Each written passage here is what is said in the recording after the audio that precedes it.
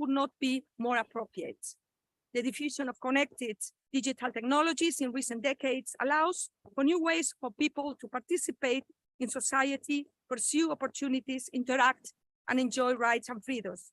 And data are used to empower individuals, drive innovation and productivity growth, deliver new and innovative digital products, and improve policy making and public service delivery. With a stellar lineup of presentations, I think it is safe to say that today's forum constitutes an amazing achievement. But it is far from the only achievement of SRAP under its current president, Dr. Angel Lopez Sanchez of Macquarie University.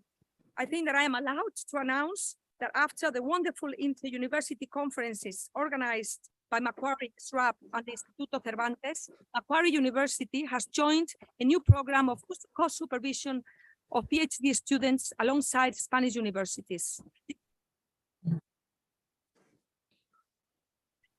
It's okay? It's okay. This could not be more exciting for us and comes to showcase the importance of our scientific links to this region of the world. In addition, under Dr. Lopez Sanchez's leadership, SRAP has developed and maintained solid links with the Spanish companies such as Navantia, Indra, and Ferrovial. And I believe that fluid communication and collaboration between research institutions and industry partners is essential for the advancement of science and society as a whole. And as such, we hope that many more companies will join this dialogue soon. With all this in mind, Angel, I cannot miss this opportunity to thank you for your inexhaustible work to connect science in Spain with science in Australia. These steps that we are taking in the tightening of our bilateral scientific relations with Australia are giant, and your work to bring these ambitious projects to fruition, especially here at Macquarie University, is worthy of the highest praise. We are all very lucky to have you, Angel, as SRAP's president. Dear guests and members of the scientific community, I'm sure that you are all looking forward to start the 8th SRAP Forum, which has a very interesting program that includes experts on cutting-edge themes such as artificial intelligence, virtual reality, and digital security, amongst others. I'm certain that at the end of this forum, we will all reach the conclusion that science, technology, and innovation are some of the most powerful tools to create a better world for all. Thank you very much, and enjoy the forum all day long. Thank you.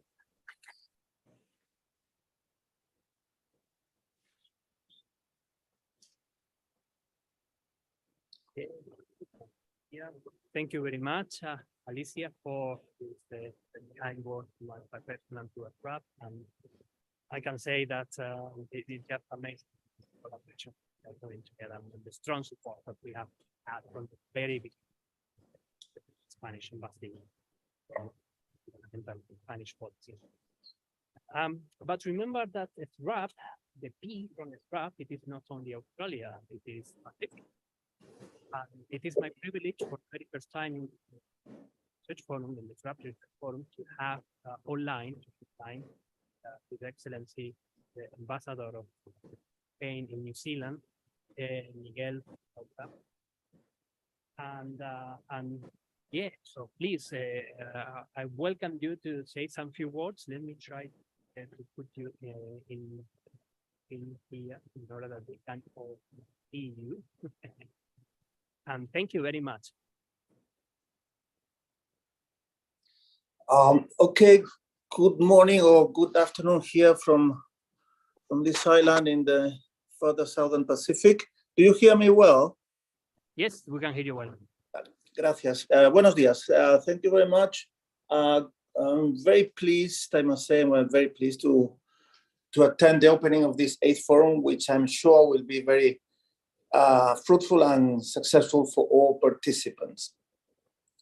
I also will salute all the participants in this formal opening, and that is my good friend Alicia Moral, Ambassador of Spain to Australia, David Couch, the Dean of the University, and Israel Lozano Barragan from Navantia. I understand that the Inmaculada Riera is offering a video clip as as in this opening. Sorry. Thank you. First of all, thank you, Angel, for your efforts in organizing this event. But also thank you to Marta Ribot, who is one of the participants and researchers from New Zealand, in Auckland more precisely, and whom I met a few weeks ago. She explained to me what the SRAP is and the happening of this event today. She's preparing the launch of a similar organization in New Zealand, a platform where Spanish researchers in this country might get together and exchange views and experiences. I hope it will. This project will end well, and of course, I told her, and I also tell you all, that it will have the full support of the Spanish embassy in Wellington, of this embassy. I also would like to mention that since it's Asia Pacific, Australia Pacific, hopefully soon New Zealand, sort of organization, that we will soon have again operational our antenna in Suva, in Fiji, covering the Southern Pacific island nations. It will be, as it was before, an antenna embedded within the delegation of the European Union. And of course, it will be at your entire disposal in whatever things you might need from us. It's depending from this embassy, but it's covering, as will be concentrated in the Southern Pacific island nations, as I said. I'm not a scientist. I think this is going to be quite an interesting but also long forum. So I will stop here. Thank you all again for your attention, for your participation, and more precisely to Professor Angel Lopez Sanchez for organizing this forum and for inviting me to attend this 8th meeting of the forum. So thank you very much from Wellington, and all the best to you all. Bye.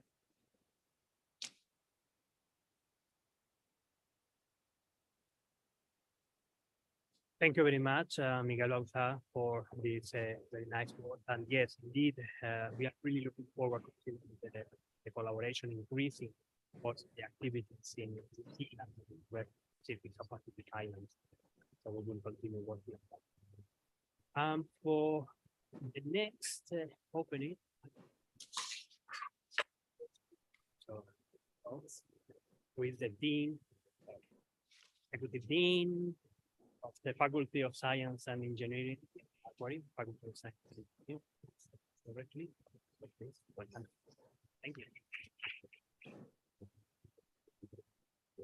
Thank you, Angel, and was the Dean. I'm now back to my normal role, which is the Deputy Dean, Research Information. Delighted to report Professor Lucy Marshall is the new Executive Dean of the Faculty of Science and Engineering. So I'd like to welcome to Macquarie our distinguished guests, Her Excellency, the Spanish Ambassador in Australia, and His Excellency, the Spanish Ambassador in my home country of New Zealand, who's joining us today online. I would like to extend that welcome to other distinguished guests here today, including our partners from industry. And of course, to all of the attendees here today, in person or online, at the Association for Spanish Researchers in Australia Pacific, for the 8th Australia-Spain Research Forum, this year being Digital World. So just briefly about Macquarie University, we are very proud to be hosts of this forum yet again. We've hosted it 4 times before, 3 on campus here, as well as being a sponsor of the forum. And it's really an excellent opportunity to celebrate the benefits of nations working together in research. And research is continuing to be an increasingly international endeavor. And so Macquarie would be pride ourselves on being a university of service and engagement. And the engagement side means working together with partners near and far, including, of course, from the other side of the world, in Spain. Our university's research strategy includes two key pillars directly relating to Spanish researchers in Australia and the Pacific. And one is to engage as a world-recognized research collaborator of choice. And so welcoming academic collaborators, the exchange of staff and students and ideas with like-thinking nations such as Spain is really important to our mutual interests and our mutual success. And we welcome the opportunity to host the forum. The second key strategy for us is to prepare world-ready higher degree research candidates. That's our masters and PhD students. And we combine our desire to offer the best possible opportunities for our PhD students with being an international partner of choice through our very strong engagement in the COTETEL program for PhD students. So Macquarie University has really been the pioneer in Australia in focusing on COTETEL programs and joint PhD agreements. And we continue to lead Australia in the number of COTETEL students we have. We've had over 400 such students so far.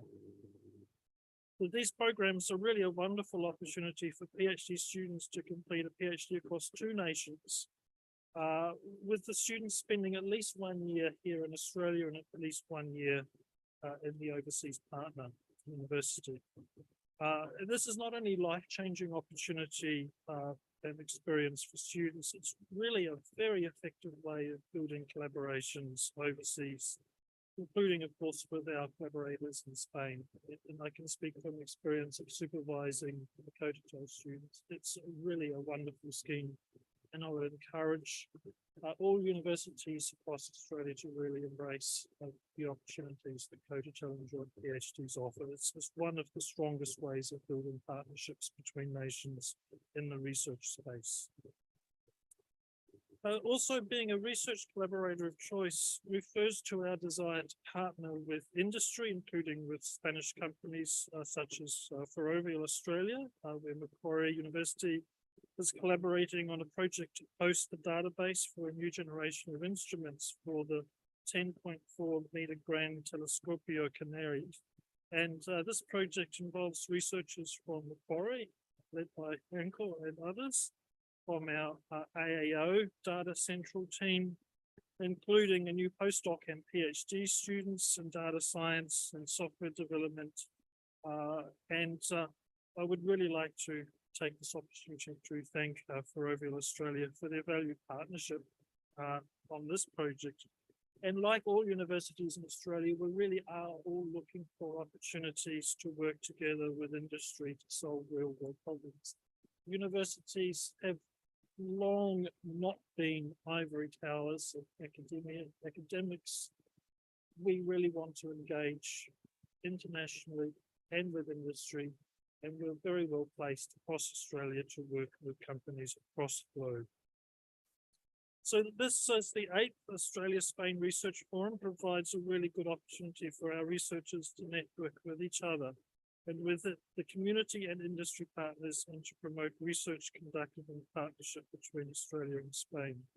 So this year's forum will focus on how the digital world, which is all around us, and it's particularly timely given our lives have really been transformed in recent years with COVID. Most of our audience is online today, for example. Digital technologies are already disrupting our lives and will continue into the future. And so that presents challenges and opportunities, and many universities are really focusing on these, and Macquarie is no exception. For example, we have major research strengths in the digital domain, including a cybersecurity hub, a Centre for Applied Artificial Intelligence, and we're building a new research centre grouping, which we call mysteriously DataX, and this brings together data scientists together with domain experts from across all disciplines in the university, from archaeology, medicine, science, business, to work together to use the powerful new technologies that data techniques can provide us to solve really challenging questions. And this is a fantastic opportunity for us. We're very excited to be engaging this. I think it's an exciting time in the digital world. There's challenges and opportunities, and I really look forward to hearing people talk about those today. So once again, I would like to welcome everyone to Macquarie University in person and virtually, and I wish everyone a very successful tour. Thank you.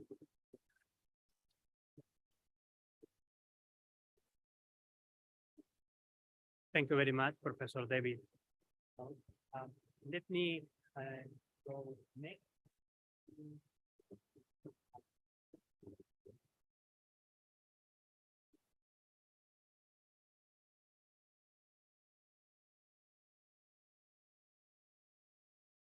Next, I'm going to show a video that the General Director of the Spanish Chamber of Commerce in Madrid recorded for us to welcome all of us and all of you to the forum.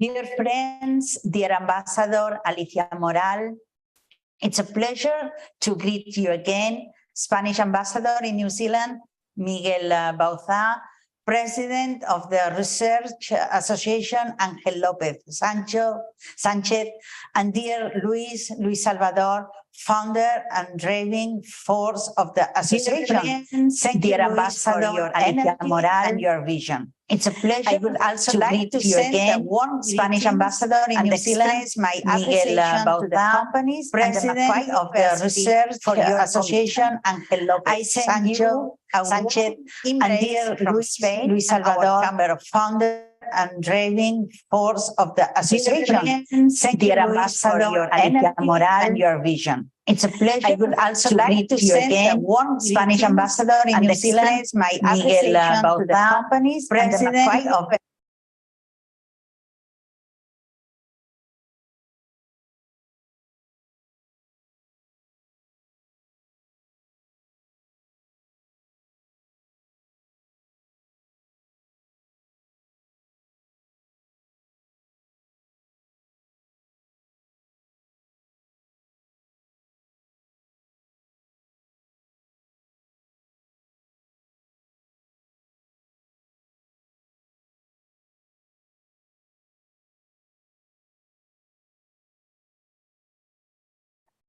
Dear friends, dear Ambassador Alicia Moral, it's a pleasure to greet you again, Spanish Ambassador in New Zealand, Miguel Bauzá, President of the Research Association, Ángel López Sánchez, and dear Luis Salvador, founder and driving force of the association.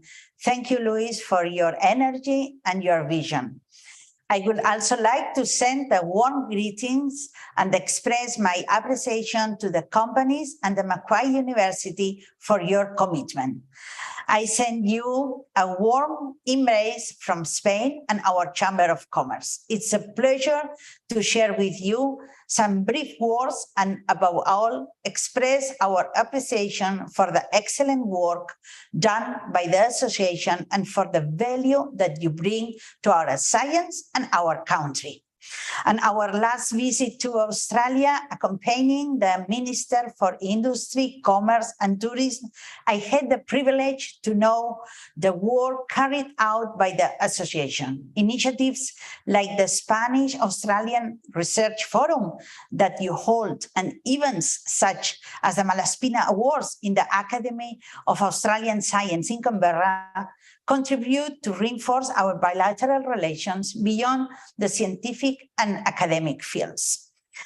They are initiatives that highlight not only the roles of the association and its scientists, but also your knowledge and commitment to both Spanish and Australian companies and universities. Bringing scientific research closer to industry and reinforcing the transfer of knowledge is more important than ever today. The collaboration between Spanish and Australian universities and companies allow us to strengthen a model of strong and competitive growth based on innovation in which the transfer of knowledge is a fundamental instrument. And examples such as the collaboration between Macquarie University and Ferrovial, or other kind of collaborations in Australia from Spanish companies like Navantia or Indra, are the models to follow. At the same time, it is important to highlight the collaboration between Spanish and Australian universities, like the examples that you, Angel, are promoting from the Macquarie University. The recent visit of the minister, thank you, Ambassador, for the excellent agenda during the trip. The work of the embassies and the collaboration promoted by your association highlight the opportunities we have and the willingness to reinforce bilateral relations. Spain is promoting the internationalization of our economy, our companies, and our knowledge. Companies like Indra, Navantia, or Ferrovial are the best examples to follow, as are you from the association, contributing to bringing closer academy and industry. The Chamber of Commerce of Spain and the Spanish Chamber of Commerce in Australia share this commitment, and we move forward together in the same direction. We are convinced of the value of today's forum and of being at your side, looking to the future. Thank you to bring us the opportunity to participate today and for counting on us. Our best wishes, my best wishes for this important forum, and thank you very much.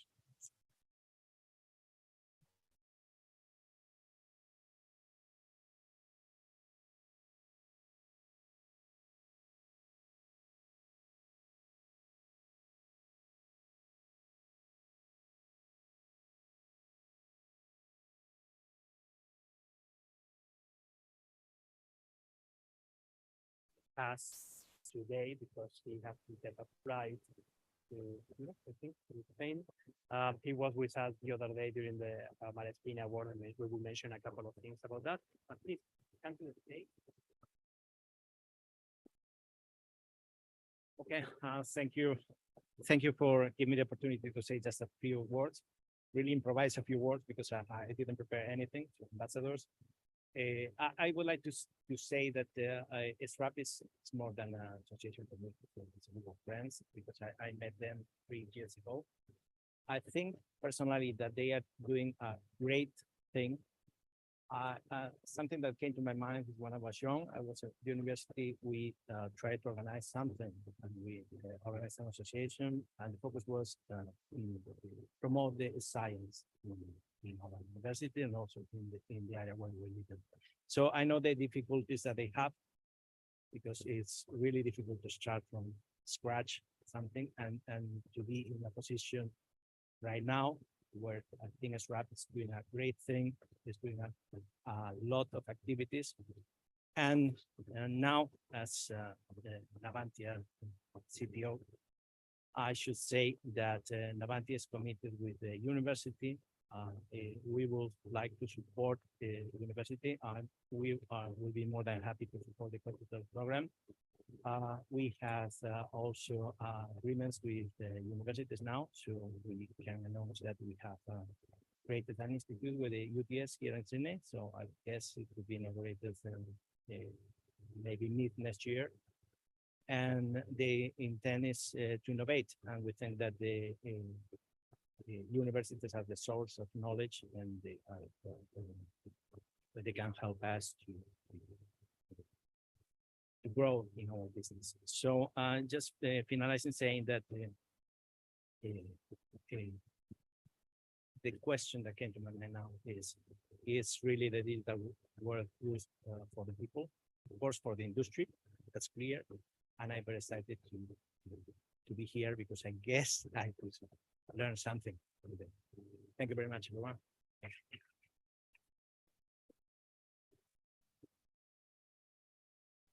Let me try with this one. Much better? Much better. Okay, then let's go to this one. Thank you very much, Genaro, for that wonderful improvised presentation. And it is my turn. So let's see if technology is working right now and I can again share my screen in this laptop. That is what you are using, a Windows here and a Mac in the other here. And here we go. Because now it is time for me to give a brief 10 minutes. Okay, let's go for it. Brief presentation about the role of Spanish researchers in the Australian Pacific community and talking a bit more about the SRAP and what we are doing.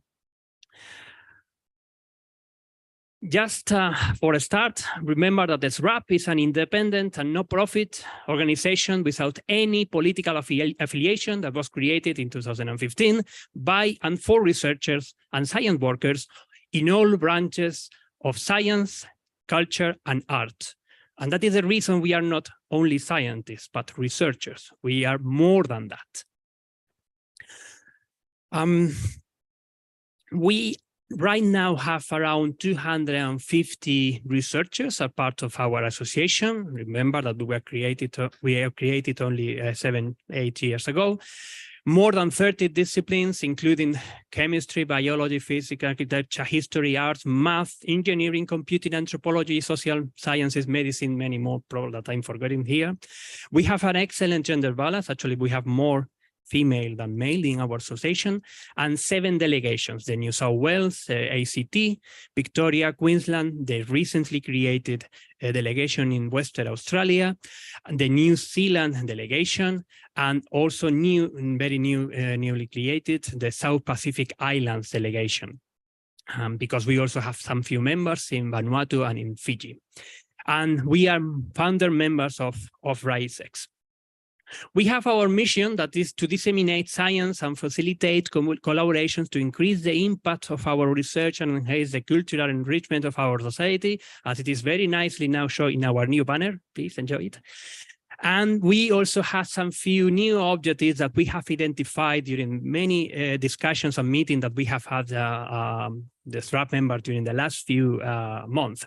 The first one, disseminating research and science, something that we have been doing definitely from the very beginning, promoting and mentoring our researchers, strengthening the research collaboration between Australia Pacific and Spain, promoting science diplomacy to improve research policies, and last but not least, actually very important, connecting academia and industry. There are many things that I can talk about, the many different activities that we have been conducting through the years. But perhaps one of our best example of science communication and disseminating science, it is the research vibes that we have done everywhere in all the capital cities, in Auckland, in New Zealand, Canberra, Melbourne, online too. For example, this with Casa Asia in November 2021, in which some few of us just explained how we arrived to Australia or to our New Zealand or to our place where we are working now in the Australia Pacific, and the research that we are doing. And they have been always a huge success. We are not only doing that, we also try to communicate this research and the science for a broader community and to all our fellow friends and families and collaborators. We organize scientific discussions. For example, the Pincho de Ciencia, an X is missing there, sorry for that. Or Tardes de Tertulia, that we are very proud of this one because usually are talking in Spanish about a very scientific topic, and that is, something very useful for us, also for the community to practice or to be able to do that among us in this in our language. We organize also scientific walks. One example that we had here only a month ago, or the mathematical walk that Joaquin organized in Sydney in December 2019. Manel was very excited about what he was able to get in the Queen Victoria building, and the snorkel in Seaworld Forest Festival last year. Plenty of diverse of activities. And we also collaborate with ALCE, which is the that is in Spanish, Aula o Lengua en Cultura Española, classroom of language and culture in Spanish or in Spain, and that is for kids. Many of our sons and daughters are going to these very interesting initiatives that we are able to explain to them, to the little kids, what we are doing. There have been many of these initiatives.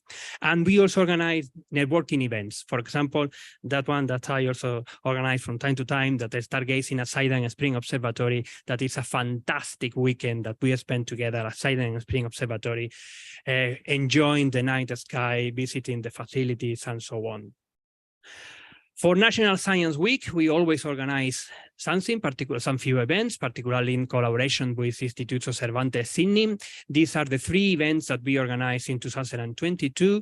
The first one was an online stargazing that we do from my backyard, and we have a lot of fun. That is a real image that we took while we were talking and showing to the people, the image of the Lagoon Nebula, M8. Don't make me start talking about astronomy because, it was very successful, and we have 2 very famous science communicators in Australia, Kirsten Banks and Remy Maddow, working with us. We also have a very interesting event about nuclear energy in Europe and in Australia. And the last event was in-person event connecting Australian and Spanish researchers with some few of us talking about the research that we are doing. And that was in person, as I said, in the Instituto Cervantes in Sydney. We are also doing as much as we can for promoting and mentoring our researchers and the people who are, and these are just some few of the very recent screenshots that I took from our website of different people. Some of you are here, of different kind of successful or interesting things that we have been able to do and obtain.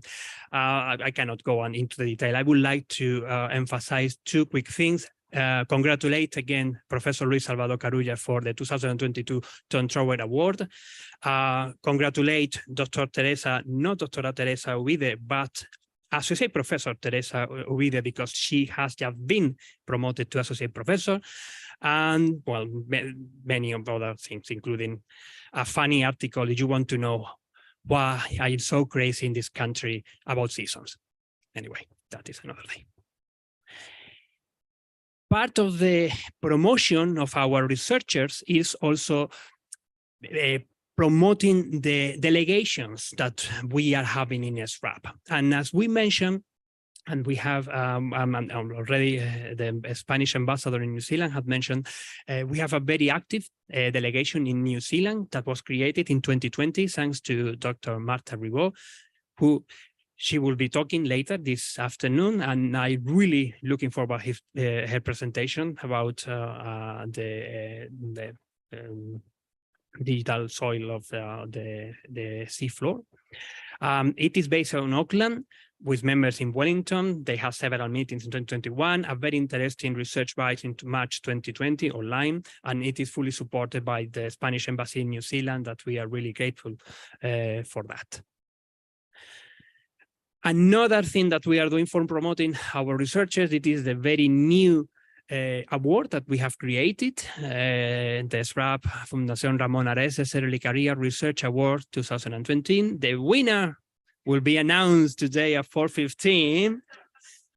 And I cannot forget to mention that have been the initiative of our former president, Joaquin Valderrama, who have done a fantastic job organizing and taking care of all that, also of the committee, of course. talking about awards, I have to connect this award with the other prestigious awards that we are organizing, that we have organized from the very beginning in collaboration with the Spanish Embassy. And that is the Malaspina Award. The Malaspina Award is an honor bestowed by the Spanish Embassy in Australia and SRAP, awarded to individuals of institutions who have made an important contribution to the advancement of the science or cultural relationship between Australia and Spain. We have 5 of these events already, 5 awards. The first one in 2018 to Luc Steichmann, very famous writer, Australian writer. And the second one to Universidad Loyola Andalucía. And 2020, the third Malaspina Award in Jennifer Turpin, that was given actually in this very room. And the same thing, 2021, the fourth Malaspina Award to the initiative Homeward Bound. And in 2022, we have given the Malaspina Award to RMIT Europe in a ceremony that we had exactly a week ago in the Australian Academy of Science. I have some few notes here from my speech the other day. I'm not going to read everything, but let me just emphasize quickly one important thing. RMIT Europe has been the beacon of the Australian European Academic Research Cooperation. It has participated in 31 research projects, 27 of which involving Spanish organizations such as the Autonomous University of Barcelona, IS Global, Polytechnic University of Catalonia, the Research Institute of Artificial Intelligence, IIA CSIC, and University of Barcelona. And RMIT Europe has connected industry partners in Europe with Australia to solve critical problems impacting the community and the environment. In Spain, RMIT has produced an outstanding educational offering and participated in projects with industry partners such as Europe, Inditex, and other companies. In 2020, RMIT received the European Commission HR Excellence in Research Award for an environment of excellence driving the adoption of European best practice in both its Spanish and Australian operations. And I always like to add here, not only because of that, also something very interesting that RMIT Europe have developed during the last year and achieved during the last year, although not necessarily connected to Spain, but I need to remark the successful RMIT Europe leading the Australian-France networking of doctoral excellence that have been 15.7 million euros, co-funded by the European Union. And it will involve 37 universities across France and Australia, and will employ 64 early career researchers in academia and industry. Oh, I wish that for Spain. Let me also remark that the 5th Malaspina Award ceremony was in this special science diplomacy event in the Shine Dome of the Australian Academy of Science, and it was a great event, really. I can tell you many more things about that. But connecting the science diplomacy, and let me also mention that it is not only within Spain, it is all Europe, because we are in a very close relationship with Euraccess, which is an initiative of the European Commission to provide information about European research, career opportunities, and international collaborations. We participated in the European Research Days 2022 in Australia and New Zealand just a couple of weeks ago. Very successful event that we were not, I was representing SRAP, of course, but we have also the president of the equivalent to the Italian association, to the German association, and to the French association. And we are actually in very close connection right now, talking about a joint statement that we want to release, probably by early next year. As have been also mentioned, something that has been very important for SRAP have been the global engagement with RAISEX. RAISEX is the network of Spanish researchers, the network of the Spanish Association of Researchers Working Abroad. SRAP is a founder member and initiator of this RAISEX. It is formed by 19 associations. Just recently, during the last month, a new one was added, representing more than 4,000 members and affiliated worldwide. And we are having a very important science diplomacy event, particularly in Spain. That was in 2019, where our former President Sergio Salvador, Associate Professor Sergio León Zabal, participated in this audience with Felipe VI, the King of Spain, and a similar one that is going in organization right now for the 21st of December. Perhaps we have Raicex will have a similar kind of audience with the Spanish Prime Minister. I can say that it is not only talking, it is moving forward and creating things that we really consider are going to help researchers, particularly Spanish researchers in this kind of association, but also broadly. In just in 2022, the science diplomacy activities that Raices have been enormous. We are publishing the Informe Atrae, if you want to know a bit more. That is a kind of a guide for connecting, trying to recover back to mainland Spain researchers of all the diaspora, or the Spanish diaspora worldwide. Associate Professor Sergio León Zabal and Professor Ana Vila Consejo have very actively participated on this, particularly Sergio. We also have worked in the recognition of researchers working abroad in the new law, science law for the Spanish government, proposal for improving the organic law of the Spanish university system. We have been also there, SRAP again mentioned there, and something that I don't want to forget and that we try to promote as much as we can, the getting the gender balance in research careers and the 50-50% male females in academia and research. Many of these activities are definitely showing how we are strengthening the research collaboration between Australia Pacific and Spain. But I want to remark a couple of extra things, particularly the huge success of the two conferences building bridges between Spanish and Australian universities that SRAP have organized in very close collaboration with Instituto Cervantes and the CRUE, the Conference of Rectors of Spanish Universities, and the first one with Macquarie University, a very strong presence there, and we have something special for late this afternoon about all of that. And the second event on 16th of October 2022, it was connecting the different, not only the first one was much more thought about connecting PhD students, and the next one in October was much more connecting universities in research, and we have MIT University, the Loyola University, and the University of Canberra talking. These have attracted a lot of interest in Spain, and so much that I have to tell you that tonight at 9 p.m. as the lane have been long enough, Coral and me will be participating in this event remotely.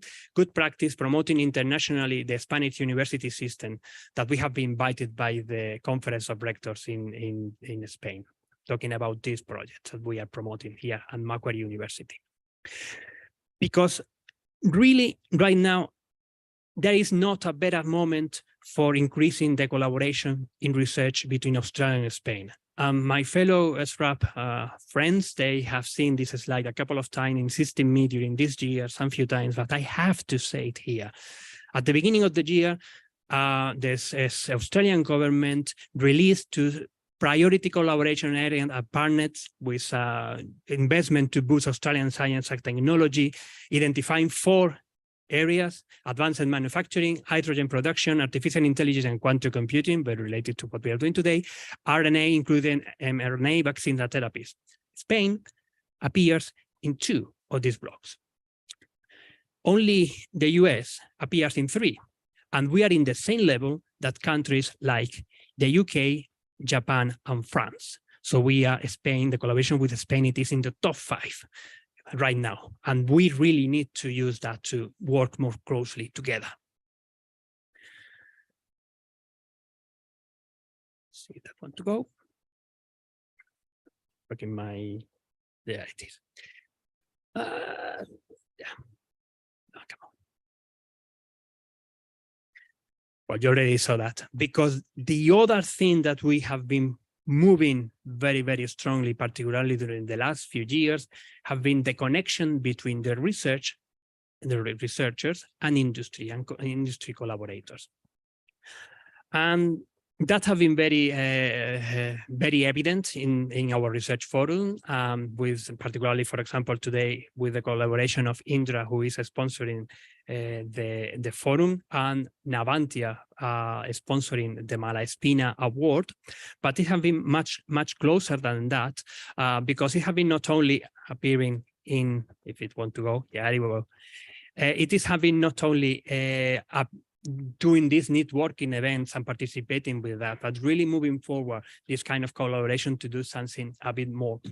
And I have the privilege of being invited, thanks to Alicia and the Spanish embassy here, to the visit of the Spanish Minister for Industry, Trade and Commerce in late September, and it was great to be able to talk to many different people, and the increasing interest that industries and from the governmental part, we are having into linking much closer this relationship. So we have to use that, and we have seen already the announcement by Alicia. And it is evident not only with this example, but I want to emphasize and want to thanks again to my friends in Ferrovial, Enrique and Andres particularly, that we are connecting closely with this research, with this innovative project in which Ferrovial have joined in order that we will be able to explore a scientific database to be hosted here of one of the newest, more interesting instrument for the largest optical telescope in the world, which is in Spain, the 10.4 meter Gran Telescopio Canarias. So I will basically finish in here. Just want to emphasize the privilege of being the president at the moment of the SRAP, being able to connect research, the governmental institution and industry. I want to emphasize there have been not a best moment at right now to increase all these kind of collaborations, making much more stronger, not only in the benefit of us, but in the benefits of our communities, our societies, because it is something really important that we have to also to do, to go and to the people in our friends and our society to understand why all of this matters. Regarding the research forums, that is basically my last slide, just moving into, we have had 7, with the 8th starting today. And I want to finalize thanking again to our sponsor, the Spanish Embassy, of course, Fundación Ramón Areces, Spain Australian Council Foundation, Instituto Cervantes Sydney, and Indra for their very valuable support and sponsorship. And we are really looking forward listening to all the presentations today. Thank you.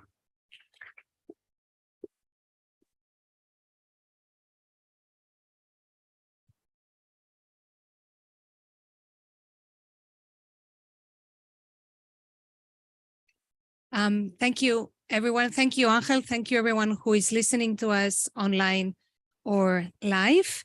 I'm very pleased to be chairing a very interesting session with the sexiest title I've ever had the opportunity to present, Big Questions.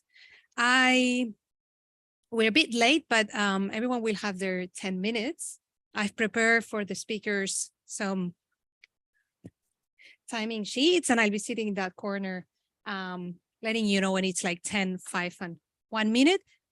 So we ensure that we won't be in between you and lunch. But without further ado, please, Jose Miguel Bello Villarino, a colleague of mine at Sydney University, he'll talk about the very struggle of legislation in a very changing environment. Please, the floor is yours. Thank you. Well, this one better, I think. Yeah, thank you very much. Thank you very much, everybody. Let me first acknowledge country in a way that I ask when I arrive here. 5 years ago, how do I acknowledge country? And they told me, well, you're not acknowledge country in a way that means something for you. And the way it means something for me is that I ask for the permission of the federal government of Australia to come to this country, but I never ask for the permission of the traditional owners. So I know I'm their guest, and I want to just say that because it's important for me to recognize that this is the traditional owners have unceded their land, and no one has asked permission of all us foreigners to come here. And I thought that I had 16 minutes. If I have 10, I do have 16 minutes. Okay. Okay. Woof. Okay, because it's already rushed, but it was going to be very rushed. So let me start with talking about what is regulation, because I cannot talk about regulation about AI without explaining a bit about what is regulation. And when we think about regulation, we normally think about this top bit. We think about laws, or we think about administrative orders, but regulation is much more than that. Regulation goes all down the way to no regulation at all. Not having regulation is a type of regulation. Doctors, for example, medical doctors regulate themselves through codes of conduct and self-regulation, and the standards are a way to regulate. So traditionally, especially in Australia in the 90s, this idea was, well, or you regulate from the top or you don't regulate. And then this thing is smart regulation, which is when you have a dialogue to regulate a subject. This is probably not the way. My idea is that they never in their life wrote any kind of regulation, the people that think that that is a possibility. Because think yourself as a regulator. You want to regulate something. How do you do it? And obviously you're not an expert. You are sitting in an office and you have a mandate. So you start talking to people, you start investigating, you see what the problems are, what the trade-offs are. You don't all of a sudden think about it and they say, well, I came up with a wonderful idea, wonderful norm to regulate, in this case, artificial intelligence. And let me give you one example, which I really like. Well, all of you know these things, the USB-C, the micro USB, and the Lightning port. And this is an example of how you do not regulate. So the European Commission back in 2012 saw the problem of everybody having different charges and 65 charges for phones. And they thought, well, I'm going to threat you, producers of phones. If you don't agree between you what you're going to do with your chargers, I'm going to go in and I'm going to regulate hard. And then what they did was came to this agreement that then Apple broke and went rogue. But that's how we had the micro USB. And then now Apple is going to be forced to meet the USB-C again for the phones, which has much superior technology anyway. And another two examples quickly, my last of the 3 minutes. You may remember that in Spain, we did not have Google News for quite a while. Well, that was a reaction of Google for a government decision, which was to create a new law in which they say, well, if you want to have aggregators of news, you have to pay the producers of news. What did Google do? Say, okay, fine, I'm out. And they just stop delivering Google News for the country. So sometimes it's how much power you have to regulate. So I see this as a market power. It's, can we regulate something? What happens if people do not follow our instructions? Can people leave our jurisdiction? So you may have heard about SWIFT now with the sanctions for Russia, but SWIFT in reality is a tiny little organization in Brussels. It's an NGO, technically speaking. No one regulates SWIFT. Why? Because SWIFT was created by banks and it has the transfers of all the transfers of money between banks all across the world. It cannot be regulated because what SWIFT would do if the Belgian government decides to regulate would say, well, fine, I establish myself in the Netherlands or in Luxembourg or somewhere else. Sometimes you cannot regulate things. So that takes me to artificial intelligence. And when I say what is artificial intelligence, we all have our own ideas. The classic thing, the Dartmouth meeting in the university in the US back in the 50s, they had an idea about what artificial intelligence was back then. Now we can think about other things. We can think about machines, about robots, about the things that make decisions for us. But I think the real issue here is what is artificial intelligence from a legal point of view? Because do we care legally if one machine talks to another machine and there are no outputs in the real world? And the example, it's easy to visualize if you think about chess. You get one software, one chess game, playing again against another chess game, and no one sees it. They are training each other. They're improving their chess skills. Well, is that relevant for anyone in the world? Is that relevant for law? Yes, they are improving, but if there are no outputs, no one is going to ever see it. So there is no relevance for the law. So that is artificial intelligence for a scientist, is not artificial intelligence from a regulatory point of view, because you have no effect, you have nothing to do. It will involve maybe in other cases some ethical questions, whatever you want, but there's not. But actually, if you have exactly the same and you have people betting on it, for example, you have broadcasts and you have people betting on it and say, well, this software is better than that software, and putting money and gambling, that would have relevance for the law. If you have it playing against a person, it will have relevance for the law. Or if you have a chess game broadcasted broadly, that would have also relevance for the law. So it's not the technology that matters, it's what happens outside. So what is the problem then? Why do we care about how to regulate AI? And we don't say, well, we are quite good at having our norms, our legal systems, so we probably do not need to do much. Well, if you ask people in the industry, they tell you, hey, you don't need to regulate. This is a disruptive technology. We still don't know what is going to happen, so there is absolutely no need to regulate it until we know what this can do. Well, it has been going on for 50 years, so I don't know how far that's. Or they say, well, self-regulation is better. We know what we are doing, so don't worry. Leave it to us. Leave it to Facebook, Meta type thing and their friends. Another good one. Or the one that you hear a lot around in Australia is, well, the legal system is already set to deal with harms, with the things when these causes create problems. So actually, we don't need to do anything. It's just applying the norms that we already have. It's a very common law mentality, which is great until something happens. Or sometimes the most sophisticated one among academics, which is, well, we need to not self-regulate. We need to create a dialogue between regulators and industry so they can learn from each other and create this regulation. Again, these are the people that have not written a legal norm in their lives. So what do we have a problem here? We have a problem because we, first of all, don't know from a system what are the outputs going to be at the other end. Many artificial intelligence systems keep learning across their life cycle, which means that you can test it at the beginning, but you don't know what you're getting at the end. It may change its behavior. So if it goes straight from what you have as a system to the output to the real world, you need to create some kind of protections. You need to create some type of rules. So you know when you have to intervene in the system, when you have to stop the system, how are you going to monitor it? All these kind of rules. There's a problem of diffusion of responsibility. Normally, these systems are not created by one entity. One big entity creates the foundational model, another entity adapts it, another entity uses it. For example, think about a bank. A bank does not create its AI. Gets a foundational model, then a provider builds the system, then the bank uses the system to decide if you're getting a mortgage or not. And then you, as individuals, are the ones affected by this. You're the one who is not going to get a mortgage or going to get a mortgage. And then there is an AI monoculture. There are like very few firms in the world that could produce AI at the level that are necessary, or entities, or states, perhaps. So normally when we think about these things, we think about the usual suspects, but the interesting thing about foundational models is that they are so big and they keep getting better because they are bigger.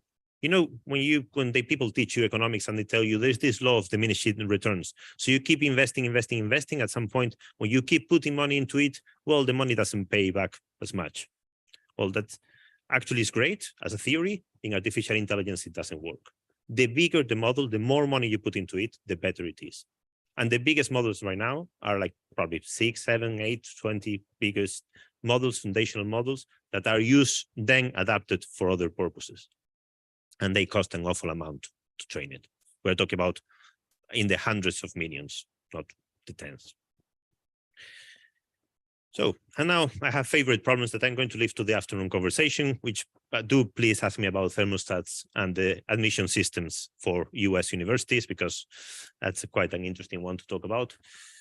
But pretty much what I want to tell you now in the next 5 minutes is who is dealing with this, who is dealing with these problems. First, the European Union. Last year, April 2021, the European Union produced, the Commission produced a regulation, a draft for a regulation, which is now currently discussed in the European Union, which pretty much talks about how to regulate AI. And it's part of a package. It's like different parts. One is the responsibility. Who is to blame if something goes wrong? One is about how you have to design the systems. Another one is about the data governance. So there's a package. It's not the one AI Act that people talk about.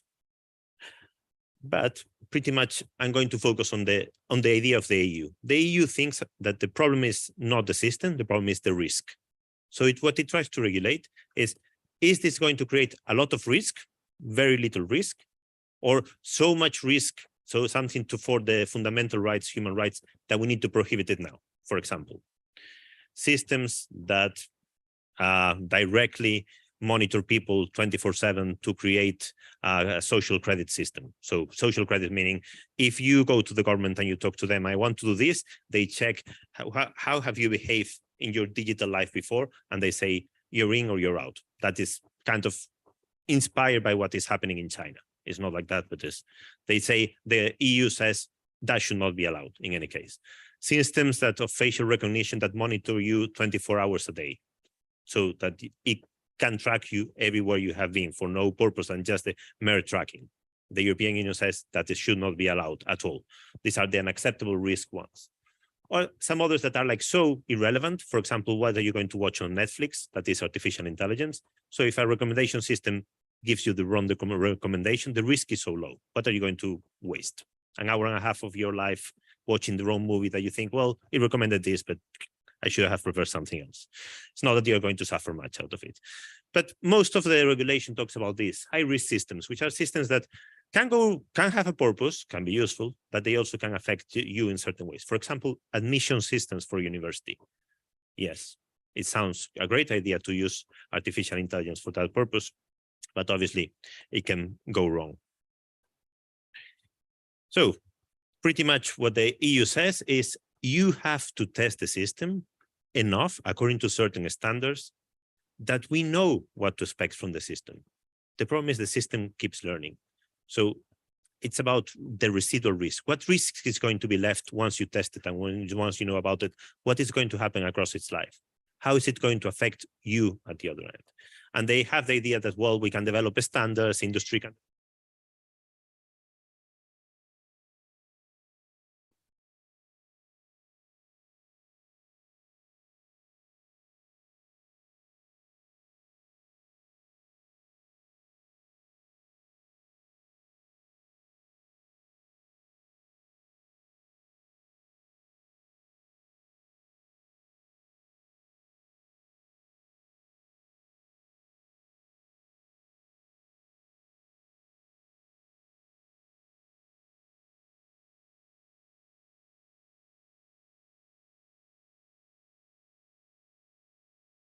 Behave in the future.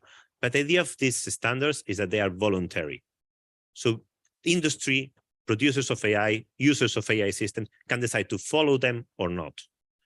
And it's fine. It's a good system to regulating things. It could be very effective. The problem is if something happens, what happens? So the US had another go at it and say, well, we're going to create this Bill of Rights for AI, which was announced by the White House last month. This Bill of Rights for AI is great again, voluntary, so nothing relevant. If you go to China, and this is probably a much more relevant slide, China has a plan. It has had a plan for a while, and it has like a geopolitical, a fiscal, and a legal and ethical. So it wants to be by 2025, have a codification of law and ethical standards for AI. And it's by 2030, it's meant to be the leading regulator in the world. And they are investing a lot of money in this. And they're investing a lot of money in this for a simple purpose, which is that they have a huge plan about how to develop the standards. Their companies are going to develop AI according to their rules. And these standards, yes, they are voluntary, but in this case, they're going to be enforced by a procurement system by government. So if the government is going to buy AI, it's going to be buy AI from that meets those standards. And on top of that, they have a plan of testing. So different parts of China have different regulatory systems according to the skills that they have. And some companies, for example, the rules that can apply to self-driving vehicles, for example, are being developed in one part of China as a test hub. So they do have a clear idea about where they want to go and how they want to test it. They acknowledge that hard regulation may be complicated at this time. What they think is, let's do it in steps. And I can tell you about the standards in detail, which is like a very interesting idea. But the important thing I want you to take from this is that now there is a global standard for AI. So one international organization, non-governmental international organization, has produced a fundamental standard for AI, which is still voluntary, but it's the one that matters if you want to sell one product from one place to another place, because it kind of bypasses the domestic protections. And what is going on in Australia, just to wrap it up. So Australia has like these big plans, positioning Australia as a leader one, but in reality is doing very, very little. It has ethics principle, which was quite innovative back in 2019, but it is not regulation. It's a bit better in New South Wales, where there's this assurance framework, which is that if the government of New South Wales wants to use artificial intelligence, the system needs to be tested. The problem with that design, that legal design, is actually not working. Why? Because if you don't do that testing, the government can still use it. So it is a law created and that it looks great, but that might not be applied. It's following the Canadian model, which I don't want to bring up, but it's kind of interesting. If you want to know more in general, there is this UNESCO recommendation, which was approved, and it's a Council of Europe treaty under development, which is pretty much what the future is in the international domain. And a side point on artificial intelligence and human rights, which is pretty much you can understand human rights as a way, as the limits of what artificial intelligence can do. But most people these days think about human rights as things that you need to build into artificial intelligence from the design upwards. And that's probably another way of regulating it, is saying, well, you have to be sure that people in the industry understand basic things about what the limits are of what they are doing.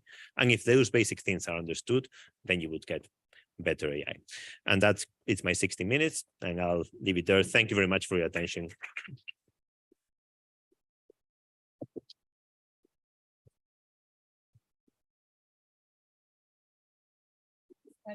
Thank you very much for being amazing at timing. Just a bit of a confusion. It was a 10-minute sign, but I will be using the 5 and the 1. We don't need the 10-minute. What we're going to change, though, if you don't mind, is we're going to have all the speakers first, and then we're going to have a bit of a panel, because there are always questions that don't come up. So then we can follow them up during lunch. I'm sorry, but I have to say, as an economist, we do have a name for that. It's increasing return to scale, or diminishing return to scale, or increasing returns. But what generally happens traditionally is indeed that you have diminishing returns to scale. Anyway, Marta Poblet is going to talk about blockchain. And she actually comes from the award-winning Malaspina RMIT.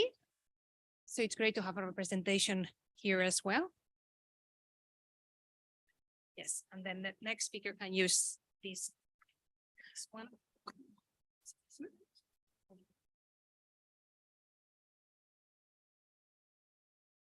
Good morning, everyone, dear Ambassador, dear Deputy Dean. It's a pleasure to be here, and thanks, Angel, for inviting me, the SRAP team. It's really great to be here today and sharing this forum with you all. If you allow me, I'm going to take you all to a brief journey on what the blockchain and DAOs, decentralized autonomous organizations, are all about. To me, as enablers, potential enablers of new organizations, new governance models, and ultimately new models of democracy. In a way, I hope this is a timely talk as well, because, as you know, the crypto markets these days are in a free fall. Crypto exchanges are going bankrupt throughout the year, and there are ongoing allegations of fraud and Ponzi schemes across the blockchain industry.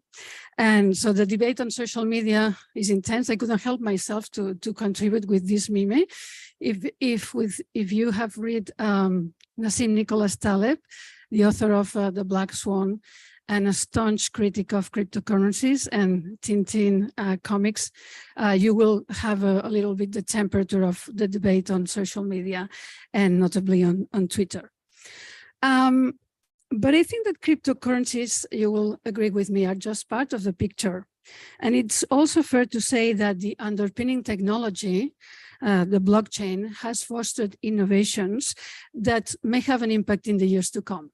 And I'm referring to consensus protocols, oracles, I'm referring to smart contracts or zero knowledge proofs, among others. And not that these technologies didn't exist before, they did exist, but the combination of using them together is what makes this space innovative. And combined, I think they will be able to change the way we protect our data and our privacy on the internet, the way we define our identities in the digital space, the way we do transactions, and the way we make decisions and ultimately vote. So not to throw the baby out with the bathwater, then let me share what I think that it's significant to keep in mind for us as digital citizens, as also as a large society. And to connect that with collective intelligence, because I've always been interested in collective intelligence. You can imagine that there are many definitions of what collective intelligence is. One of the best known is by Tom Malone, researchers from MIT. He says collective intelligence is about people doing things collectively that seem intelligent, right? So that's nice and simple. So what I use this one instead, knowledge emerging from large groups of people, leveraging different tools and technologies in blended environments. I think it captures a bit better this interplay between the digital and the physical that we all are immersed in. And I'm going to use, since we are in a Spanish forum, an example from Spain. Not sure if it will work, the video, but let's try. Yes. So this happened in Madrid in 2015. It was the first, perhaps the first in the world hologram march. So basically activists, what they did was they 3D scanned their bodies and they turned them into holograms. I think that's appropriate if we have virtual reality sessions later on. So, and they led the holograms march. There was a protest against a law that bans public demonstrations in front of public buildings, the so-called gag law. So that night, I don't think any hologram was arrested, thankfully. But to me, it's a sophisticated example of that interplay between the physical and the digital, also for political action and participation, right? So how is this all connected with the blockchain? I wanted also to illustrate what is a blockchain. And I decided, let's ask AI. Jose Manuel, you may know DALL-E. This is the latest language model, machine learning. You prompt a text and it will provide an answer in form of image. So I asked DALL-E, what is a blockchain? And DALL-E returned this set of images that you might agree with me, rather unimpressive and even boring. So maybe the blockchain itself is a boring thing, who knows? So I decided to improve the outcome, and I tweaked a bit the prompt, a bit randomly, and I said, DALL-E, draw me a blockchain in a René Magritte style, right? And it comes with that. A faceless figure behind what seems to be an easel, and a block, a gray block with an S, hopefully for security and not for stupid, for example. So if we use now this combination of figures, I think at least maybe it's not much more impressive, but it captures better this idea of if you add the social layer, be that figures, individuals, groups, institutions, to the infra layer of technology, what you get is a socio-technical system. So to me, blockchain is a socio-technical system. We may agree that in essence, it's just a ledger that is protected with cryptography and sits online. But if you add this social layer, you get a socio-technical system. And socio-technical systems, in a way, are also complex systems. They are full of emergent properties, full of interdependencies, and that's why they are so hard to describe. But luckily, we have, for some years now, a wealth of interdisciplinary research on complex systems. And I think that this could be useful to understand how blockchains may work as socio-technical systems and understand problems that have not yet been solved, such as governance and democracy in that space. So to illustrate that with another example that I promised at the beginning, this is the example of DAOs. DAOs stand for Decentralized Autonomous Organizations, and they are basically, in a nutshell, digital institutions running on blockchains and using smart contracts and consensus protocols for decision-making.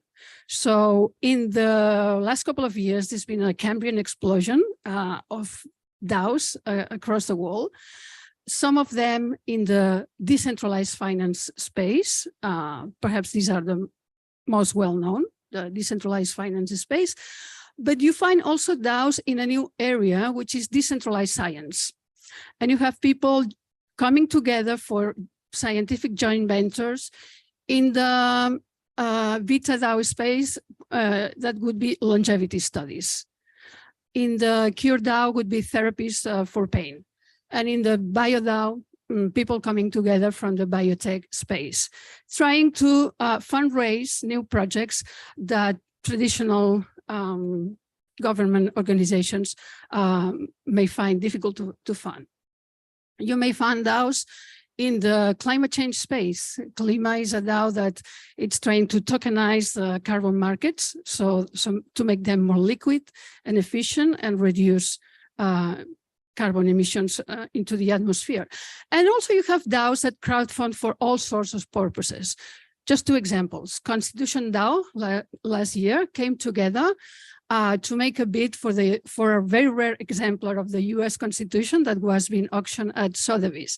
The interesting thing is that they raised $40+ million in 72 hours. And they lost a bid in Sotheby's, but they were an amazing example of coordination, very quick swarm coordination around some particular issue. Even more recently this year, in Ukraine, the Ukraine DAO also was created in February to channel aid towards Ukraine. And again, in a matter of days, they raised millions of dollars and still operating in Ukraine. So I think these are amazing examples of what DAOs can do in the future. But there is still a problem here, because these organizations are typically launched by small groups of people, very tech savvy, but people who at the end of the day will control the treasury of the organization, will manage the organization. And that will clash, there will be some tensions again between this factual management and the ideal of being a decentralized autonomous organization, right? So decentralized here is more of a process, it doesn't come from the beginning. So how do these organizations actually decentralize and the tensions they have? Because they operate in a very uncertain space. They are subject to external threats, hacking, malicious attacks. From a legal point of view, there is no regulation yet of the DAOs. So it's not clear what a DAO is from a legal point of view, and that may also create trouble for its members. So in these uncertain conditions, the tensions between stewardship of the protocols and open decentralizing to the community are what characterize DAOs at this moment. To me, it's also interesting because it may be useful for other organizations aiming at decentralization. And the best way perhaps to explain these tensions between centralized, decentralized, and distributed models remains this 1962 graphic from Paul Barron, 1962. I think I have Paul Barron here, yeah, explaining his graphic. It's 1962, Paul Barron is working for the RAND Corporation in the US. And remember, 1962, there are missiles, Soviet missiles pointing to US territory. It's a very difficult time. So the question Barron had to address is, what's the best configuration for a communication network that needs to survive a nuclear attack? And Barron came with the answer of distributed networks. Why? Because there is no single point of failure. And you may damage one node, multiple nodes, the network will be able to survive. Good. I think that's that says a lot about resilience in communication networks and solves for the problem of the structure and of the communication network, but doesn't say much about governance. So how do we govern these distributed networks? And that's the question that still remains open. And to me, that's a fascinating question because that's where experimentation in distributed networks becomes interesting. Democracy experiments, voting experiments, it's all about testing what works, what doesn't work.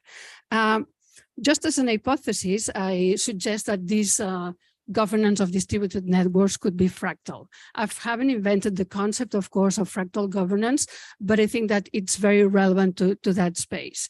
By fractal, I mean this structure is just an example that looks very complex, and in fact is complex, but it has been generated with a very simple rule, this simple rule over there. 0. It's called a generator. So if you apply this generator and you say, apply the generator again, at least twice, and iterate from this very simple generator and rule, you get a complex structure. So a roadmap towards centralization in the blockchain space, or perhaps in other spaces, could be, first of all, why do you need to decentralize, right? Whether it's relevant, important to decentralize or not.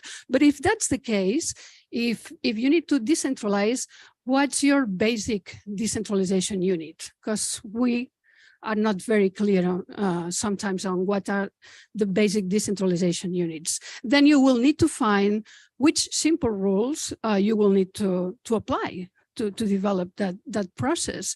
Fractals use recursion and self-similarity to expand, in a nutshell, again, very simplistic. But it has been studied that also for human beings, recursion and self-similarity are cognition patterns that we apply by default since we are kids. So we understand very well rules that typically apply self-similarity and recursion. And then once you find the rules, there's also the notion of, well, how the power will be distributed. At the end of the day, we're talking about institutions, and institutions have power, and power is contested and distributed. So I'm very conscious that I've used the fractal metaphor in a very high level. This is future work. I just want to show that for me, blockchains sometimes at this very high level exhibit fractal characteristics. On the one hand, you have here Mandelbrot set. On the other hand, you have a blockchain as it expands into side blockchains and specializes in fulfilling different functions. Let me show you just a few more. This is a DAO in the decentralized finance space that has been able to decentralize by creating sub-DAOs and evolving in a quite a structured way, keeping this decentralization process in mind. This is by my colleague Sontran at the very micro level. He's been able to visualize in a graph transactions on the Ethereum blockchain. They also look a bit fractalish. And the Fediverse, maybe we can leave this discussion about the Fediverse in the afternoon. If you are familiar with Twitter dramas again and Mastodon, you will probably know that there's been a huge migration of Twitter users into Mastodon. Mastodon is another social network in the Fediverse space, has been growing significantly over the last few weeks, and the growth resembles again to a fractal structure. So as I said, I'm not relying here on new knowledge. This is something about fractal governance that has been, in a way, conceptualized by other people. Think of Elinor Ostrom and her ideas about polycentric governance, about decentralized commons-based associations, or Taleb itself when he talks about fractal localism. So between the individual and the collective, there's a nested scale of fractal organizations. I'm going to conclude with this example, which is much older than that. It's more than 2 centuries ago. And this is the Baron Nicolas de Condorcet, best known probably for his jury theorem, less well known for his proposal to the French Assembly, National Assembly in 1792. He came to propose a constitutional model where he would institutionalize up to 16,000 local assemblies that had spontaneously emerged in the early days of the revolution. So his constitutional model includes, institutionalizes these 16,000 territorial assemblies and doesn't give them legislative power per se, but it gives them some initiative in legislation, and also, most important, some veto power.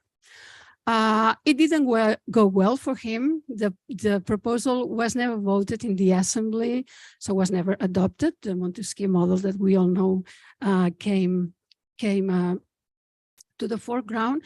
In fact, he had to go in, Condorcet had to go into hiding shortly after, accused of treason, of being a traitor to the revolution, and he ended dying in prison. So in a way, I think that Condorcet model was too radical for his time. But the beauty of the new decentralized technology space is that we can think of reinventing constitutional and political models that were not possible in a strictly face-to-face space, or very difficult to scale, let's put it that way. But with a digital space and digital technologies, there is potential for rethinking those models again, and ultimately making our voting systems, our democratic systems more efficient in the digital space. So thank you very much for your attention. My pleasure.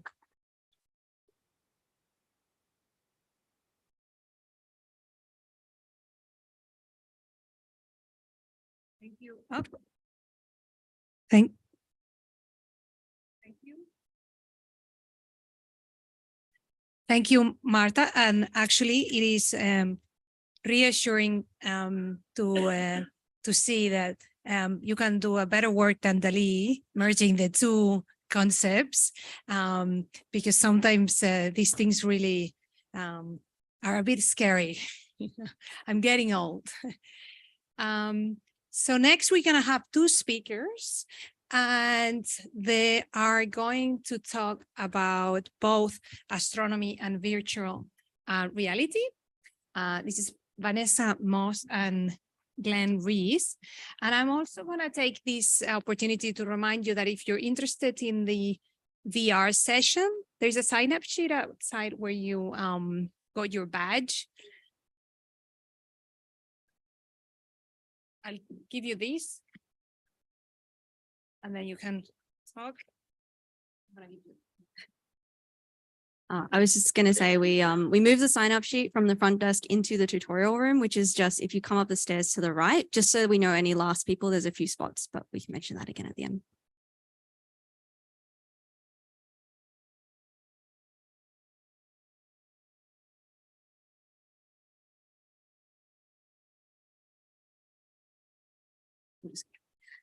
Thank you. So hi, everyone. And it's really great to be here. Thanks, Angel, for the invitation. So I'm Vanessa Moss. This is Glenn Reese. And despite the fact that we just snuck in the side, we've actually been following this completely from the start in the tutorial room where we've been setting up the VR demo. So these are the wonders of modern technology. It was really great to be able to attend in hybrid, and now we're here. What we're going to do is introduce you to some of the, I guess, motivations for why we should look beyond our current ways of interaction and into virtual reality in the future.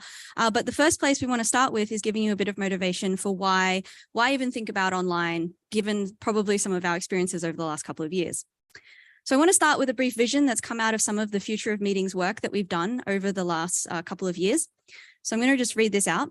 It's 11 a.m. in your time zone. You're about to drop into the office of a colleague on the West Coast to check on a project you're working together using data from a lab in Japan. Earlier that morning, you assessed the results of your experiments, which had run autonomously overnight, and conversed quickly with the AI to adjust some parameters for the next 24 hours. At lunchtime, your research team is getting together for the quarterly virtual cross-country lunch, and today's theme is local produce, with a small recipe box having turned up on your doorstep 2 days ago. Later that day, you'll grab coffee with a coworker in the Netherlands, the late afternoon sun for you, almost blending seamlessly into the morning sun for them.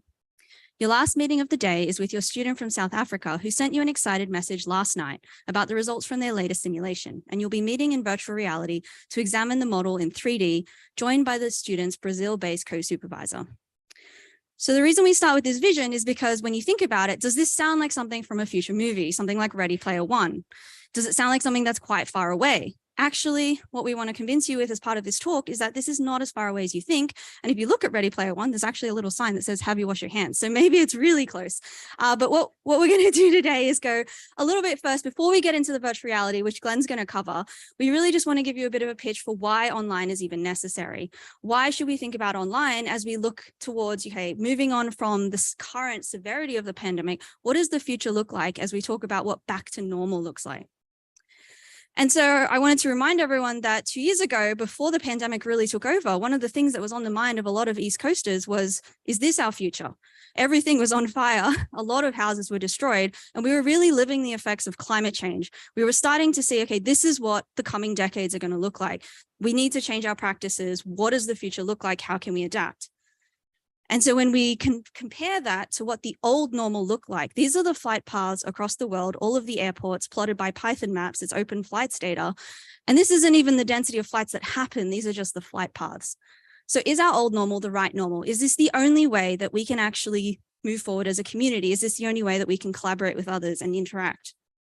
And so framing this, the United Nations put out the Sustainable Development Goals. These are 17 goals that we should be thinking about when we start new initiatives, when we're planning for the future, when we're adapting practices. Every time we have a chance to make a decision, the United Nations suggests we try to think, how are we making these better? How are we addressing these goals? And so going back to online, when we think about the context of how can we be more sustainable, how can we be more inclusive, pretty sure everyone in the room has had an experience of hybrid where it's a little bit fly on the wall, where you're not really part of the conversation, you don't feel like you have the autonomy to take part. So when we talk about going online or going hybrid, what happens when you're not in the room? How do we make sure that the experiences for everyone are actually still really positive and everyone can contribute equally? And tied into this with the whole conversations about online fatigue and how it's not the same, there's hallway conversations. I'm sure there's going to be some really great chats for people in the room here over lunch and otherwise. So what can we actually be together with people when we're apart? Can we actually interact meaningfully? Are there ways that technology can help us achieve this? So framing this, so we brought together people a couple of years ago for the Future of Meetings Symposium. This was hosted by CSIRO and looking at the future of meetings today, tomorrow, and the future, leveraging technology, really looking at what the status is now and what it's going to be in the coming years. And also, how can we make sure that whatever the future of meetings looks like, it's as accessible, inclusive, and sustainable as possible. So just briefly, before we go into the virtual reality, a lot of outcomes came out of TFOM relevant, regardless of whether you're in virtual reality, online, hybrid, in person. We can share some of those resources with people after if they're interested. But since then, we've stayed active as a community. Part of the reason we're here today, we actually have crossed paths with Angel in some of our activities. So we're a community that's really advocating for better practices. We help people transition, but we also experiment and pioneer with new approaches and techniques. And so a couple of things before we go into the VR, another motivator for why in-person is not as inclusive as online, here are some examples from in-person conferences in 2019. On the x-axis is Human Development Index. This is a measure of a country's wealth, development, how privileged a country is. And on the y-axis is population appearing at the conference. Well, in this case, on the left side, left here, on the in-person side, it's in-person conferences. And on the right side, it's an example for an online conference. So what we see is when we go online, we do have the potential to be more inclusive, to give people more chance to participate regardless of where they are in the world. And so framing this, what role can virtual reality play in this? How can we make sure our online interactions are as productive as possible? We asked the SIGGRAPH community, which is computer graphics, who use XR and often are the most critical of extended and mixed reality. When will XR stop being a gimmick and become truly useful? And for the majority of them, it was the next couple of years to 5 years time. So this is something that's going to affect us and change everything in the next few years. And so what I'm going to do now is pass over to Glenn to give you more insight into that. Right, hopefully this works. Yep. Okay, so up until now, we've largely talked about the benefits of just being online, but you can go so much further beyond that by embracing virtual reality, augmented reality, and extended reality. And I want to talk just a little bit, just to give some context for anyone who's not really familiar with these devices. Virtual reality is completely replacing your field of view, your concept of the world, with a 6 degrees of freedom 6 degrees of freedom render, and augmented reality is looking through the glasses and having holograms projected over the top. And these are really just two technological different approaches, and together they've kind of merged into what is now called extended reality. Now, who's making extended reality? This is really just to point out, a lot of people think that extended reality is a small niche market, but there is a lot of big names on this board, and you can see in there, particularly in the really famous ones, the Microsoft, Samsung, Sony, Apple. There's a lot of people really believe that XR is the next global computing platform. So we're talking the difference between smartphones and laptops, that change. But what we've talked about up until now is really why you should be doing online and hybrid conferencing. But here, as many people will recognize, there's a lot of problems with online and hybrid conferencing. And probably the most important one is that you just can't really get that human connection, that social experience that we'll have in the coffee and the lunch breaks, and also those many-to-many interactions you have at like networking meetings or conference dinners. And one of the So like and then I'll sing some words in English. So one of the major differences in XR is the spatial audio. And it's not only limited to XR, but spatial audio really lets you hear multiple conversations at once, to have multiple simultaneous conversations going, and to pass that information in the same way as you would in a crowded or busy room. And there are some basic demos on here. This will actually come out much, much better on anyone who's watching online with headphones.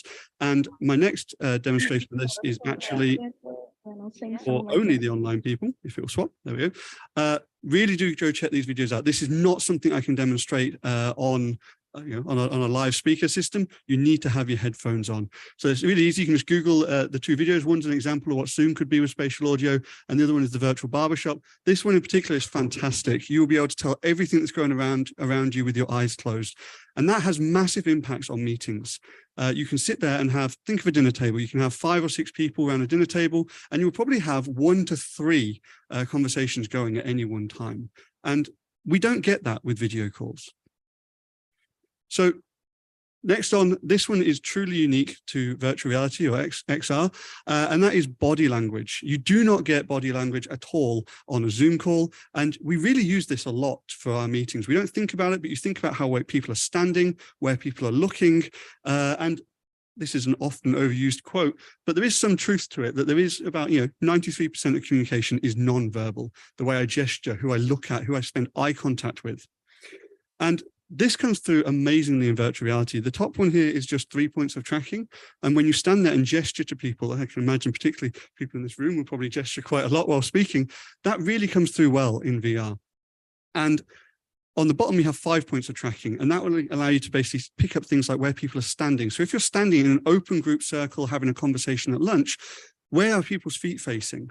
Where are their shoulders tilted? Who are they looking towards? You can't do this in a Zoom meeting. And that really allows us to tell, how we should join a conversation and how much people are paying attention to it. What am I doing for time? But you might have thought, looking at those previous ones, well, their avatars, they're not very expressive other than the body language.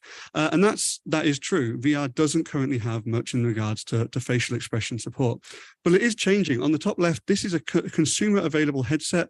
Yeah, it's a little bit cartoony, but the actual basic facial expressions are being picked up in real time inside this headset. And then on the other three videos, this is research footage from Meta, in this case, showing their new photorealistic humanoid avatars.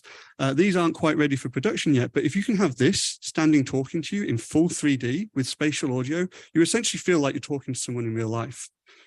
So if you're doing that, will you get that human connection that you don't get via Zoom calls? Do you still need to travel as far as you do for every meeting?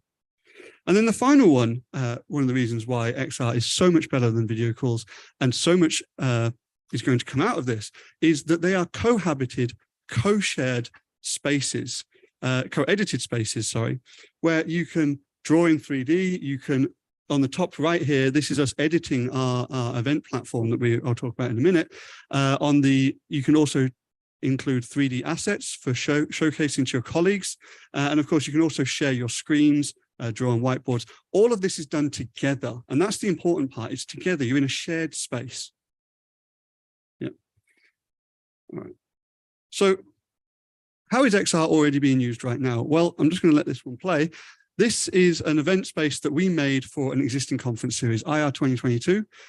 They ran it entirely on Zoom online, and we made a symbiotic co-occurring VR event that had all of their content. So we had the live Zoom streams, we had the pre-recorded talks, we had the posters, and we even had an amazing exhibit hall where you could go and interact with real models. That's the one we'll be demoing later today. So VR really is amazing for conferencing, and you really should consider it in the future. But it's also amazingly used for outreach and education. Now, yes, you can do normal outreach talks, as we've got on the bottom left there, and there are dedicated apps for teaching people and allowing them to go to places that they could never go in real life. This one never plays when I tell it to.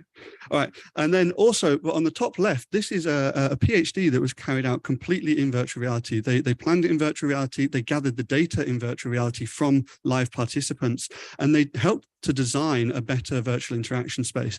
And then they presented the findings. Their final thesis report was presented in VR to the people that took part in that course, also took part in that research. And also UCID has been continuing some of its courses in VR throughout the pandemic. And again, the feedback has been amazing on the sense of we really feel like we're together. There we go. Next slide, please. There we go. So it's also being used a lot for training and design. The medical industry is using it to train surgeons, because that way, if you make a mistake while practicing in full VR, you get to learn from your experience without having adverse effects on your patients. But also it's being used in a wide range of industries, from things like hotels training their staff so that they're not in the way while they're just useless and don't know where anything is, to Purina using it for factory tours. And this is because you can't take everyone you might want to out onto the factory simply because it's not safe to. And of course, people are using it for design and art as well. It's going to be quick.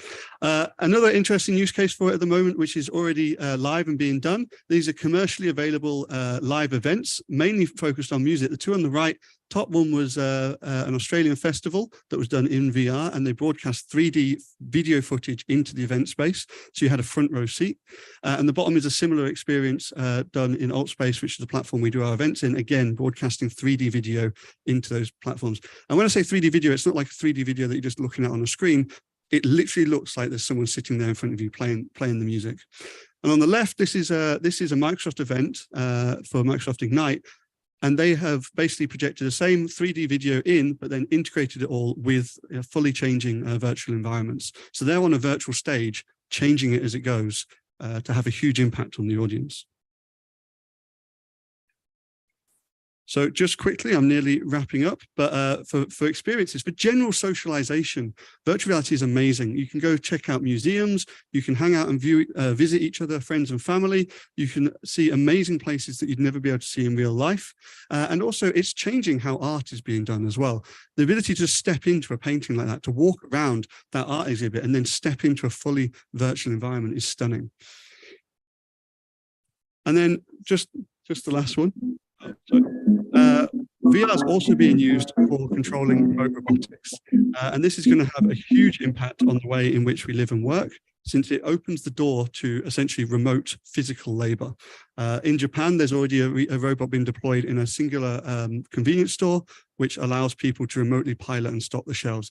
That's a very simple use case, but where it's going in the future is just going to be amazing. So nearly in the end here, so we've kind of flown through that. I'm sorry that we're very aware of time. But overall, VR is already solving many of the social problems for online conferencing. It really gives you that sense of sharing a space with someone, of having met someone and having been there with them. So whether or not you're using it for meetings, for conferences, for education or outreach, I really do suggest that you pay attention to this space, because if nothing else, I imagine many of you in this room have the same problem as me, and you cannot visit friends and family overseas. And this is a fantastic tool for doing just that. So thank you. I'm going to hand back over to Ness. We have one very last thing to finish it off, and then. One more thing. Sorry. Oh, where's the sound? Did you turn it?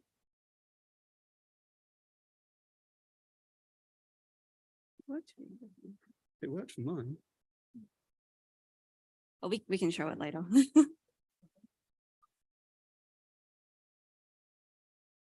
It's escaping, maybe it's just...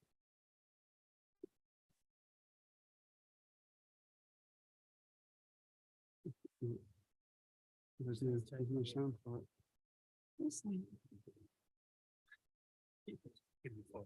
know, it's like we'll show it later, but thanks very much, everyone, and we're really looking forward to the demo with you.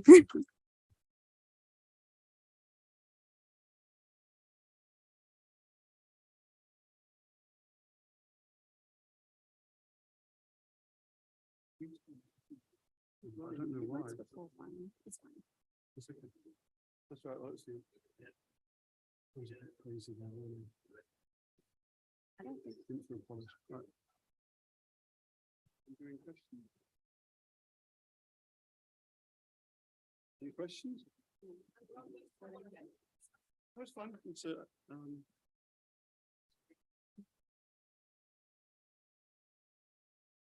Well, I have a loud voice. Oh, it's allowed then. Is it? Yeah. Thank you. Thank you so much. I'm gonna ask you the other speakers to come back in here to have at least one question for each of them, and I'm going to do what none of the chairs should do. I'm going to start with a question. Is it already a reality that you can have surgery, remote surgery, using these tools of VR? I know that it's already possible to do remote surgery, like from the book. I know it's possible to train. Testing, yeah. So I know it is possible to already do remote surgery in general. There have been instances of people doing remote surgery from across the planet using video conferencing systems, and there has been the VR training aspect. I don't know off the top of my head, I'm afraid, if anyone's combined those two. Yeah, the medical grade systems are really hard. It takes a long time to get them through that approval process. So I imagine that would take quite a while still. Anything about liability and maybe the Liability? Sure. Liability of technologies in general are normally based on the chain of responsibility in most legal systems. So, for example, in this case, it will be quite straightforward because in the end, the doctor is operating. So if you show that it's the doctor's mistake, it's the doctor's mistake. If you show it's the mechanism that did not transfer the doctors and was malpractice. The problem is when the systems do things by themselves and they are supervised, and that's when things get very messy. A question for Jose Miguel. Shouldn't we accept that not everything AI, or shouldn't we use AI for many things? You know, like we think that AI is going to do absolutely everything. But for example, in the space of health where I work, shouldn't we accept that, you know, AI is not there, and then therefore legislation maybe is not needed? Or like, yeah. So the rule of thumb of the people who have thought the most about this is start what is going on now. So just look at it and think, is there any kind of room for improvement in a way that the risk is controllable, or you know that if things go really, really wrong, what is the worst thing that could happen? Because what the problem is that humans, we are terrible at estimating risk. We are awful. That's the reality of it. And when there was this story about Lloyd's in the UK, and they wanted to ask the people who professionally reinsure other people and how they would assess risk. And they disagreed to the point that it was like they did independently with the same models, that they disagree widely. So even the most professional people are terrible at that. So to put ourselves in the situation is what can go really, really, really, really wrong with this is the problem that we are facing now. Because if things can go really, really wrong, obviously we shouldn't be doing it. So, and if until you can control that but then some things, some menial tasks, maybe the risk is, you can assume that risk. And that is when you have having the trade-offs, and then you can create rules so people know, well, until what point it is my fault until someone else's point, because that would also help the development of people making those judgment calls. And yes, people risk averse are going to make wrong decisions and they're going to create a lot of problem, but at least the normal people, kind of the standard that we tend to use, it will be more adequate. I don't think I have replied to your question at all. Thank you. So we have another question there. And if in the audience online has any question, please feel free to put them in the chat and we will ask the speakers those questions. This is a question for Dr. Rees. Yeah, virtual reality is amazing.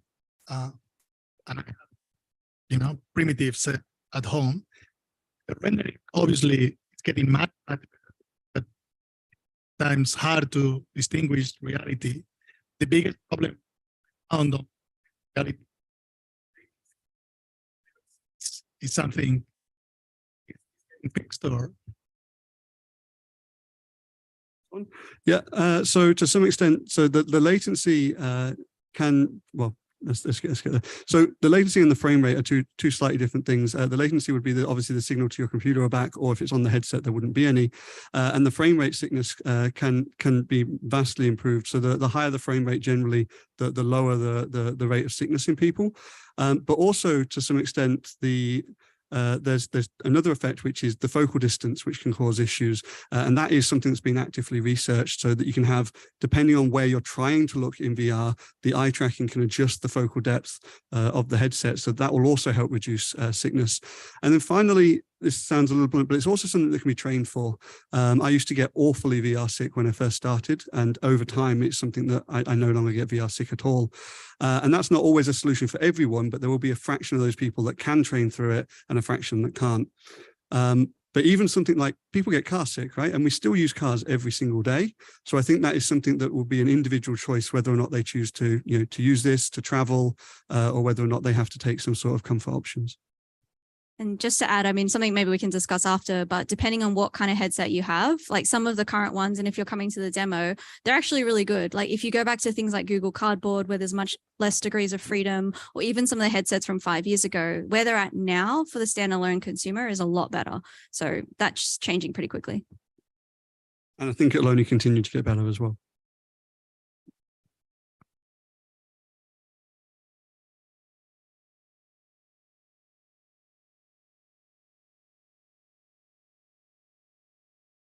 The microphone. Yeah. I want to ask you, Marta, the relationship between data privacy rights and blockchain. So, for example, if there is any fraudulent or erroneous transaction, can you find the location of the potential criminal? For example, in Australia, if that happens, you may need a legal court order beforehand to get the location data of that potential criminal. Can you tell us a bit more about that, of the challenges? Yes, Thank you. Thanks for very interesting question, very complex to answer. Let me answer with one recent example. You've probably been aware of the last bankruptcy case in the cryptocurrency space. And there's been lots of discussion of what was happening there, where were the fraudulent transactions, and in a way, it's been much quicker to disentangle, and again by the collective intelligence of social media experts that have been able to identify which transactions were suspicious and where was the origin, where was the destination. In a way, it comes with this double edge sword, the blockchain, that if it's a public blockchain, everything is public, every transaction is public. In theory, is pseudonymous, and that's why I think the René Magritte figure captured well this pseudonymity of transactions in the blockchain. But ultimately, this law enforcement can get to the root of the malicious or fraudulent transactions if there is investment in doing so, and maybe much quicker with other fraudulent schemes that have happened in other spaces. So yeah, it will depend, because we've mentioned regulations of AI. Regulation of the blockchain is even more in its infancy, and there's been discussions in the European Union on how to regulate that based on the directive of privacy, the legislation that is being developed for AI. Probably blockchain will follow that path, but we are not yet even sure how it will be deployed. Thank you. Thank you. So we're gonna have one last, oh, I thought you had a question. Okay. I'd like to invite you to ask any questions over lunch. It's waiting for us. And before we do that, I want to thank Inés and Maria. They've been really helpful trying to keep everyone safe, which wasn't always possible. And just if you could please put your hands together at the same place. You're giving an amazing break.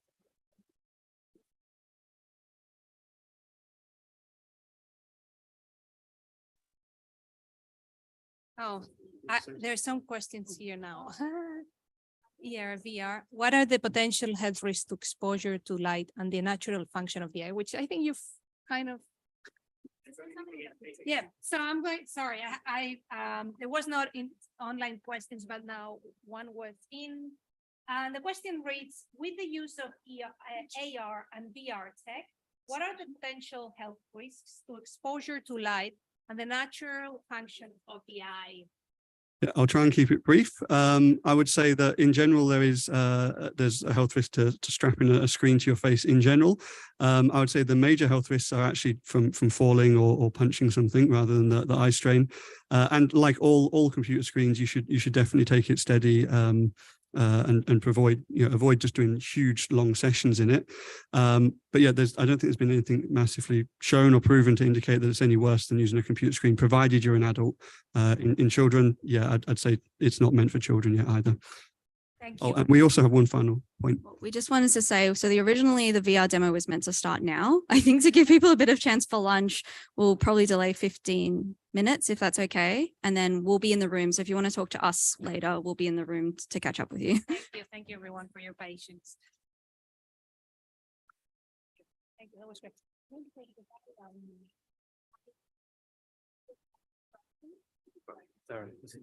Thank you very much.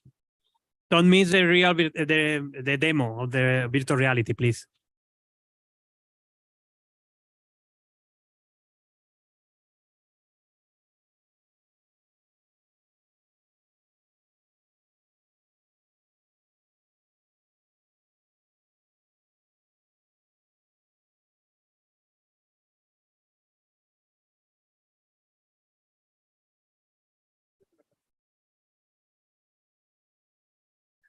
Voy a poner un momentillo, voy a poner. ¿Dónde lo quieres poner? ¿En tu portátil o con la? Yo creo que están ahí todas las que. Ahí están todas de la tarde.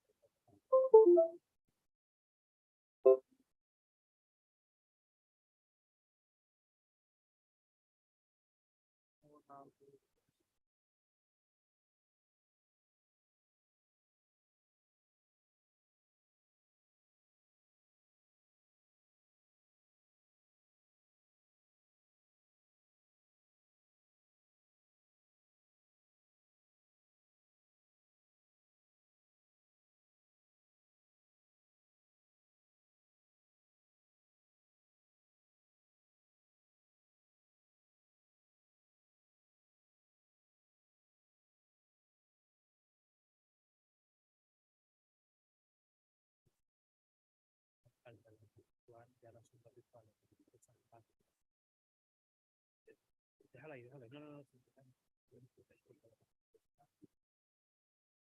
Tú vas en el orden, tú vas la primera, tú eres la primera.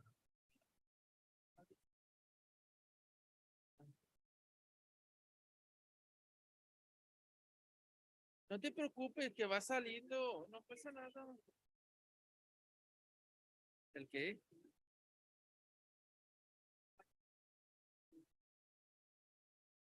Que no pasa nada.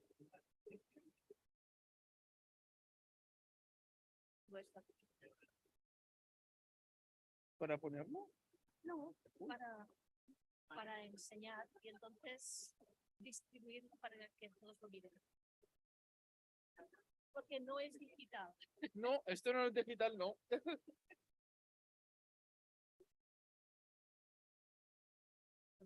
No. Esto no es digital, no.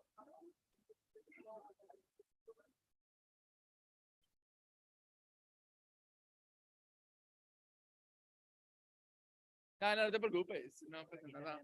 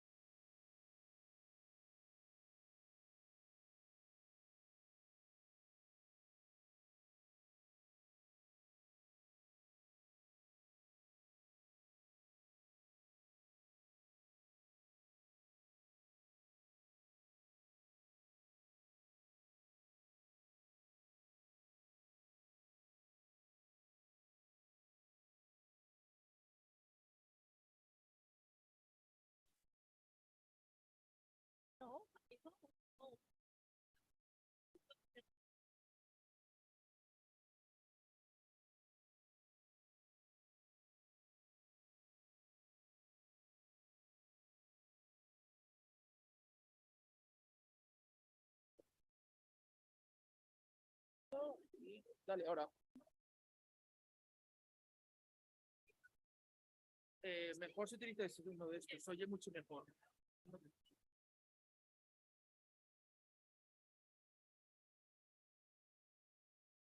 Sí, pero también.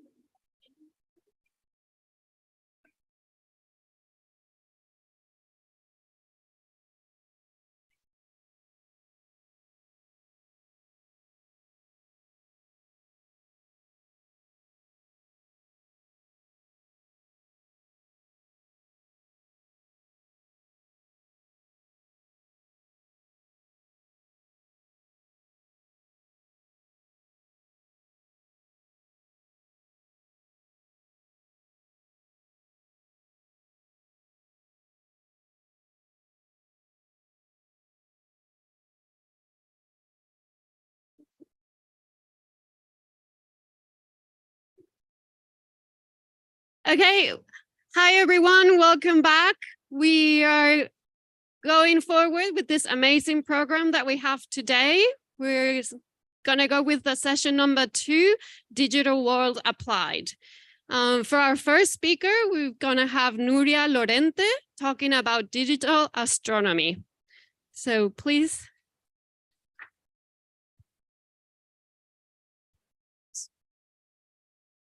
Good afternoon, everybody. Can you hear me? My name is Nuria Lorente. With Simon O'Toole, I lead the research data and software section at Australian Astronomical Optics here at Macquarie University. I'd like to talk to you today about digital astronomy. Really a very short overview of the why and the how. But before we get there, I'd like us to have a quick look at analog astronomy. The analog astronomy world wasn't that long ago. I'm not talking about Galileo or Newton. I'm talking about analog astronomy within my lifetime. So as an example, in the 1970s and 80s, significant astronomy surveys were carried out at the UK Schmidt telescope, the telescope you see here, in Coonabarabran, northwestern New South Wales, using photographic techniques to capture highly detailed images of the sky onto 3mm glass plates. I have one of them here. What you see there on the screen is one of these. This is really hard to collaborate with. What you're seeing on the far left, the top of the screen is, and I'm sorry for people on Zoom, you can't see this, is this tiny little section there. I'm going to pass this around so you can have a look at it.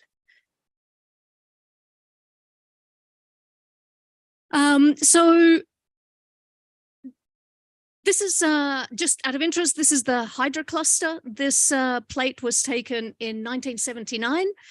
For me, that's not that long ago. I wasn't in astronomy then, but I was around. So each of these plates contains hundreds and hundreds of pieces of information. Astronomers would spend a lot of time preparing the plates, bolting them onto the telescope, taking the data,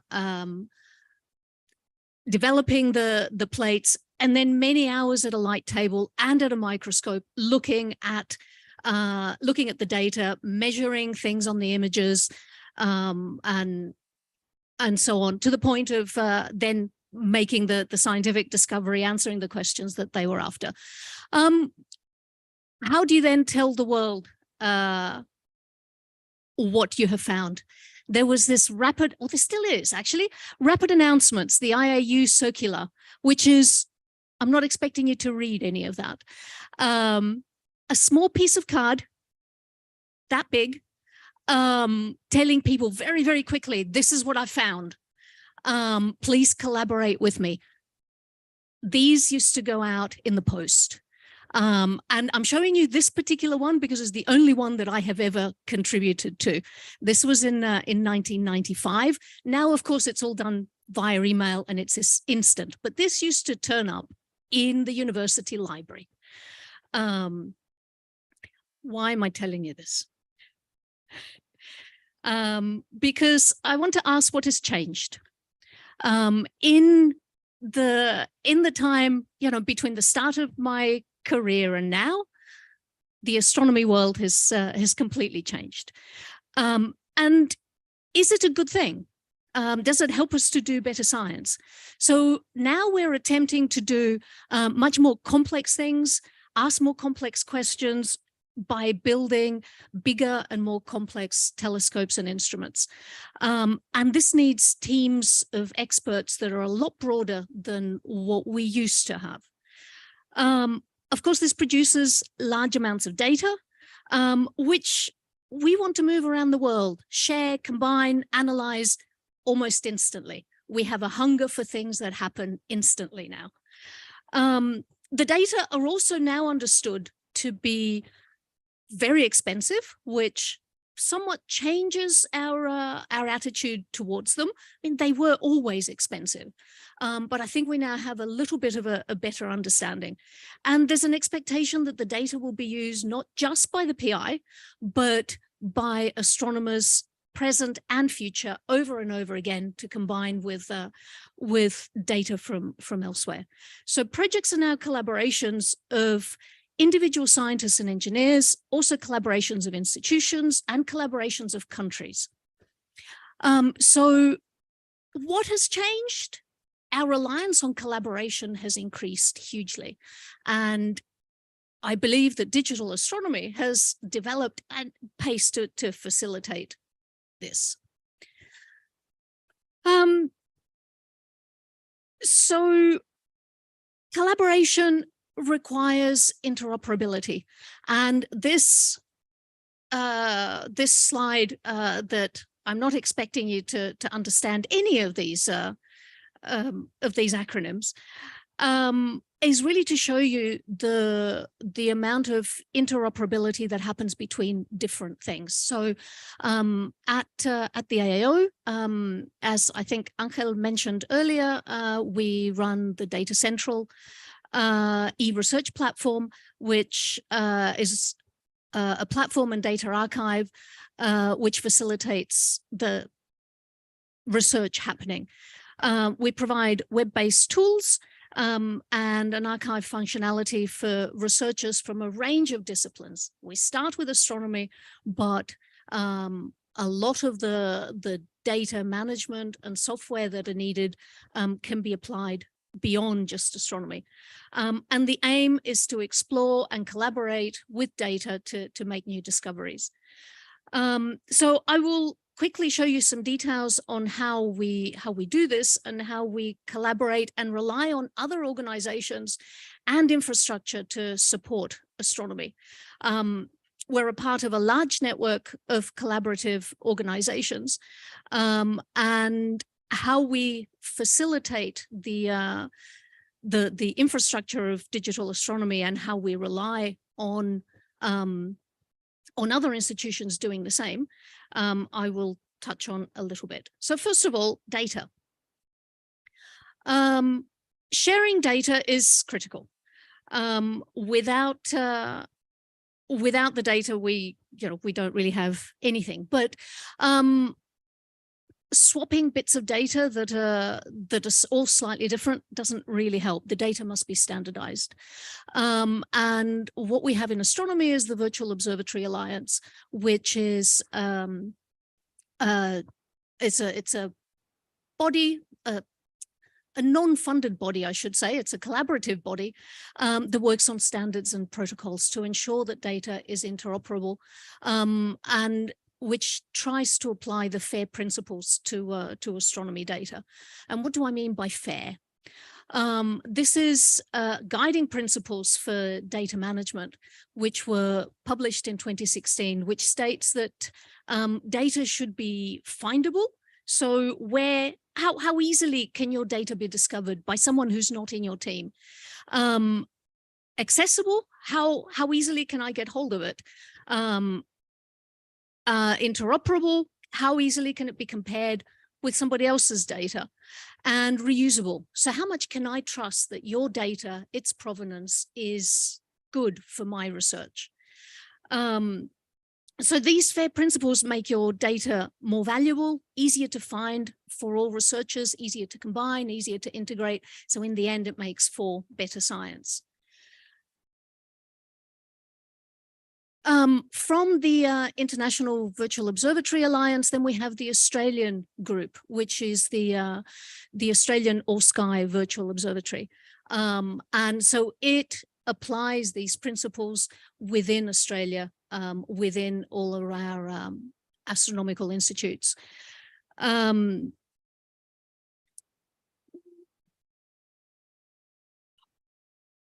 pointing the thing at the right. There we go. So just a little bit on the on Data Central itself and how it works. The aim of the research platform is to hold on to our own data from Australian telescopes, but also to provide a window to other data sets elsewhere. We provide tools to allow you to query our local data sets and distributed ones, and also to visualize and analyze the data. The data doesn't have to be here. It can be somewhere else. But we do provide storage for data. And we work with any research team that wants either data management or collaboration services, because it is super important that scientists spend their time thinking about the science, not about how are they going to spin up some bit of infrastructure. We have experts who do that so that astronomers don't have to. And importantly, what we have learned from doing this for astronomy, we are now expanding to other disciplines.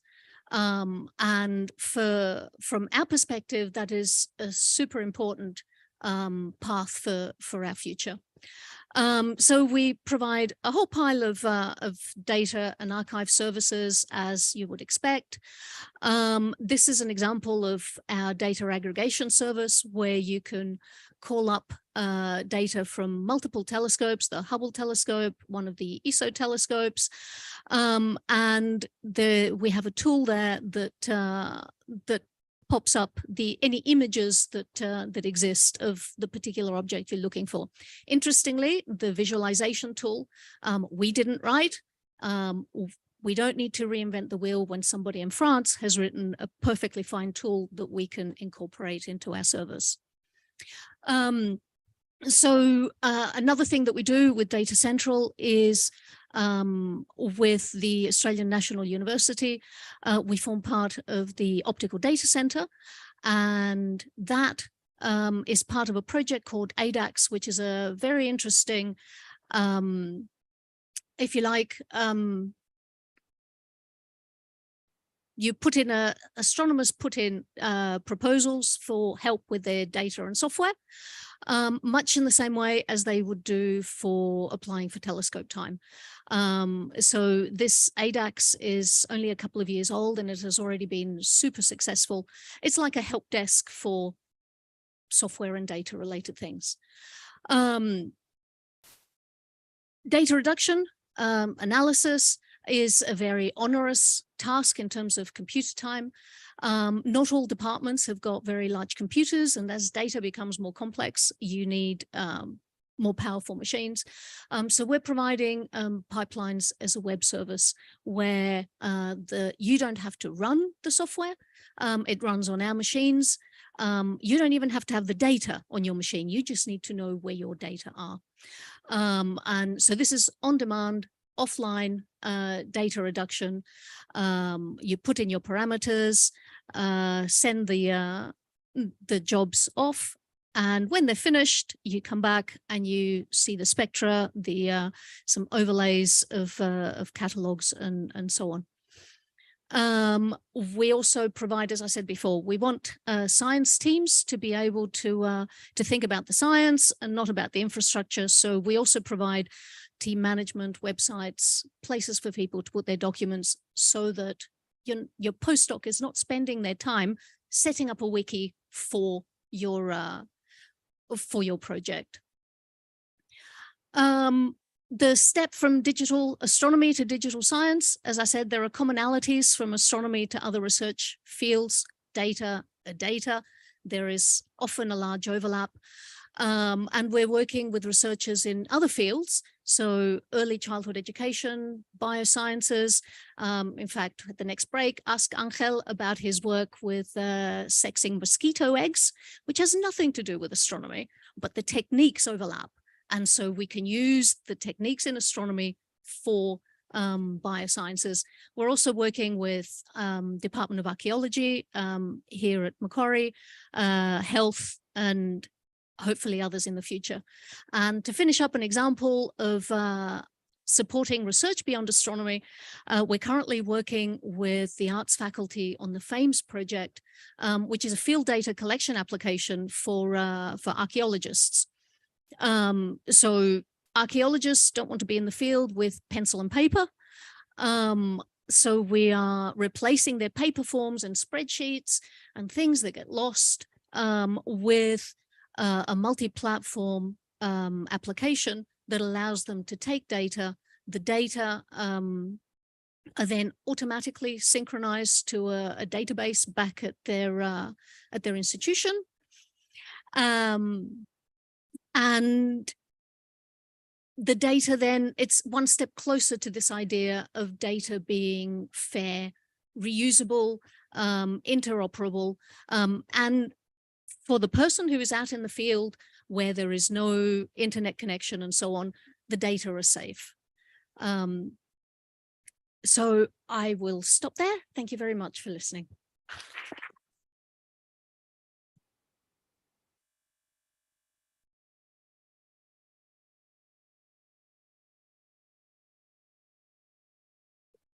Okay, just in case. We're going to do the same thing as in the first session. We're going to let everyone do their presentations, and then we're going to have them back, invite them back to the questions. So from this adventure that we're taking today in a digital world, from looking up in the sky, now we're going to look down to our feet and maybe into the earth. So we're going to have Mercedes Roman presenting digital soil mapping.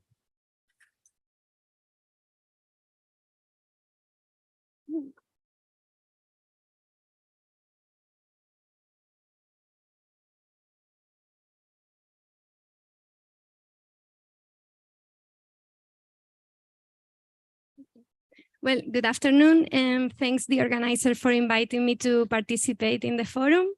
I'm going to give a brief overview of what is digital soil mapping and also some examples of how can we apply them.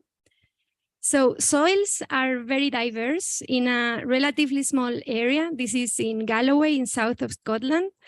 Just to show some examples of how they look very different. They change geographically, but also with depth. And they have different capabilities for doing different functions. So we're going to have soils that are good for producing food and fiber, or soils like this peatland in the bottom right that is very good for storing carbon. Or maybe there are other soils that are very good for sustaining biodiversity. So with digital soil mapping, what we are trying to do is to create spatial information systems of soil classes and soil properties at a given spatial resolution. In other words, we want to have a digital twin of the soils of the world. That's what my friend Jose told me to say here.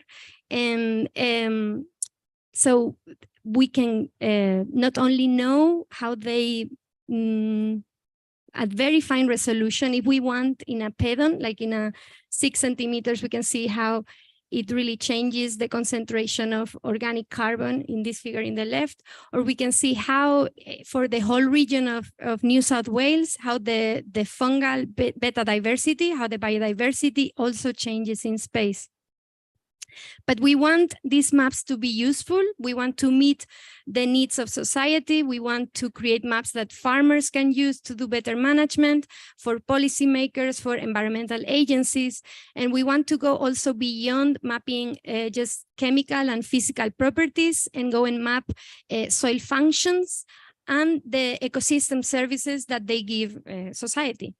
We also want to assess different besides the biophysical aspects of soil, the socioeconomical and the education, the connection of the society with soil, so that we can do a more holistic assessment of how these soils can be maintained and improved so that they can contribute to sustain the existence of humanity.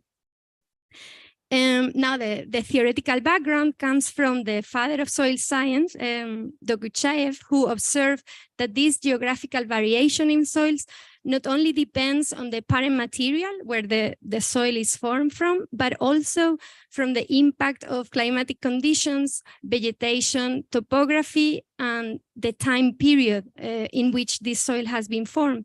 And then this was later formalized in the state factor CLORPT model by Hans Jenny that is very popular. And indeed, when we do create digital soil maps, there are many different methods, but one very popular is this Scorpan model, which is an expansion of the CLORPT model that I showed before, in which we establish quantitative relationships between soil observations that are georeferenced and other soil properties, the factors of soil formation and the geographical position. And we can do models that are either empirical statistical models or geostatistics or machine learning algorithms for then predicting in our area of interest. Normally, we will go to the field, collect some field observations or take some soil samples, take them back to the lab and analyze them. But sometimes, depending on our area of study, we may be able to use legacy soil data. So for example, here in Australia, we have the Soil Data Federator, which is managed by CSIRO.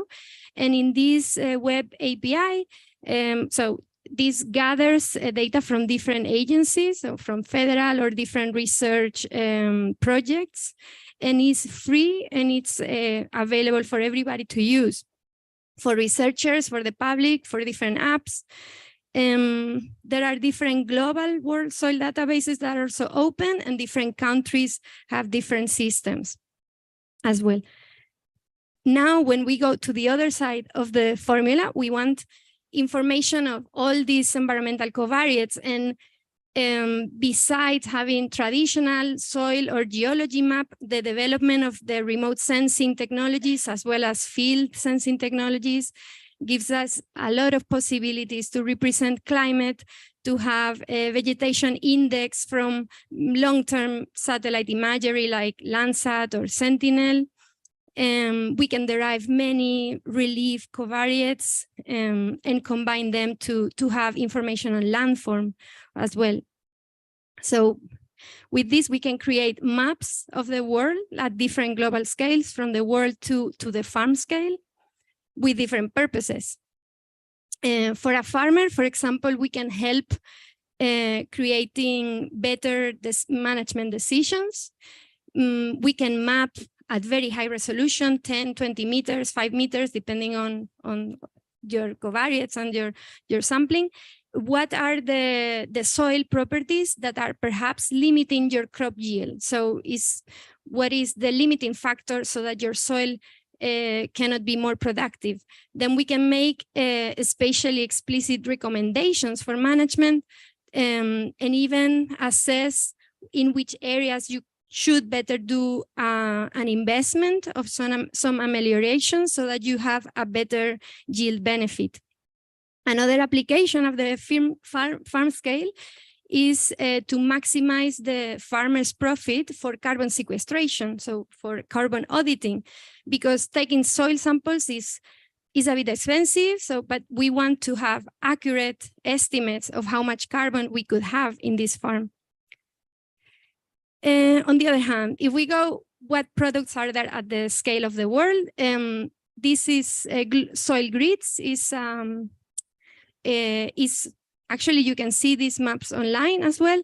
So they use a top-down approach. They take a global soil data set and generate maps for physical, chemical, and the soil type, also soil organic carbon stocks for the world. But there are other approaches that are more bottom-up. So each country will create their own products and put them together, like the Global Soil Information System from the FAO has soil organic carbon stocks maps or salinity maps. And then there is the Global Soil Map, which allows each country that wants to be in it to create maps of key soil properties like pH, bulk density, and they have certain specifications so that then we can compare them. So there are 6 depths. We need estimates of the uncertainty of our predictions. And I think that's it. In Australia, actually, the Australian contribution for the Global Soil Map is the Soil and Landscape Grid of Australia, which is mainly done by CSIRO, but it has contributions from other, well, the TERN, actually the Terrestrial Ecosystem Research Network also supports the production of some products. In my case, at the University of Sydney, I have created some maps, or I have contributed to some maps of soil biodiversity and soil organic carbon fractions. So what are soil organic carbon fractions? Soil organic carbon itself is very important because we store more carbon in the soil than we do in general in vegetation. So it's very important for mitigating climate change. But then not all the carbon is equal. So it has a different origin, chemical composition, and it behaves different to management. So in the laboratory, we try to separate fractions that have different residence time that are protected more or less against decomposition by microbes, and then is less vulnerable to go back into the atmosphere as CO2. So we separate here particulate organic matter, which can last from years to decades, mineral-associated organic matter, which is more stable, and pyrogenic organic carbon, that is basically charcoal. So it's very aromatic, very resistant, and can also last centuries. The process of digital soil mapping, then at first we use a spectroscopy to expand the spatial coverage of our data set so that we have a good coverage of Australia. And then we do some standardization to the depths defined by Global Soil Map. We calibrate a Scorpan model. In this case, we use machine learning, quantile regression forests, and we validate it with cross-validation to know that our maps are going to be accurate. We also give a measure of the uncertainty. So a 90% prediction interval. And then we can combine with other maps to calculate the stocks for the topsoil. So now we know that in Australia, most of the carbon is found as a stable pool. This is similar in other parts of the world. Then we have pyrogenic organic carbon with 26% of the total organic carbon found like that. And that's a bit higher than in other regions of the world, but coherent with what has been found in Australia before. And we also have less particulate organic carbon. We can combine them to see where the carbon may be more vulnerable. So particulate organic carbon, especially areas that have more proportion of particulate organic carbon, particularly if the soil is a bit sandy, will be maybe more vulnerable to being lost with management or with an increase in temperature. So some applications of these maps, by the way, these are made at 90-meter resolution. It may not be as high resolution as we want, but we can make them in the future at 30 meters, or they can be downscaled at the farm scale for having more precise management recommendations. But you can use them as input for modeling, so organic carbon stocks for initializing carbon dynamic models. We can identify areas where we could augment the stocks or where it is vulnerable and needs to be maintained so that the carbon levels don't go below critical. We can optimize in which areas we should apply different agricultural practices. And all this with the purpose of improving different soil functions and services, mainly food security and climate change mitigation and adaptation. So with this, I wanted to thank my colleagues from the University of Sydney and CSIRO that have contributed to this research. And this is also part of an ARC laureate fellowship that I contribute. It's not mine, it's from my boss. For a calculable approach to securing Australia's soil, in which we want to quantify and make maps of different dimensions of soil security. So thanks.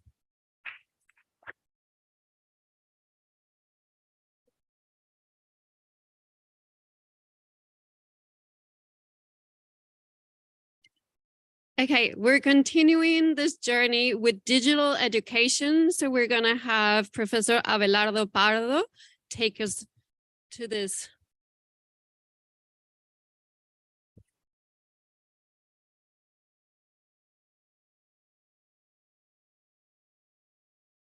I just want to remember online, if you have any questions, start typing them in the chat so we can answer them at the end. Thank you. Hello, everyone. I'd like to start first, paying my respects to the traditional owners of the land where we meet today, and also acknowledging their spiritual connection with the land that is very important for them today. I also like to take the opportunity to thank the organizers for inviting me to present here. If you think of it, this is a very horizontal event. All the events that I attend are very vertical. We take very special talks. What kind of event do you attend that you're talking about digital soil, digital astronomy, digital technology? It's actually very good. It's a very good horizontal event. So today I'm going to try to talk to you about educational technology. It's going to be a very big challenge because I only have 15 minutes, but I talk too fast. That's fine. I also have to do something that is the first time, and I'll explain in a bit. I'm part of this group in C3L in Adelaide, which is the city that is not Sydney, not Melbourne, and is very unknown, in a very unknown state, but we're happy. It's a center for change and complexity in learning at the University of South Australia. And it's a group that is specifically dedicated to study human and artificial cognition working together, which cuts across some of the topics that we discuss here today. So it's very, very relevant. You'll have to forgive me. It's the first time we're doing this, but I have to do a little bit of self-promotion here because we have just been recognized as the Australia's top research institution in educational technology. And I promised all my colleagues I would do that in that talk, even though I don't like it, but that's okay. So learning technology, what is it? So this is actually a very interesting talk because all of you have gone through education, and this is something we should be very proud. The number of people in the world that is going through education is increasing. So I'm going to describe you first the ecosystem in which technology is going to be deployed. And you'll be very, very capable of relating to that because all of you have gone through this ecosystem. So try to, if you identify different stages in your life where you've been through education, through all the elements in here. The first one, perhaps the most important, is the design. Before you enter in a learning experience, there is someone designing a learning experience, and that someone has to combine very sophisticated elements. It has to combine resources. It has to combine tasks. It has to make it socially situated. So there is a lot of work preparing that. But the main important element is all these things are combined with the goal of making sure that a learner attains certain outcomes. I want you to keep remembering this because it's the common thread through the whole thing. So this is the design stage. You haven't even entered the room. You haven't even entered the classroom or connected to your MOOC. The next step is when this experience takes place. Then what happens typically, this is a model, therefore a bit of a simplification, but you'll catch the drift immediately. What happens typically is we have a learner, instructors, and tasks and materials that interact with each other continuously. This is the crux of the whole experience. And this is where technology is going to latch in. And there will be numerous points of connection. But again, ultimately, what we're trying to do here is propose certain things to happen between you as a learner, the instructor, the task, so that you end up attaining certain learning objectives. And again, this happens in high school, this happens in K through 12, happens everywhere. The next one is sometimes after we do all these tasks, we go through assessment. And assessment, typically what it means is there is an artifact that is produced. That artifact is sent to someone and that someone assesses that artifact. Again, there are certain experiences that have assessments, some others that don't. But again, you can connect immediately which ones are which. And technology will latch into this. Now, this is a very important point in the whole ecosystem because it introduces the notion of having evidence that something has happened. And that evidence is the attainment of the learning outcomes. We typically verify that someone attains certain outcomes through assessment. Then typically what happens is we bundle things together, multiple assessment and multiple outcomes. And the whole experience gets a bit more complicated. And we have institutions that are in charge of certifying that those assessments are enough evidence to verify that learners attain the objectives. So it's getting closer and closer to what we usually experience, right? This could be something, for example, a course or a module or a learn online module you do on data science, the typical one right now, where you do certain tests, certain assessments, and they give you a certificate. Could also be a course in university. Then there are institutions that bundle all these things together and create programs or degrees, and they give you a much more serious certificate. And that certifies that you attain also a very large set of learning outcomes. So the whole thing is getting bigger and bigger and more complex. And you might be thinking, where is this leading to? Because then technology has to overlap on top of that and has to overlap in the notion that we call the lifelong learners. And this is this century. There used to be a time where you go to school, finish the school, that's it. You don't learn anymore, just go. Whereas now we have lifelong learners. So these cycles of certification will happen all across our entire life. And there is a lot of variety here. You could have a trajectory that is more or less common in certain countries, K through 12, post-secondary, and then a lot of experience. Or you could have someone that goes to post-secondary into graduate, graduate into postgraduate, postgraduate into academia, so on and so forth. It doesn't matter. Bottom line is that we are converging towards this notion of a long life learner. Now, why have I shared all this, which is nothing new to you, it's just a way of giving you this landscape, because technology now is overlapping absolutely everything in this ecosystem. And I'll emphasize the word ecosystem for a reason that will become apparent immediately. So where do we lay technology in here? And again, this talk, more than giving you answers, is going to give you a lot of questions, but that's the whole purpose, all right?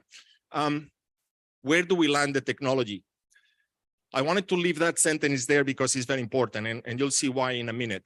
Don't forget, learning is a social process, and we have a lot of evidence from a lot of very capable scientists long time ago that they detected that learning requires this social component. The reason why I put it in here is because technology is going to come and try to generate some tension. And there is a lot of discussion about if this tension is going one way or another, or if we have to deal with this tension in one way or another. You'll see exactly what I mean. I can tell you, though, my personal experience is more towards acknowledging that learning is a social endeavor and start talking about technology enhanced learning or technology mediating learning. All right, where do we put the technology here? Let's go and revise the piece of the ecosystem. Let's start with that designer, that person that sits in a room thinking, what is the best way for me to design a course? How many tools do you think that are out there to support that work? And this is just a quick search, and it's not exhaustive by all means. It means that there is an industry that is growing out there, creating tools and tools just to support the designer thinking about the tasks to make sure that they assess you to attain certain learning objectives. And some of them may look familiar to you, like PowerPoint or Articulate, but again, this list, unfortunately, we're talking technology. 2 years from now, half of them will be obsolete, and we'll have another half. And by the way, the list will double. That's the type of disruption we are sensing here. And this is just, again, when the designer is sitting trying to create a course. Now let's go into the much more complex thing. What happens here? And this is just a never-ending story. The amount of technology that goes in that simple picture is just enormous. I started taking a simple one, K through 12. Most of the schools out there have a learning management system where the students receive their assignments, where they receive the feedback, where they put some documents to collaborate, where they do pretty much everything in there. I just put in here an extract of how the market is evolving. Same pattern, a lot of technology, a lot of tools. One of the most challenging things for leadership teams in educational institutions is choosing the right tools. Why? Because you have an immense amount of them, and you'll have an equally immense amount of salespeople convincing you that they will solve exactly the problem you have in your school, when in fact it is not the case. This is one example, the LMS. Another example, this is, by the way, this is K through 12. We have a completely different map in higher education where the platforms are different. The reason why I'm including this in here is because it's technology, again, enhancing or mediating education. These platforms are crucial because they are becoming something similar to marketplaces. Any other technological solution that wants to support learning, they usually have to be delivered through these platforms. And there is another issue which I could talk for hours about integration of technology in this ecosystem. Do you connect with the LMS? And you can imagine the conversations. Which one do you use? I use Canvas. Does your tool integrate with Canvas? And if the answer is no, you're out. If your answer is yes, let's talk. This is the landscape that is emerging. Now, there are many other things in there, and you'll catch the drift, right? What if for our learning, we need to meet? All right, let's see what's out there for meeting. Another nightmare, right? You'll probably see another set of tools in there, but who can keep up? And COVID kind of like increased even that pace of change. Do you remember in 2018 being so familiar with Zoom? We kind of spin the sessions here with just 2 seconds, whereas before we didn't even know. Zoom, do you have to log in? Do you have to have a camera? We already know that.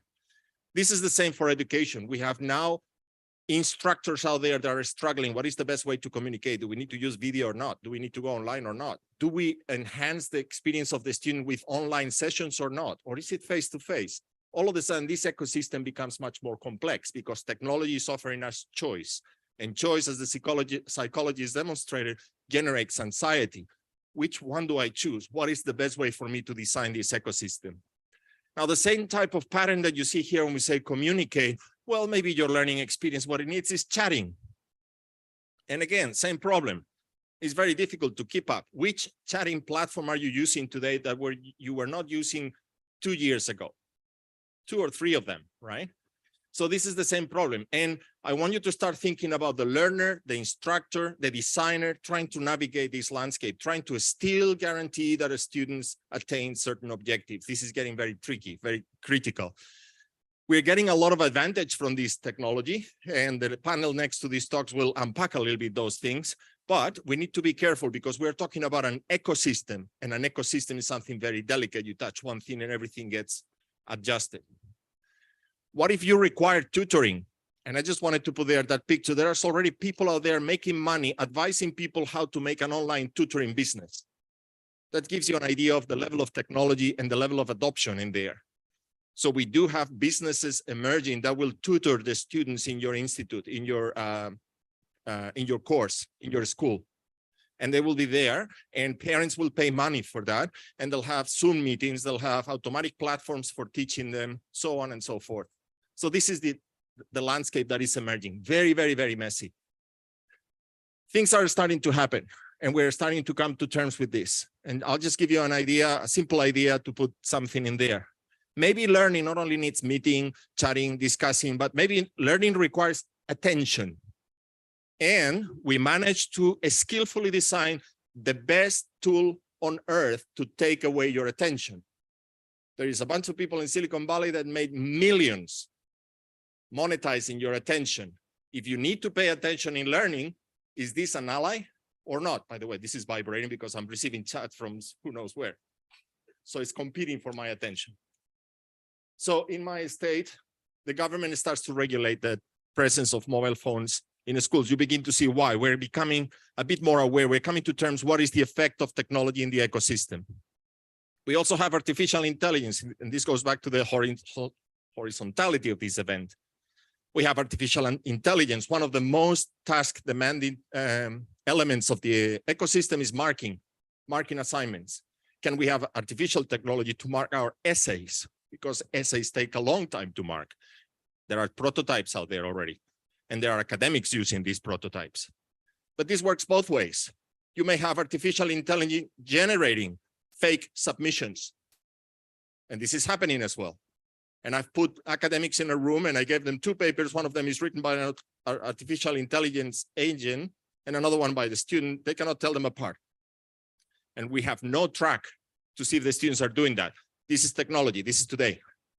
So we're coming to a big epiphany, so to speak.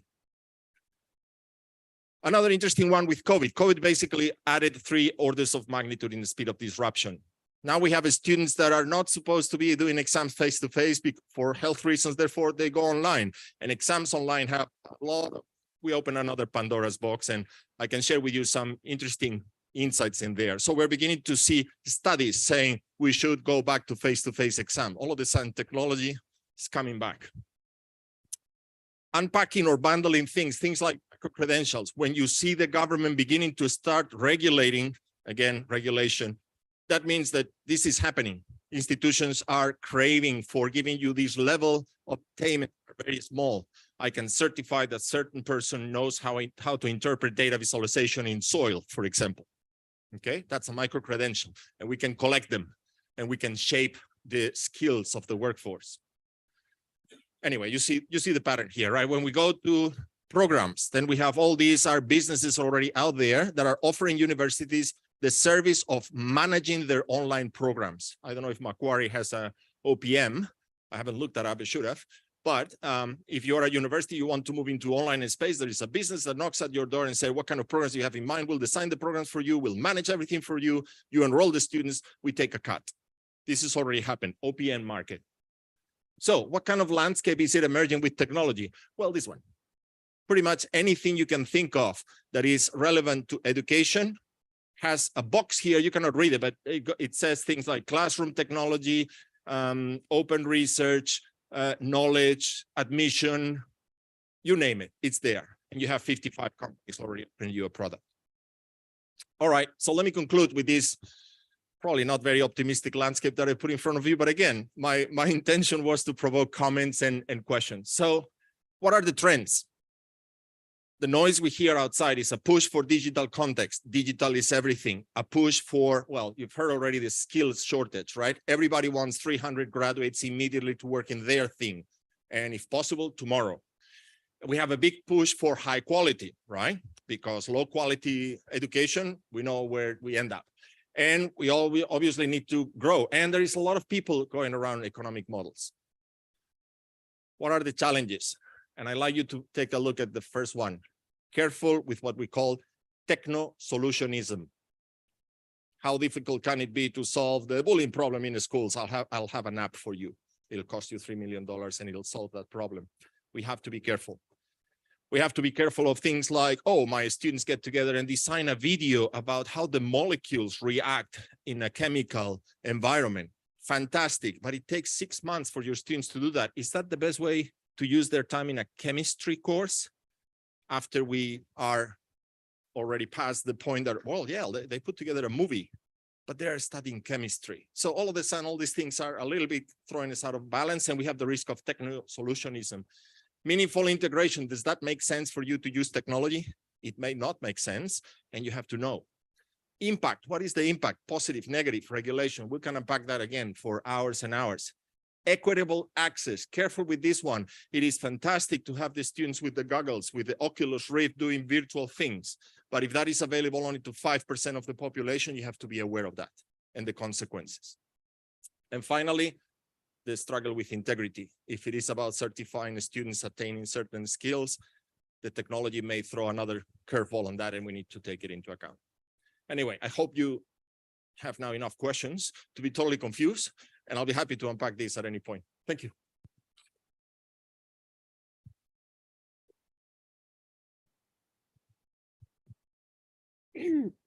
Okay, everyone, continuing in this amazing journey where we're going from the sky, education, the soil, we're jumping into digital world of art.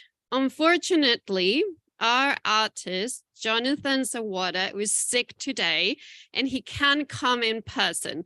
But I think we've all been really good at appreciating his art in the forums, rare mushrooms. Sorry, not magic, rare mushrooms. But he did send us links to 2 of his videos where he's going to be explaining what he does with digital art. So we're going to play those videos for here and for online. And he's going to explain this bit of a digital world in the art space.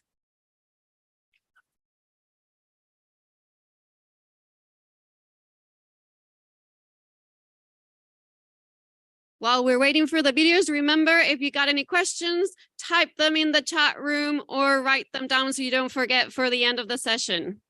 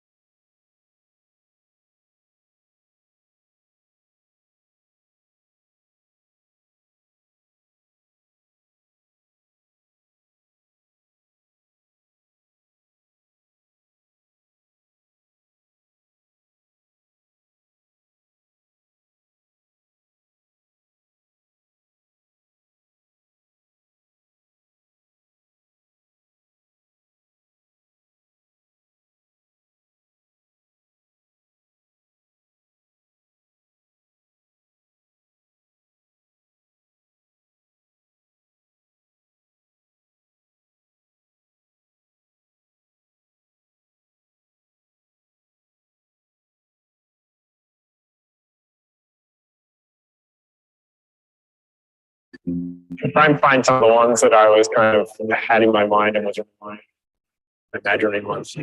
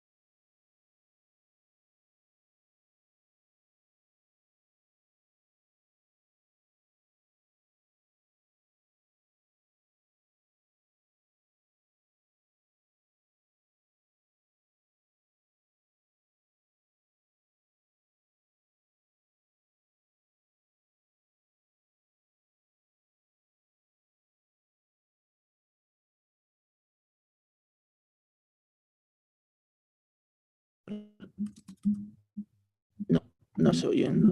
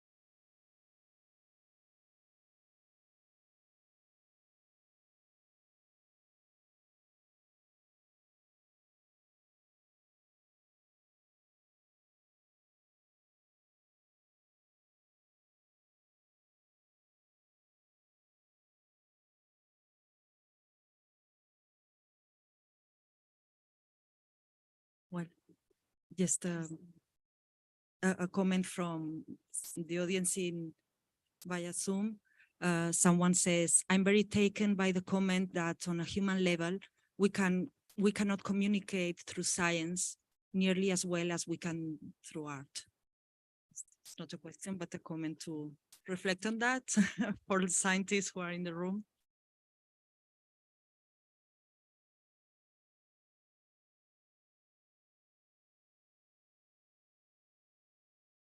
Okay, so I guess, yes, that was a really cool experience of the digital world of art that we're living now. Now we're taking a deep dive into the digital world in the oceans. So yes, I did that pun. We're diving into the oceans here. And we are gonna get our speakers online in New Zealand. So we are gonna invite Marta Ribó for the next talk.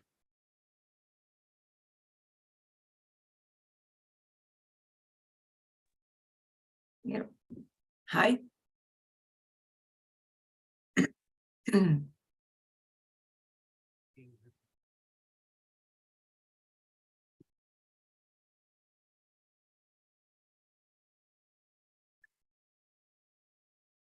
Hi.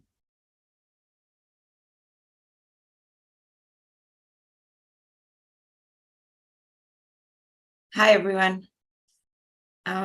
Kia ora. Can you see me and hear me? Yes, go for it. Share Yeah. it. Okay, cool. So I will start sharing my screen. So just a second. Okay. So hopefully you can see my presentation in the good screen. Yep.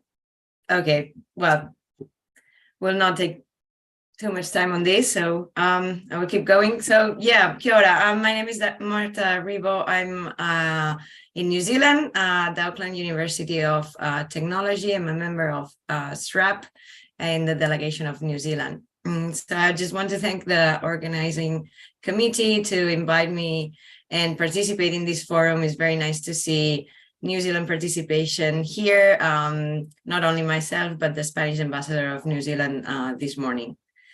So I will talk about digital oceans, essentially how we explore our oceans and how we deal with all the data that we collect. So we all know that more than 70% of the Earth's surface is covered by oceans, and that oceans and the global circulation pattern play an important role in Earth climate and the Earth environment. And so that's really important for our human species, and it's worth exploring. And we learned that early on. And the first expedition was in 1872. It took 4 years. They were just navigating around, collecting water samples and other samples, and just learning about species that our species have never seen before. And the first data collection, the first soundings, measurements were started in 1942. And they were using lead lines, and the navigation system was essentially the sextant and marine clock. So it started pretty early on, but it wasn't until 1977 when the first world ocean floor map was published. And it's amazing to see how detailed they got into representing our ocean floors with only very low technology, and just connecting the dots from the different expeditions. And just out of curiosity, this week, Google was celebrating Maureen Tharp, who was one of the co-authors of this World Ocean Floor Map publication. And it wasn't until World War II when the first submarines and echo sounders or sonars were first developed. This is good and bad. The army has always invested a lot of money on this technology.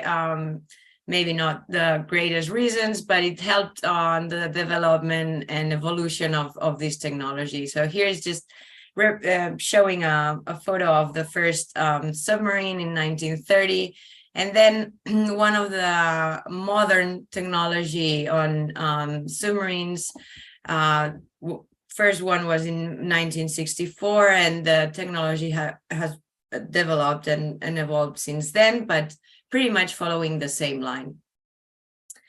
So from all these early measurements, we got to better understand our oceans and the shape of the ocean floor, from the continental shelf down to the abyssal plain and down to the deep ocean trenches that are more than 10 kilometers deep. And just to get an awareness of how much is that, we can compare it with Mount Everest. So we know that 70% of the ocean is deeper than 3 kilometers, deeper than 3,000 meters. And this is 10 times the Eiffel Tower. I don't know if that makes more sense for the European people here, but it's pretty deep. And so that's why it's so complicated to explore. But also very important because we know that 80% of the volcanic activity occurs underwater. And we'll take over that a little bit further on. So one of the main things that we use is satellite measurements. And there's a lot of people thinking, or hopefully not that much anymore, that the whole ocean floor is mapped. It is, but it's only a response of the measurements that we can get from the satellites. So satellites measure the surface of the water and the different the differences in the different places. It's just a reflection of the seafloor topography. So we have an idea how the ocean seafloor looks, but it's a very low resolution. Apart from that, satellite measurements give us many other parameters. This is just a very short example. We can get global images of the carbon content or the phytoplankton. So the different colors indicate different concentrations. The blue areas being the low concentration ones. But apart from global pictures, we can also zoom in and have very high resolution local and regional pictures of things like phytoplankton populations that are carried along by the surface circulation. So we can see, and this helps us understand the biology, but also the physical oceanography of the ocean. So this field is a very multidisciplinary field, the exploration of the oceans. So I just mentioned that the ocean is not really explored in high resolution. It is not, and only over 23% of the ocean is actually mapped in high resolution. And how we do that is we go on a ship, and we use what we call a multi-beam echo sounder, which essentially sends sounding beams to the ocean floor, and then we get the response of these beams. And so we know how much it takes for each beam to come back to the boat. And so from distance we can calculate, from time we can calculate distance, and so we can get an image of the seafloor putting together all these beams.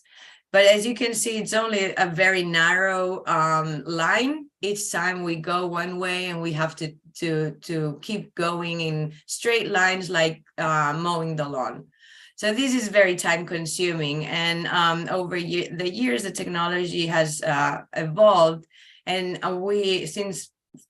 for the last 5 years, more or less, we've been using what we call the autonomous underwater vehicles.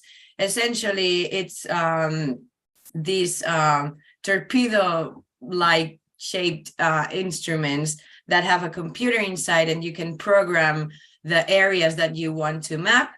And essentially what you do is you just deploy them, you just send them out there and they do their own thing.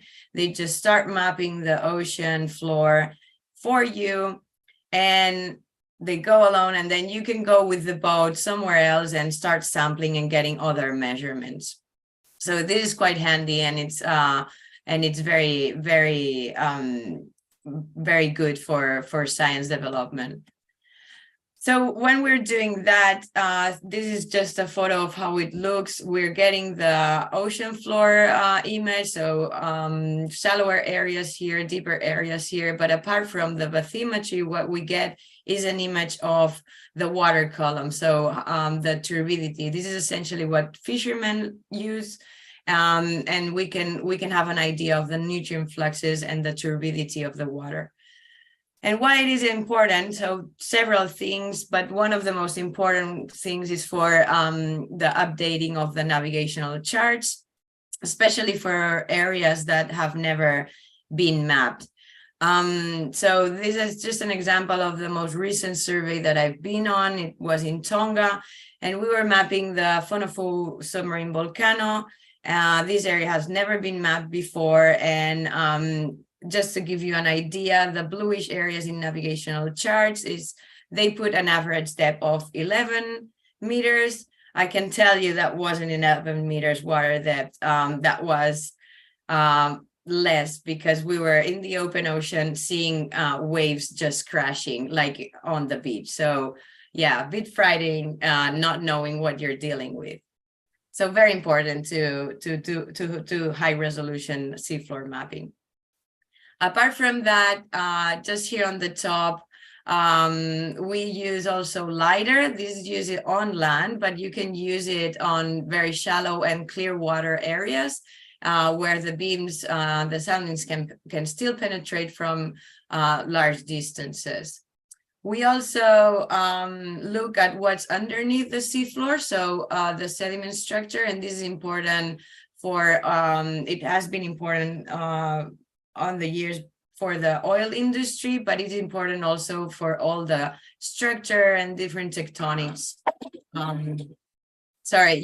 So we also take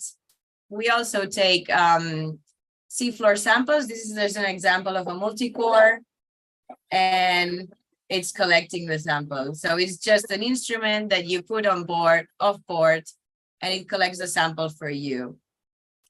These can go down to thousands of meters water depth.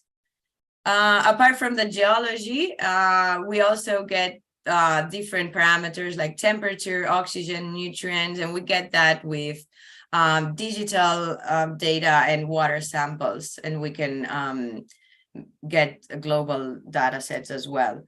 And we can also measurement dynamic properties like currents, wave, tides, using different types of measurements, instruments, like from surface buoys, tidal gouts, and current meters, essentially. And where do we put that? We just deploy moorings on the seafloor, and these instrumented lines can last there for months. And then it collects data, and you can have a sense of the seasonal variability of the different parameters of the ocean. And I talked about the autonomous underwater vehicles, like torpedo-like instruments getting data for us. So a little bit of a summary image here. Essentially, we use whatever we can, right, to get out there, because it's such a difficult environment that it's not our environment. And so we use from satellites, different planes, vessels, research vessels, but also working with fishermen as well.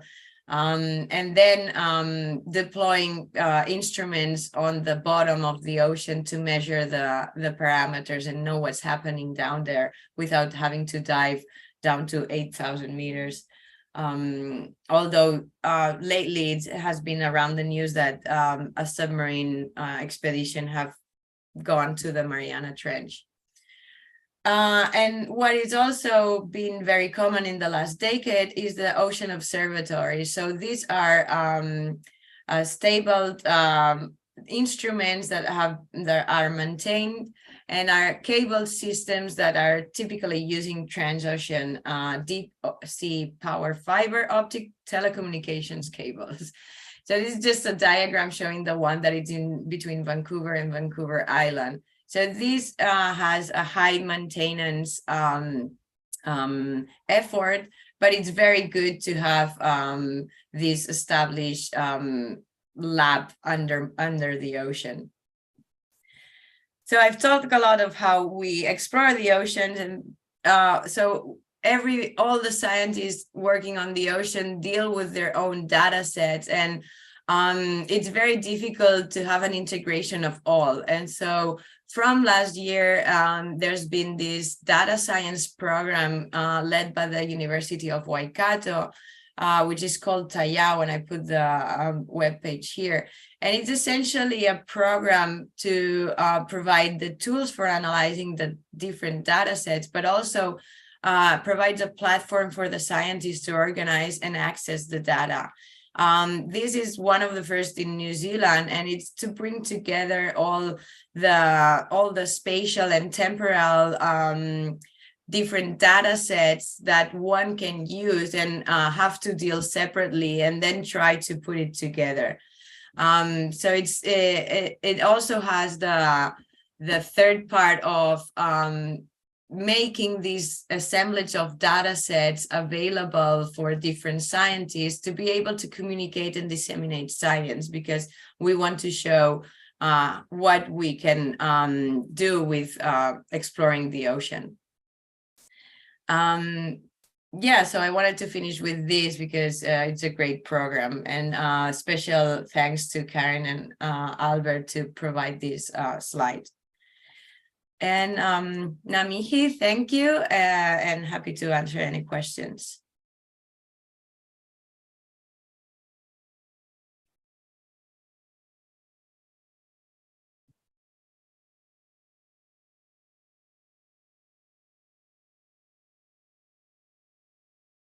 Thank you, Marta. I want to thank every speaker of this session. I want to invite them to whoever's here to come down over here so we can do the questions. So I'm pretty sure we'll have very good questions. There was a really diverse topic in this session. So if anyone wants to raise their hand, or if we type online, if we got any questions online.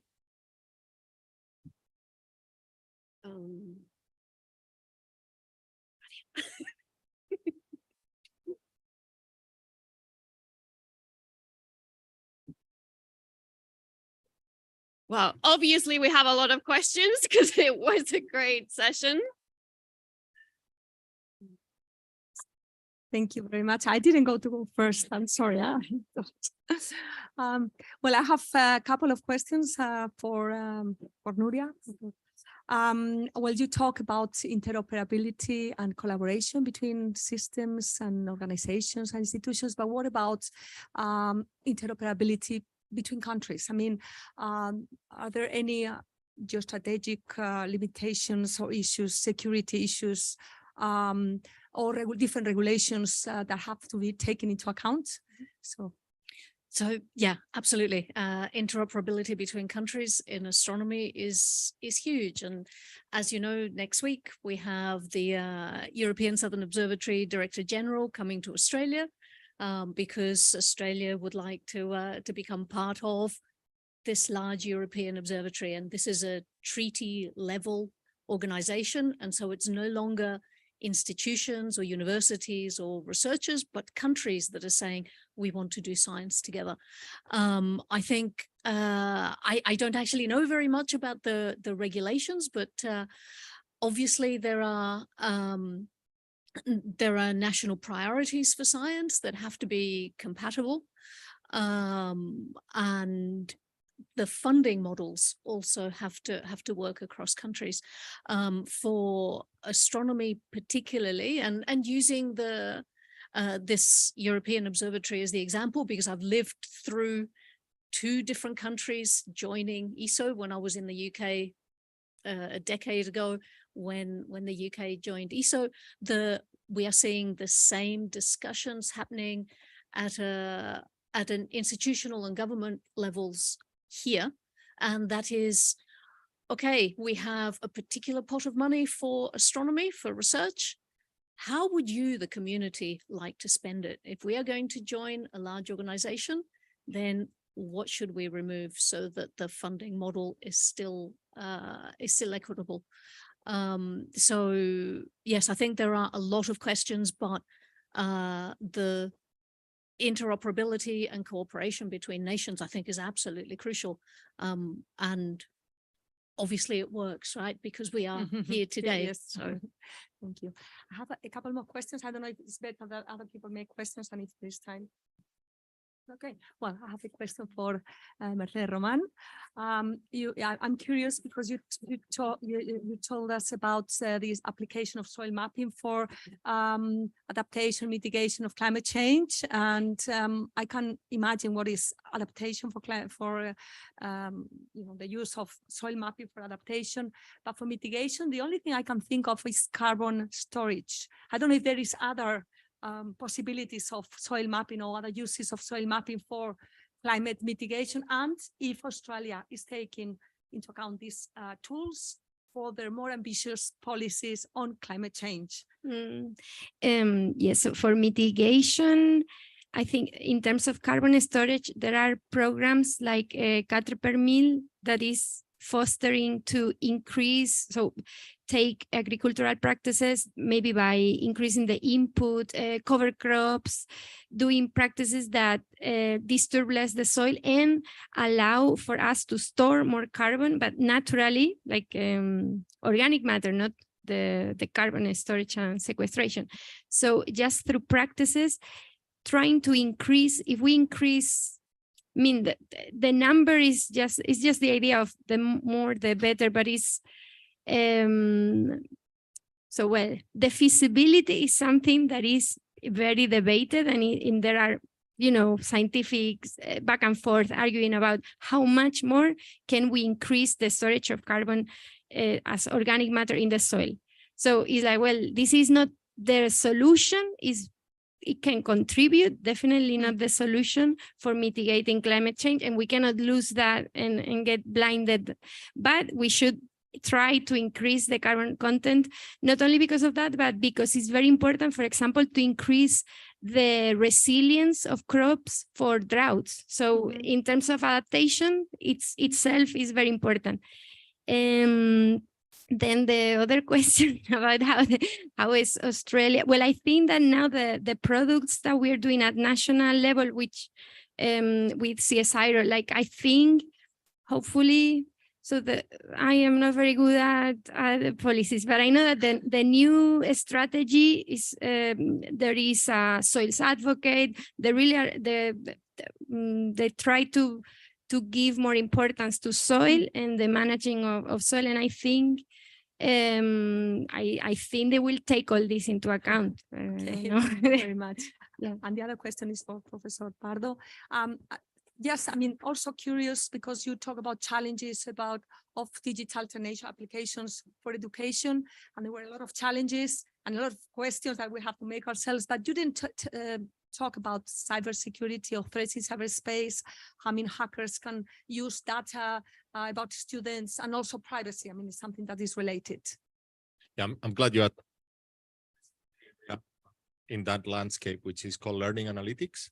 And it's basically all the mediation of technology that we discuss, all that mediation hand with comprehensive data capture. And, it's actually the area where I've been working in the last 5 to 10 years. And it has a very strong component about privacy and security. And if you go through the literature, we still are in the same stage, trying to come to terms with how do we deal with technology and with handling private data and privacy in those contexts. I can give you a couple of examples, like, for example, technology now allows us to capture very detailed description of the motivation of the students and how they engage with different resources at different you can use that for very positive techniques, like, for example, improving the capacity to do coaching and mentoring for students, because one element is to have a good understanding of how the students are navigating the system. But obviously there is another one, which is you capture very private information that sometimes can be misused, like, for example, the location of the students while they're accessing those. The big surprise in the industry is that educational institutions all of a sudden find themselves as the custodian of vast data sets containing very delicate information.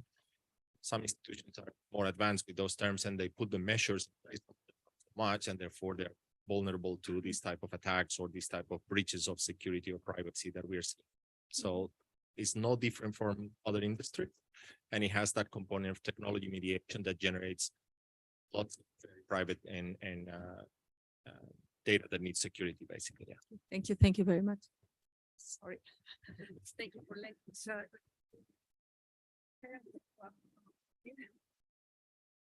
I'll be very quick. I enjoy so much every talk this afternoon, but my question would be for Marta in Auckland.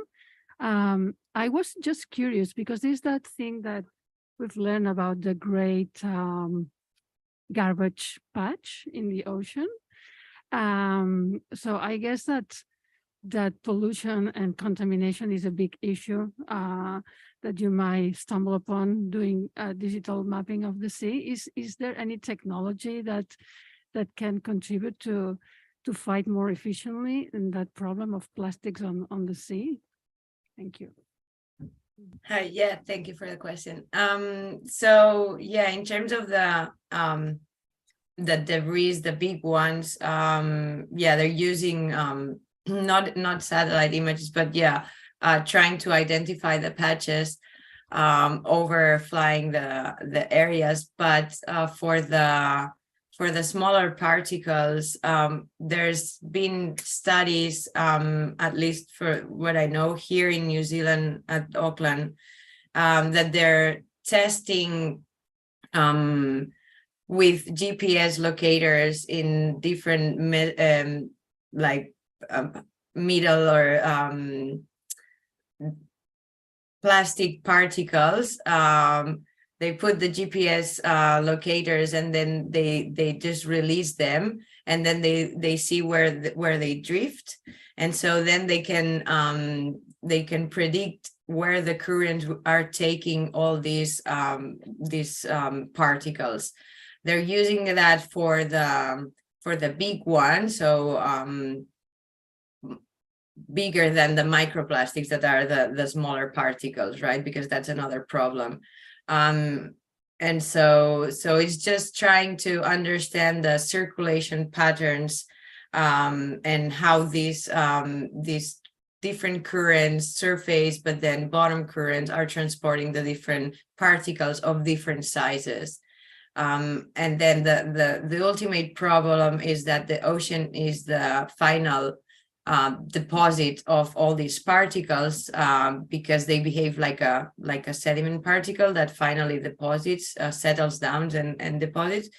So it's still early on this, and there's not many studies looking at how much into the seafloor there's been accumulation of microplastics. I've been working on this topic myself, and it's quite challenging to see where are the main areas. But understanding the sediment dynamics with the ocean currents, doing these multidisciplinary studies, it's the way to go. Okay, if everyone joins me in thanking all the speakers of this session again.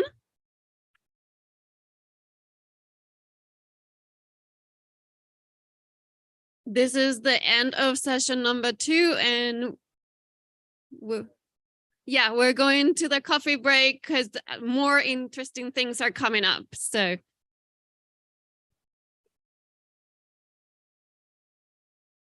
Please, the people who has booked for the virtual reality demo, go quickly to the place. They are waiting for you. Yes,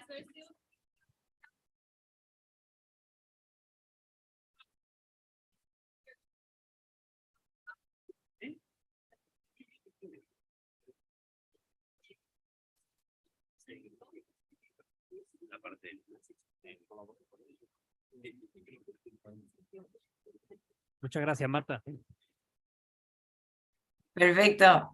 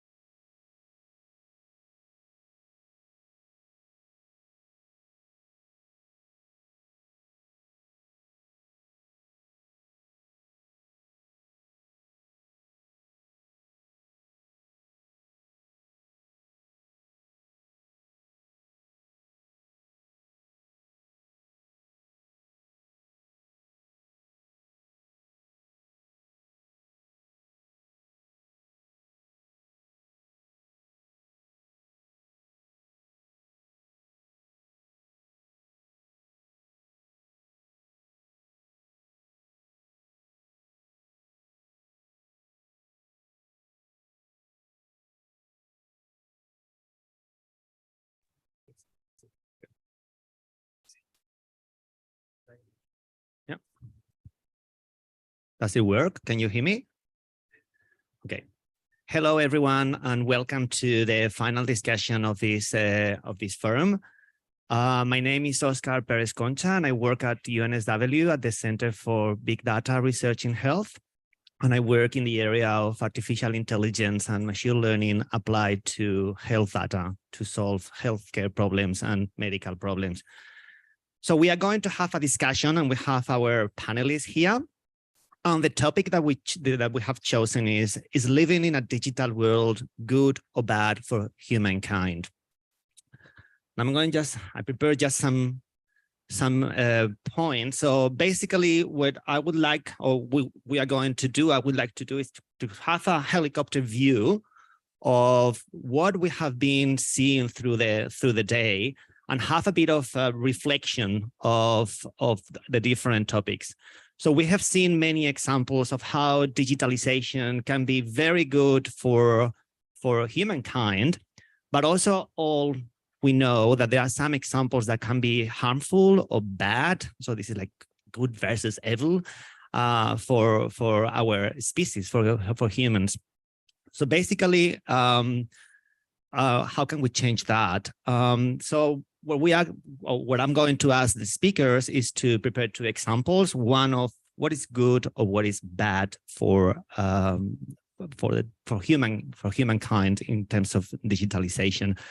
So we are going to start with good, and more or less, because we have only half an hour, 2 minutes each with your ideas. So don't feel bad if I cut you off. But we can, if you want, we can start from Vanessa on this way. So just to remind you the names, these are our panelists, Dr. Jose Miguel Bello and Villarino. Yeah. Professor Marta Poblet here, Dr. Vanessa Moss, Professor Abelardo Pardo.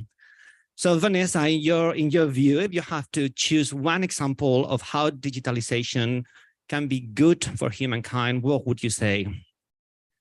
So for me, I think it's really about the kinds of communities that can form and collaborate when you remove the barrier of physical location or physical coexistence. The Future of Meetings is just one example. And from that online community, we very rarely meet in person. This is an example of where we are in person, but we have people from all around the world. So we can actually be super inclusive. We've, Elizabeth, who is, if people participate in the tour, she's in Japan. Aiden is in Perth. We have people in Canary Islands. So I think removing those physical barriers and starting to, just open up the world and collaborate more openly is a huge thing. We've had collaborations form that would never have happened if we had to meet in person. We have human-computer interaction collaborations with the University of Queensland, the International Astronomical Union, ICWIP, the International Conference for Women in Physics. All of these did not rely on in-person. So I think that opening up of the world and looking outwards instead of inwards for me is a huge advantage of digital. Thank you. By the way, if some of the people in the audience wants to make a remark or something, just put your hand up. Thank you. I'm going to use an example that I have never used in public because it's kind of a bit complicated for non-people without knowing the Spanish context. But there's this system in Spain. We have a gender-based violence law, which actually monitors the victims of gender-based violence very, very well. It collects a lot of data on the victims to reassess the risk of victimization, give measures. So pretty much it says, well, you're a victim of gender-based violence. So we are going to track you in a way and to make your life better and to avoid putting you at risk before. And this is called Biogen, and it's a system that collects all this data. So what it now, it has a recommendation, so how you have to monitor the victims, how the police needs to track and the courts need to track the victims of gender-based violence. And the system has worked really well, but it still assesses risk for these victims, not in a not great manner. So measures that. And about 3 years ago, some Spanish scientists, data scientists, started using machine learning to process all this record of data since 2004 that has been collected. And the system has improved a lot. And the system is not in place now, but the system does things much better than human judgment. Why? Because artificial intelligence, for example, is much better at recognizing patterns than humans are. So these things, like this kind of concrete interventions where data can give us a better understanding of the world, are essential. And I think if we exploit that, we are going to have a better world for us. Thanks. I think these two examples resonate with what I wanted to share. So I share something slightly different with regard to connectivity. I was involved 10 years ago in something new called crisis mapping, which was essentially groups of volunteers across the world working 24 hours, 7 days. Every time a crisis would erupt, that would be the earthquake in Haiti, or floods in Pakistan, or the crisis in Libya. So people self-organizing in a rather organic way to curate information on social media. Social media is full of information, but also misinformation. So having those dedicated teams of people working together, developing protocols and practices to help humanitarian organizations on the ground, I think that was a path-breaking moment that made me think, well, there's much more than social media for sharing updates. There's lots of potential here. Very interesting. So for me, again, I'm going to follow the same. The main positive thing is connectedness and how technology fosters that. But I'm going to choose an example that is specific to the area that I talked about, which is learning and learning technology. Now, there's a lot of risk of hyper promising things that are going to happen. So I'm going to give you, I think what it is a realistic example. Think of you are teaching a course and think about a place where you would like to take your student, but it's not possible. And it could be visiting some archaeological site, maybe scuba diving in the Barrier Reef, or maybe it's a place that is ephemeral. You would like them to have taken them to a construction site that 2 years ago was at the right time for you to explore how the heating system is installed in a skyscraper, for example, and that skyscraper is now finished. Therefore, it's gone. Or an art exhibition that stops in your city and it's gone. So think about those type of things. So the example that I see that technology is very powerful is that it is very cheap now to go with technology and do a 360 video recording of that space. You can even walk to that space and do a 360 video. It's a one-person task with very affordable technology. And there is a fairly straightforward pipeline that then allows you to bring those videos, and with the technology that some of you experience already in that room, then you can put your students in that context. And the most powerful thing, you can assess if they acquire those skills, like, for example, someone identifying risky configurations in a building, or someone identifying the main parts of a data center. You cannot take people in a data center. Or people doing a scuba diving trip, the Barrier Reef, and identifying different fish or fauna, or these type of things are very powerful. Anybody involved in teaching would recognize that they are very authentic. And I think technology is now opening the door to make that much more feasible. So that's a good story. Thank you. I think all examples were fantastic, and I'm going to be a bit mean. So, oh, sorry, I have to be close to the camera. So, for example, in the example that Vanessa has given us all about virtual reality, very similar to what you were saying too, we can use that for evil too. So as every technology, we can use it for good, but we can use it for evil. So in this case, for example, I don't know, I can think of mafias around the world, you know, all connected with these devices, you know, organizing crime in a much more efficient way. So how can we do something to stop that? What do you think? What do you reckon? Same with the data, by the way. We can use the data for many other purposes. The two examples that you have given, and I'm going to tell just a little story. Sorry, I have the microphone, so. No, it's just that last week my partner lost his wallet with the keys, credit cards, and then at the same time he had this cyber attack. So all his data in his computer was exposed, and at that moment we felt so vulnerable. I don't know if the two even are correlated in the sense that, you know, the criminal knew everything about my partner and then did the hacking episode. But basically it was our bank account, our mortgage, you know, that so the person could ask for a loan on our behalf. I really freaked out. So anyway, how can we do, nothing happened, by the way. But I could see my whole history on the internet and every single repayment that I have done for my mortgage. And you can go and see it. I paid all of them, by the way. But I was shocked that that information is public for everyone to see. So we can start in the same order. You can just reply. Yeah, so it's a really good point. And I think one of the things we've seen, especially in the last year, is there have been a lot of cybersecurity breaches and a lot of hacks, and it's becoming very clear that the currency of the future is data, and people's personal data and private data there's more I think regulation was kind of a theme that came up, and I'll leave it to others to comment more on that and how we can regulate things better.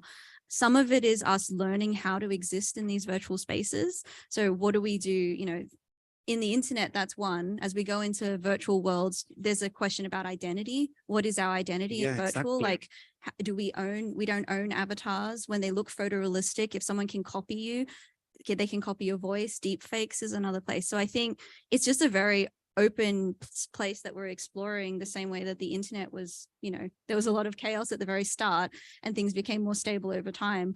But yeah, some of it I think is self-education about, okay, how do we protect ourselves better? And some of it is bigger than that. It's about the ecosystems becoming more safe for people and providing those spaces where we can share data without being worried about it. But I'll let others comment. Yeah.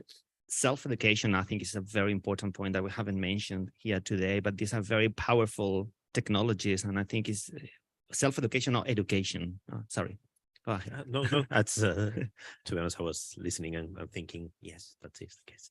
Anyway, I think that the main risk about the digital world is the scalability of it. So it is not that you can attack one thing. If you steal someone's wallet, you can go to the bank, just you can try to do it in person, you can do it. It's just that you can do it at a massive scale and at the same time. And that reminds me, one of the things that I mentioned in the presentation before, it was, I told you about the thermostat, about the Google Nest. This is also a story that is not well known, but in 2017, in the winter of 2017, in the Northern Hemisphere, in the US, all of a sudden, all the Google Nest thermostats collapse. Why? Because they push an update, and that update killed the batteries. So pretty much when you don't have a thermostat, your heating doesn't work. It's not easy to, we don't know, at least I do not know how to replace it, go and buy one and replace it.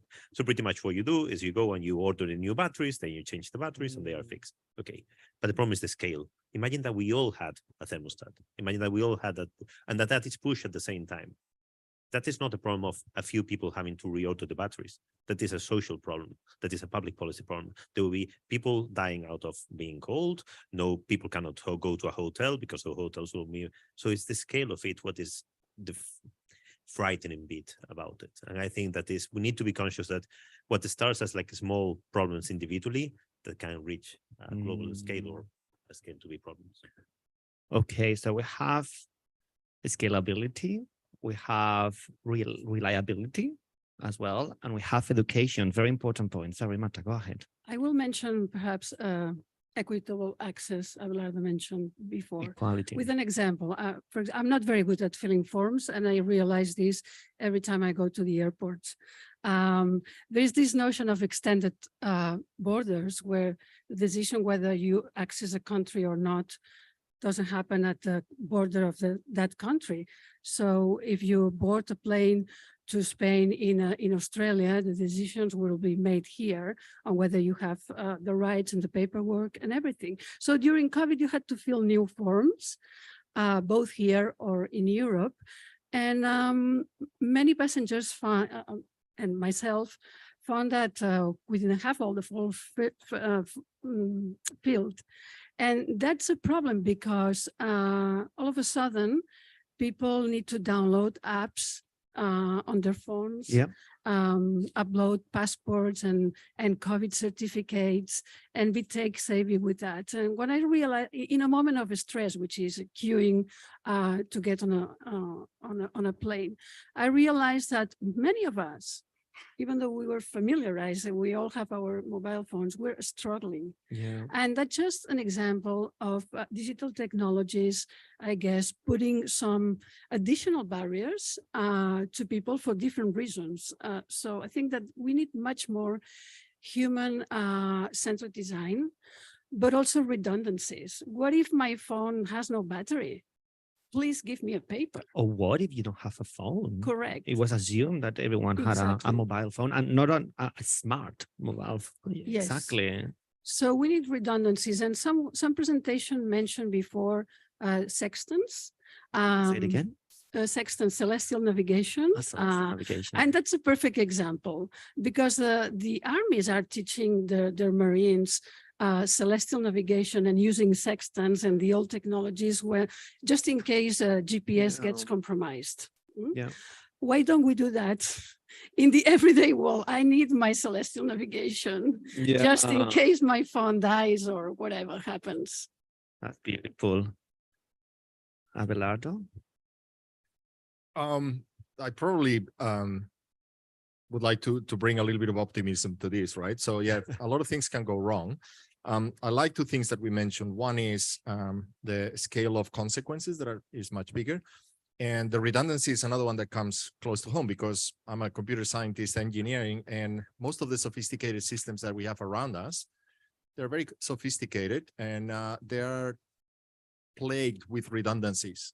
The one that comes to mind, you already know, is airplanes, right? Airplanes have 2, 3, 4 computers in case one breaks, the other one doesn't work, the other one is out of something. There is always something in there. So this redundancy is very important. But I wanted to conclude on a bit of a positive note. I totally agree with what we said. We have a lot of challenges. We have a lot of potential consequence. But if you look at how the human race has dealt with these things in the past, right? There was a time that we didn't know how to process radiation. There was another time that we didn't have any clue about how to navigate or position ourselves in a planet. There was another time where, I don't know, we've been dealing with this curveball after curveball for society, right? Industrial age. There was a time where we allow our workers to work in really unhealthy environments, mining, another one. So we've always been dealing with this increase in complexity. So I think we have to trust that we've done this before.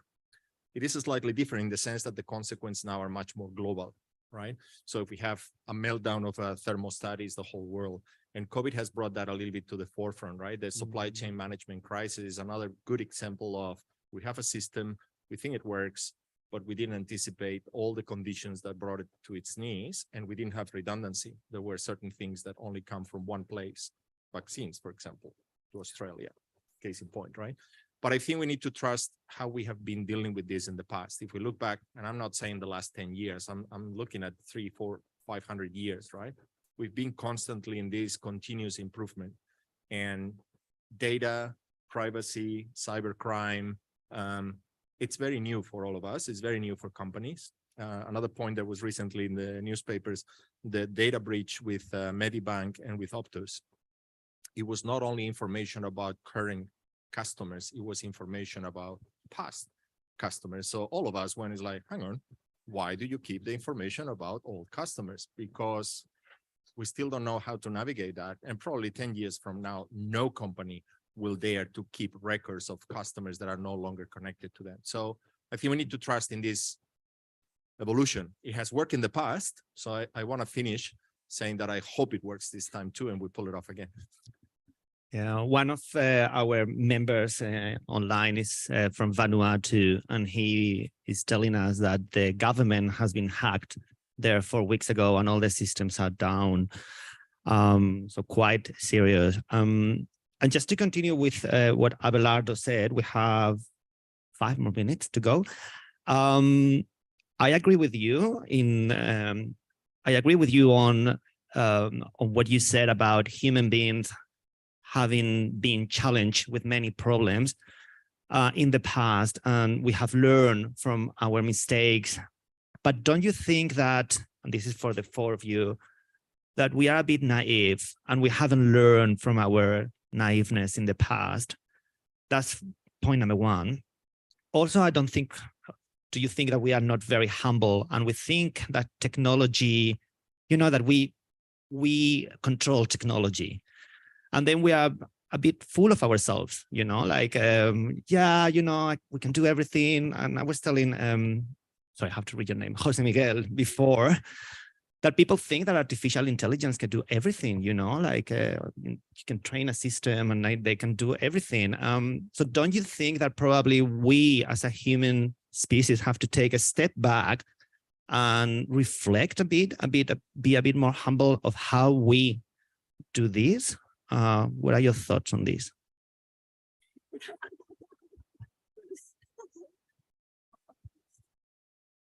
I agree. I mean, I think if we look at that's what I was.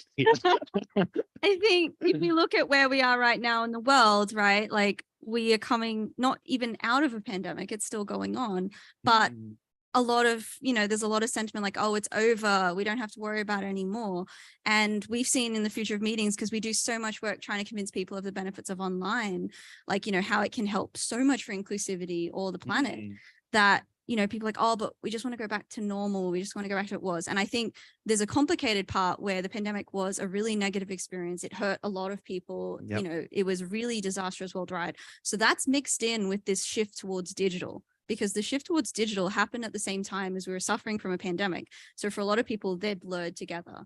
And so I think to come out of that, to really, show the benefits of digital, we have to say, okay, well, we can go to a better normal. We can do better and try to navigate that. But I agree with you. I mean, I think as much as humanity has progressed in the past, it has also shown that it is not always capable of learning from the mistakes of the past. We actually work with science historians who are studying the evolution of the conference. And one of the themes that's come out of that is that actually the conference hasn't evolved for about a century. We still meet how we did before we had technology. Yeah. So I guess I feel similar to Abelardo that there is optimism here.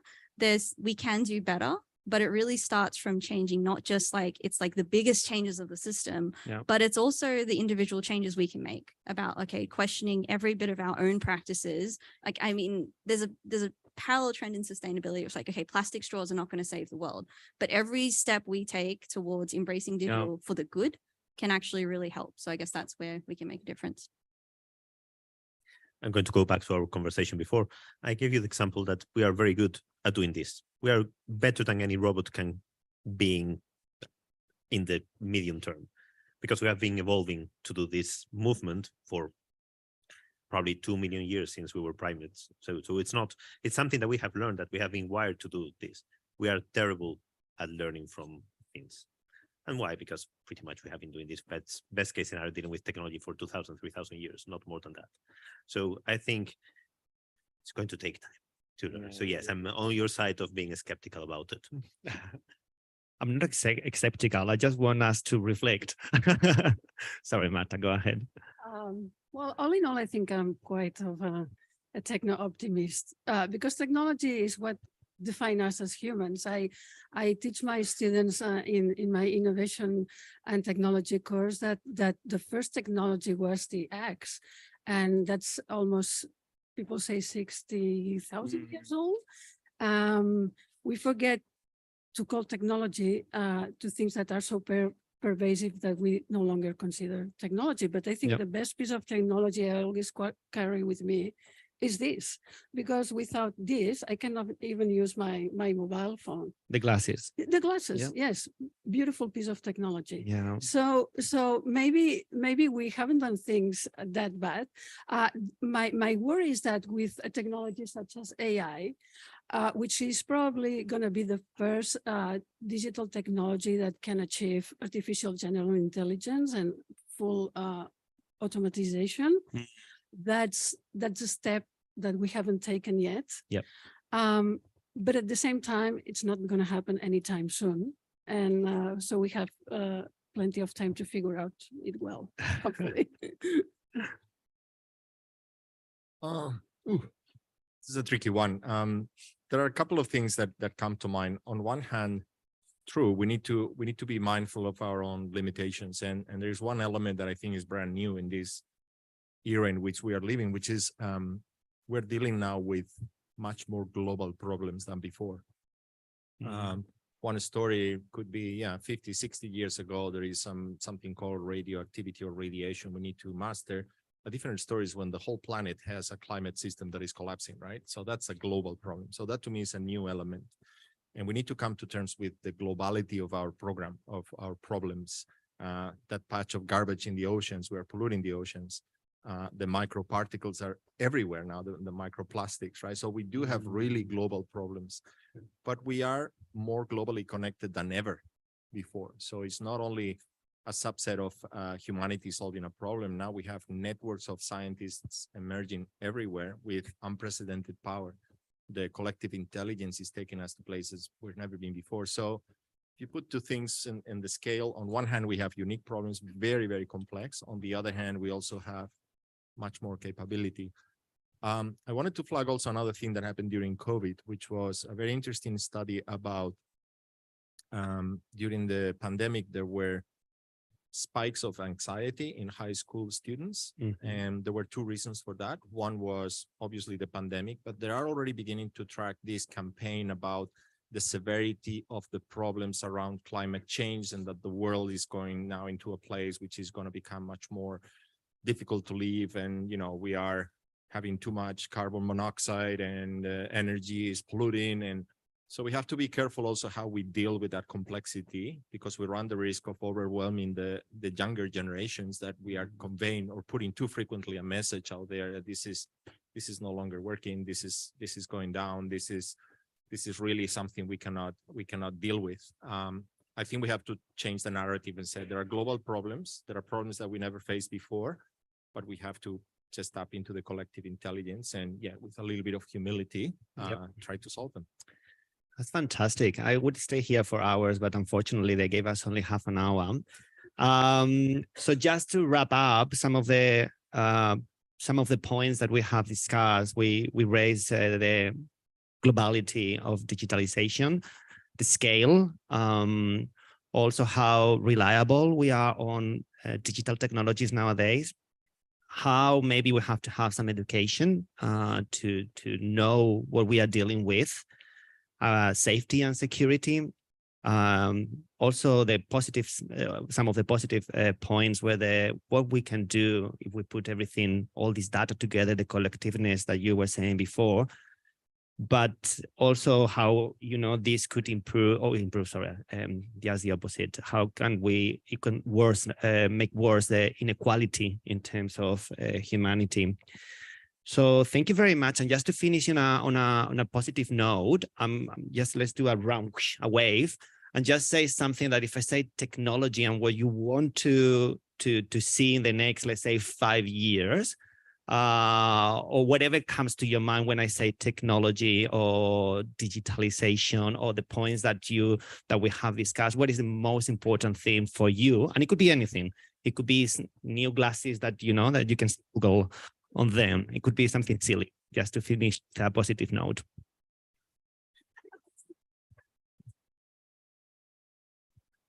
I love, for example, the virtual reality. I'm going to say my point. I love the virtual reality that Vanessa was showing us before, and I would love to see those virtual reality machines in the university, because now I have a lot of students around the world, and when I'm teaching, I feel that the blended mode, they are a bit, I don't know, it's not so interactive as the ones that are face-to-face. So it's one of the things that I loved of today. I have discovered. So that's my point. Abelardo. Mine would be, I like to see, so the trajectory we've been following is this neck-breaking speed in innovation. I like to see exactly the same or even bigger in equity of access to technology. You say digital technologies or technologies in general? Digitalization. My question was so general, sorry. I was about thinking, the digitalization or technologies. Well, I was thinking to the topic of collective intelligence. I'd like to see platforms that are able to unleash the collective intelligence of people, experts, towards addressing the most pressing issues that we will be facing, I guess, the pandemic, this one or the next one, and climate change. Very good one.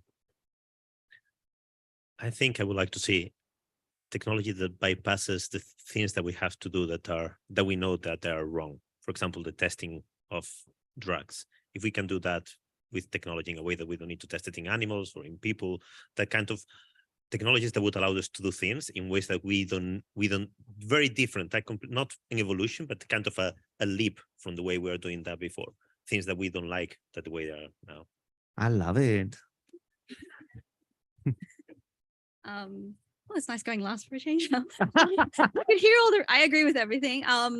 So I finally thought of a very short story, which is I was able to attend the SIGGRAPH Asia conference 2 years ago, and the director of the movie Over the Moon was speaking, and I was able to ask a question. And this is a conference I would never be able to go to in person because it's so beyond astronomy and what I do. But because it was online, like it was possible. So these borders open up. And so my question was about how they collaborated. You know, he said he had collaborators for making this movie in China, in Canada, you know, in the Netherlands. It was all distributed, and it was like, how did you make that work? And he was like, well, you know, for the first time, this is a world without walls. Like that was what he said. He was at the center of this world without walls. And so that's what I'd like to see. I'd like to see us all, you know, aim for that, like no longer being bound by these physical walls that we've always been bound by, but like actually remove the walls. We can be connected all over the world. Of knowledge. And yes, yeah, and just have it really be fantastic. open. Well, thank you very much. Please, a round of applause. And we will be around later if you want to discuss further. And now we go to the next session. So I have to read, I think, Joaquin. Thank you, everyone.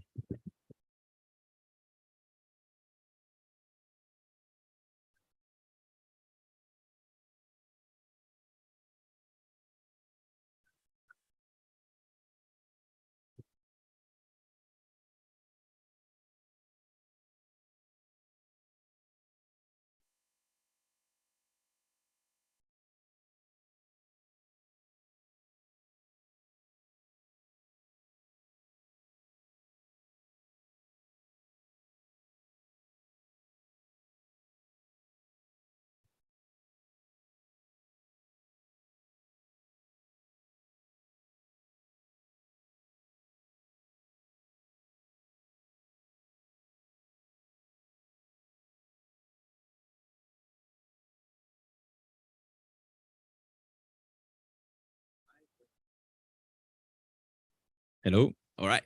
Well, welcome everyone to the final section of the forum, which is about awards and acknowledgements. And it is my pleasure to present today the first edition of an award that we have organized in SRAP, which is about the Early Career Researcher Award.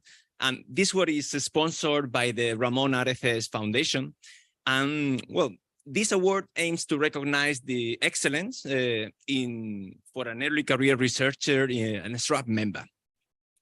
And well, in this first edition, we have received 7 very competitive applications. And well, I feel very proud to announce that the awardee of the first edition of the SRAP Ramon Areces Foundation Early Career Researcher Award goes for Dr. Sara Murillo. Sara Murillo, please welcome.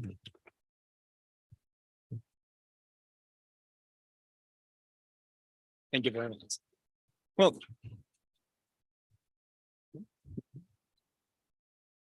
Sara has a bachelor in biology, a master in biomedicine. She has a PhD in health sciences, and she has a very impressive research trajectory. She has published 5 research papers, one of them in probably the highest impact factor journal in general medicine science, which is The Lancet.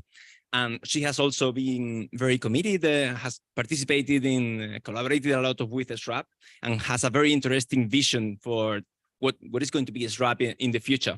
So later, she's going to present, share with us all a little bit about her research trajectory, the research that she's now doing, and also about this vision. But before going to that, I would like to acknowledge the scientific committee of this award that has been formed by Associate Professor Sergio León Zabal, Associate Professor Marian Vidal Hernandez, Dr. Ana Rubio, and Dr.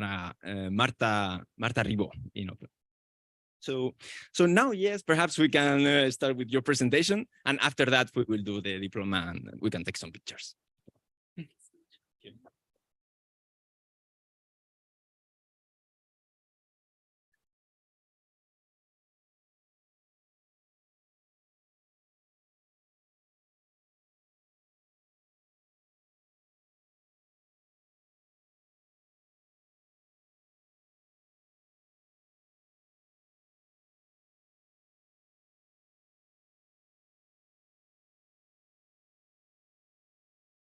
Thank you so much, Joaquin, for your kind words. Before to start to talk about my professional career, I would like to say thank you to the Ramon Areces Foundation and also to the committee of SRAP for choosing me to receive this award this year. And also I would like to say thank you to my family, because thanks to them and their support, I'm here today. And especially I would like to send my strength to my grandmother that is not having a good time right now in Spain. So yeah, talking a little bit about my trajectory. In 2012, I started my research trajectory in the last year of the bachelor, working in the Department of Microbiology and Cellular Biology. Then during the master in biomedicine, I changed doing my project in cancer, in the study of the different altered proteins expression in uterine Leishmaniosity. And in 2015, I was working in different projects for private companies, also related with cancer and also rheumatoid arthritis. And then in the same year, in 2015, I got granted a fellowship to start my PhD. And I finished my PhD in 2019. Was about the study of the mechanism of infection of HIV-1. And all my studies have been done in the University of La Laguna in Tenerife from Canary Islands. And during my PhD, I also did a short stay in Italy to learn an engineered genetic technique to use during my PhD research. In 2020, I got granted a postdoctoral fellowship from the Canary Foundation Manuel Morales to move to here, Australia, in Melbourne, to work in the Doherty Institute for Infection and Immunity. The idea was continue working in HIV-1 as I did during my PhD, but because I arrived in March 2020, was just before the pandemic was starting, the only work allowed in the building was SARS-CoV-2 research. So I have to change my project to SARS-CoV-2. At least I was lucky to change my project and continue going work. So I was feeling really lucky, but yeah, during all the pandemic, I have been working on that. And now talking about my current research, in 2022, I got granted another fellowship from Spain called Margarita Salas. And I came back to the research in HIV, because it's the virus I like. And right now I'm working in, thanks to my experience in RNA therapeutics that I was learning during the SARS-CoV-2 research. I'm trying to translate it to this virus, to HIV-1. Yeah, I wanted to explain a little bit about that, because at the moment, the treatments that are currently used in patients infected with HIV-1 are the ones that are able to eliminate the virus from the body, but not the virus that is latent integrated in the genome of the infected cells. So at the moment, the research about that is to try to find latency reversing agents that are able to induce the expression of the virus out of this genome to try to fight for and clean completely the virus from the infected patients. So right now I'm working with an RNA therapy that is trying to induce this latency reversal of the virus and induce the self-death of the infected cells in the patient selectively and not the healthy cells. So thanks to this research, because I'm working with RNA, my boss have sent me to Western Australia, to Perth, to learn few techniques with an expert in RNA. It's called Archa Fox. Yeah, during all 2022 and 2023, I'm going to be there learning about RNA with her.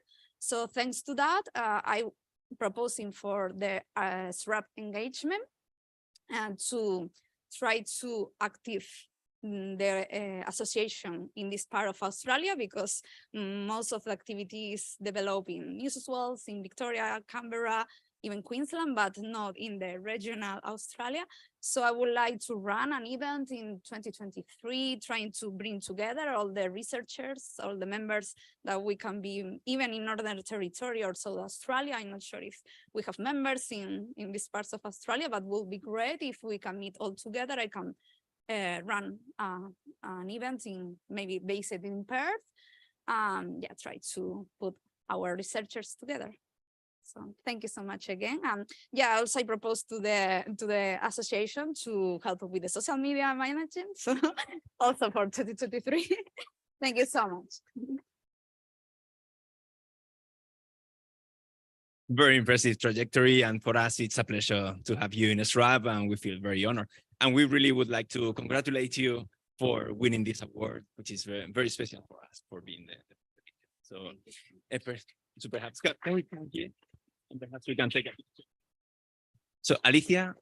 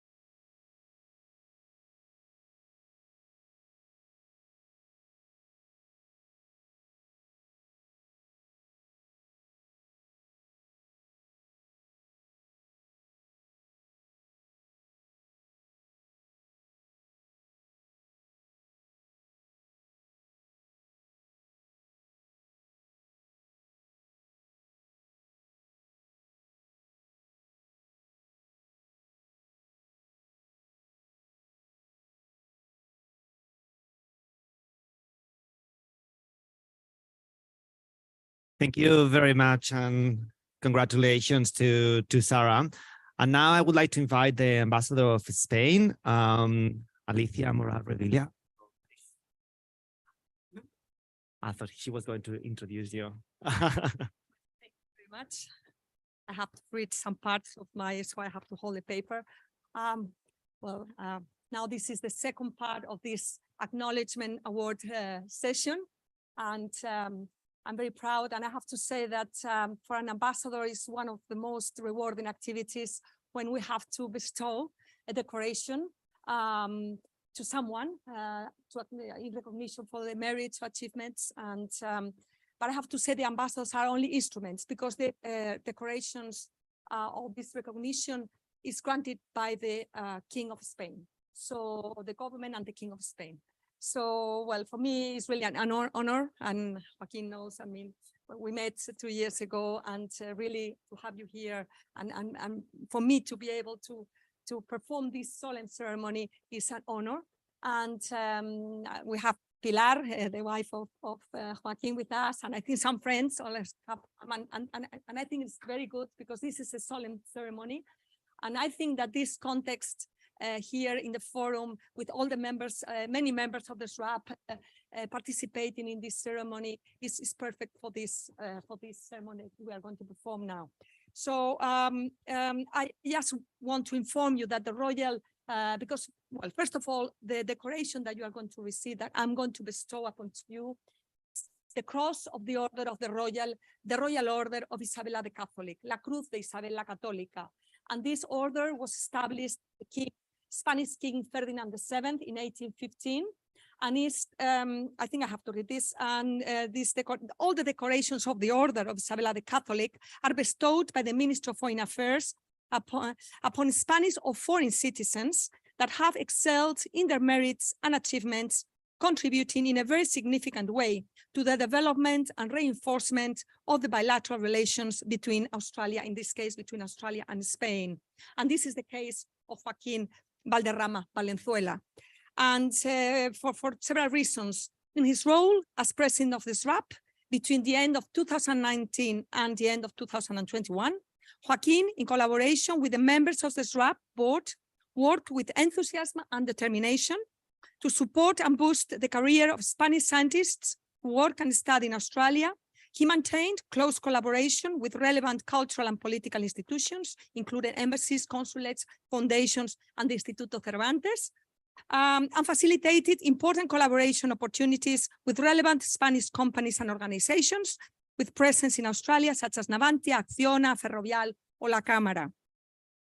As a senior research scientist, the head of neurophysiological measures at the National Acoustic Laboratories in Sydney, Joaquin has made a significant scientific contribution to hearing neuroscience in Australia and has kept a close collaboration with the Department of Signal Processing, Telematics and Communications of the University of Granada, I hope I said it right, in Spain.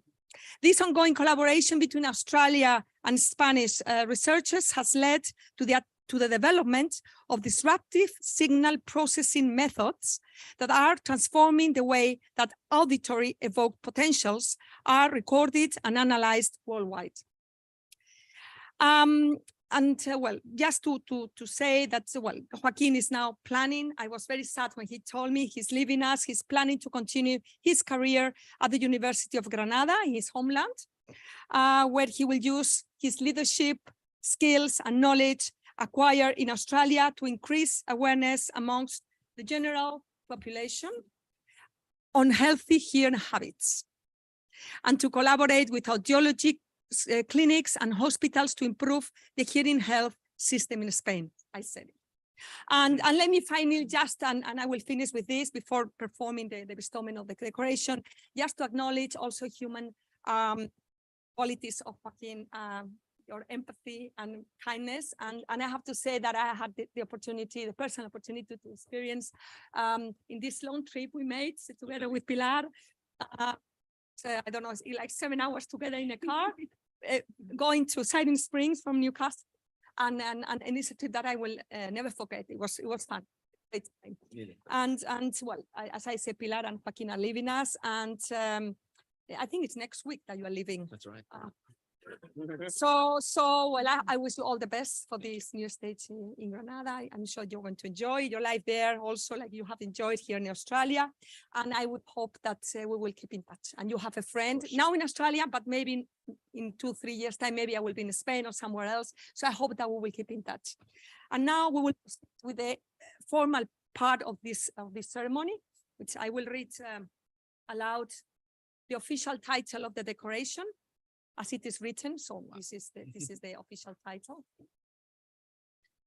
Felipe VI, rey de España, gran maestre de la Orden de Isabel la Católica, y en su nombre el ministro de Asuntos Exteriores, Unión Europea y Cooperación, gran canciller de la Orden, en atención a los méritos y circunstancias que concurren en el señor don Joaquín Tomás Valderrama Valenzuela, ha tenido a bien otorgarle la Cruz de la Orden de Isabel la Católica. Por tanto, se le conceden los honores, distinciones y uso de las insignias que le corresponden a tenor de los estatutos. Dado en Madrid a 18 de junio de 2022. Felipe Rey.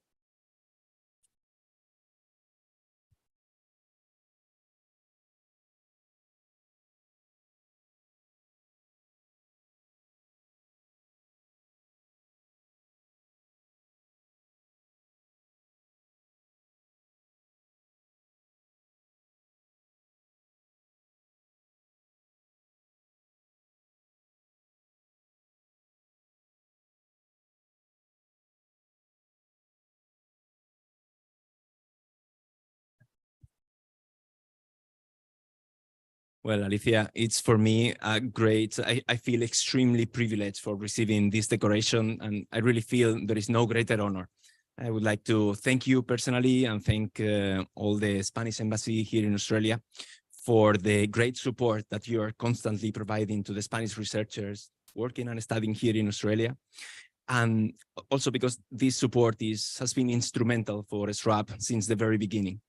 I would also like to thank my preceding Spanish presidents who were Professor Luis Salvador Carulla and also the rest of the founding members, because it requires a very clear vision and a strong determination to found an institution like SRAP.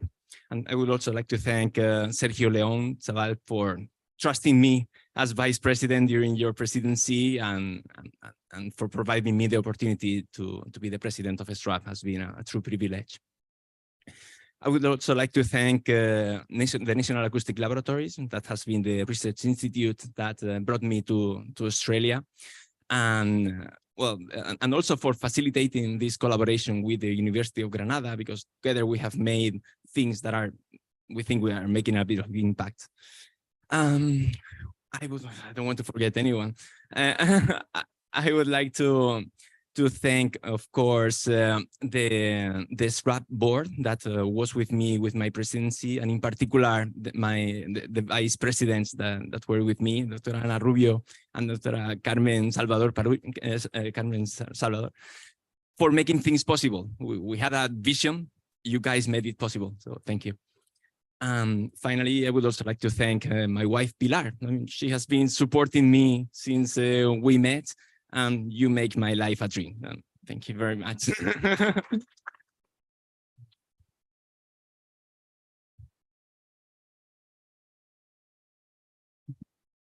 I don't want to finish also thanking my colleagues and friends and close friends who came today to accompany me in this special moment. It's a pleasure to share all this moment with all of you. Thank you very much. Thank you.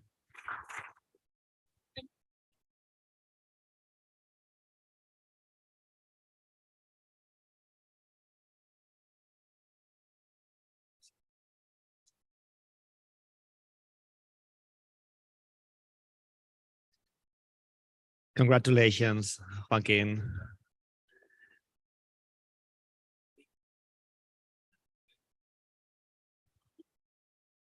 Yes. So now we are going to pass to the launching of the PhD Code to Tell program between Macquarie University, the Spanish researchers in Australia Pacific, and the Cervantes Institute. So Professor Tracy Rashmer, Dr. Angel Lopez Sanchez, and Coral Martinez. Hello. Hello, how are you? I'm very well, thank you. I give you the... Okay. Hello. Basically, the same presentation I had related to the US thing when we go through. I will let you. Okay. So you can go. Thank goodness we're quick learners. Yes. It's nice to see you again. Yeah, you too. I saw you in city. No, okay, so do we stand? So do I? That's fine. I think that we can do it. Whatever you tell us to do. You go. I'm mute and. Okay, I think I'm mute here. That's fine. Good. Sharing the screen.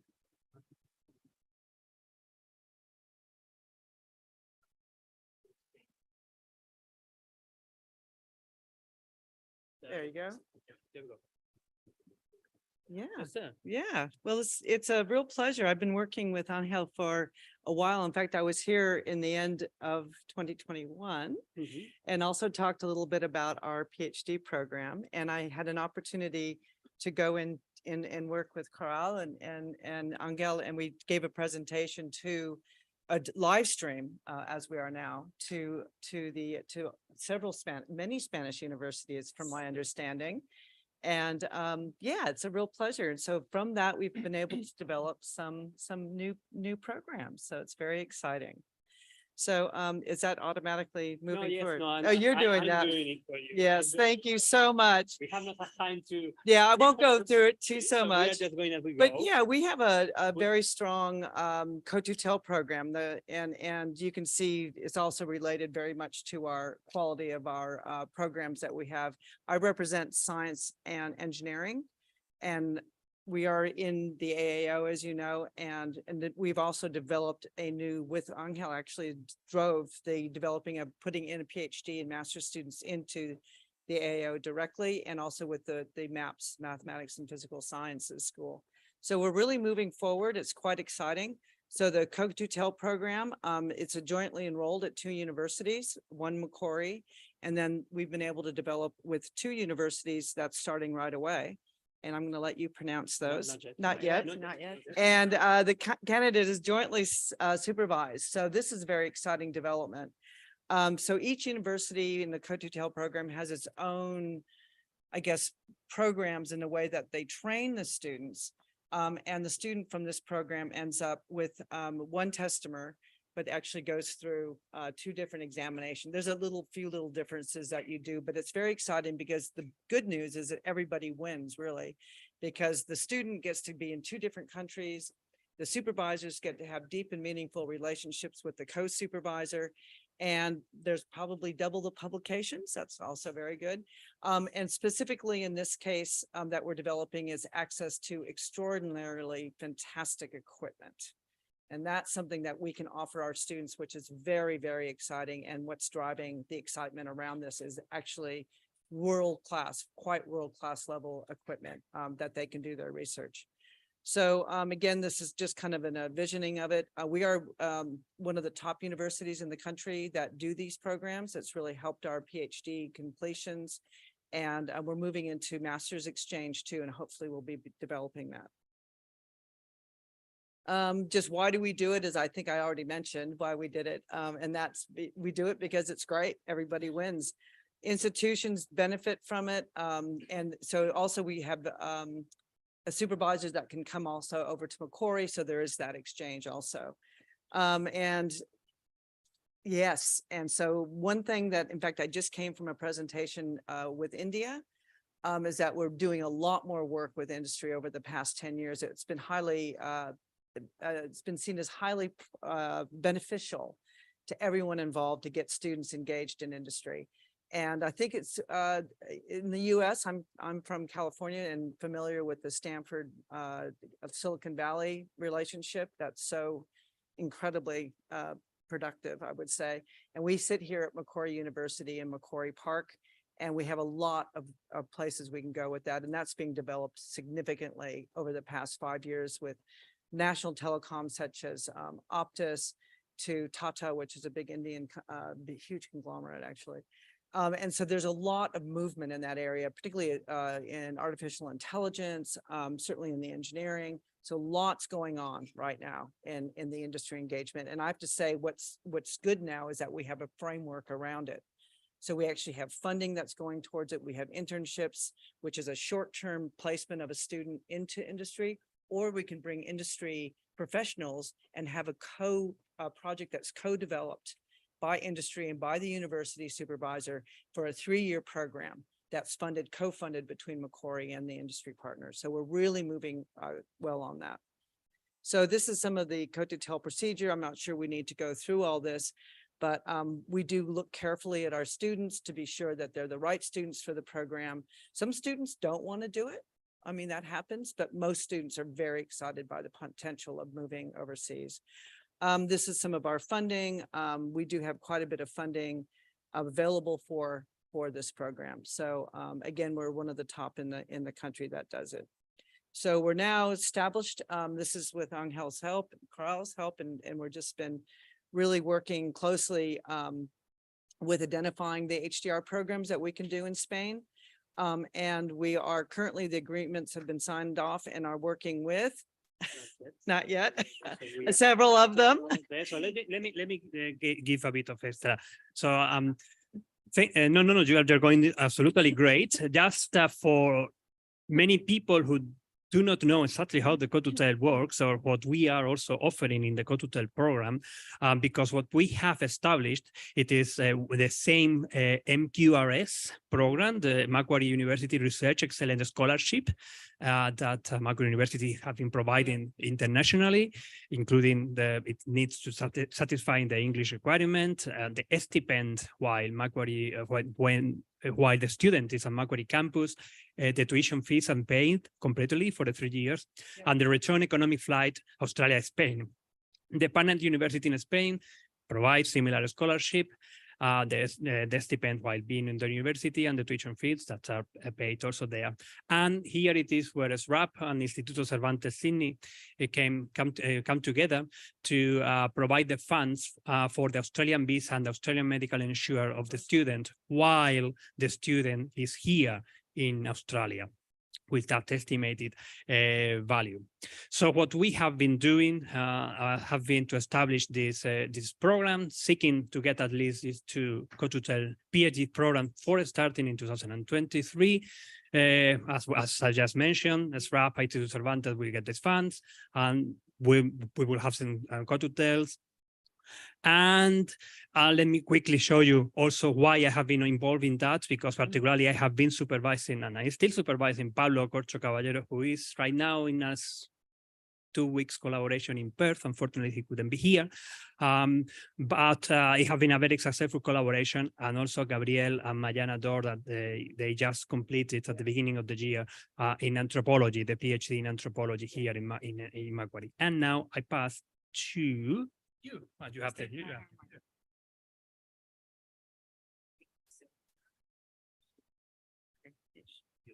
Thank you so much. Just makes it easier. Yeah, doesn't work. Well, speak loud. Speak loud, yes. It's an honor to be here once again. Last year, we were talking about funds, budget, bureaucracy, sometimes not a very sexy topic, but very needed. And this year, it's an honor to be here as a collaborator. Instituto Cervantes of Sydney will always be here to build bridges amongst our fellows in Spain and Australia. And it goes without saying that this partnership has been and will be, this is an ongoing story, a dream. Instituto Cervantes of Sydney hosted a meeting and had the honor to have Tracy and Angel with us in our premises. And the goal is, as I said before, to build bridges. What we're trying to do is to enhance collaboration among Australian and Spanish universities to promote the CoTuTel programs. We actually had all universities on that day. Why? Because first of all, streaming live technology is very useful. So they cannot actually be there at that time. We had 150 participants on that day on some way, or online or face-to-face, and on Twitter, Facebook, YouTube, you name it. There we were. And that's been ongoing. We've received quite a lot of calls talking about global connection on how to do CoTuTel programs to us. I was like, well, we're not exactly the proficiency, we're not proficiency in that area. But what I'm trying to say is that we managed to achieve a goal. It's an ongoing goal. So never stop, never sleep. Just keep on going, learn from your mistakes, and get better each and every time. Instituto Cervantes is a platform. We're part of the Spanish embassy. We're part of the Consulate of Culture from Spain. We're here to help. We're here to enhance partnerships. Spanish universities are more than willing to seek collaboration with Australian universities. Macquarie University is, with no doubt, leading university in CoTuTel programs. There's no losers here. It's a win-win situation. So you have our time, our venue, and our devotion to this project. We've put through 2 conferences this year, on the 30th of May with Macquarie University, on the 17th of October with Canberra RMIT, which has just won the Malaspina Award, and University of Loyola. We will keep on going for the upcoming years. We'll try to engage with the industry because that is also a win-win deal. And I truly think this is a great opportunity for students, for teachers, for researchers, and of course for universities on both sides. We're actually going to be presenting tonight a wonderful opportunity in the CRUE, the Conference of Rectors of Spanish Universities, tonight after the dinner, after the drinks. Yeah, after all that, we have to go and have an online meeting because it will be at 11:30 a.m. in Spain. 9 p.m. for us. 9 p.m. Someone for who have us. been awake at 2:30 a.m. There you go. So it's nonstop. But the good thing is that we have been requested to talk about good practices, good examples of what we can do to enhance collaboration among Spanish and Australian universities. And they're actually willing to see what this model is about exactly, what they want to do, and there's just more partners to go. We actually received about 24, maybe 25 co-tutel proposals for the Macquarie University. For you to decide and to choose, but it was wonderful. So we'll just keep on going, and it's an honor to be part of this. So the floor is yours. That one, I'm not sure. Now that works. Okay, yeah, it does seem to work. Now Okay. you can do it. Okay. So we have been able to get some agreements signed for 2023. And Universidad de Valencia, the University of Valencia Yeah. is the first one that Yep. we are just signed a memorandum of understanding Standing. for starting a PhD co-tutel next year. Yay.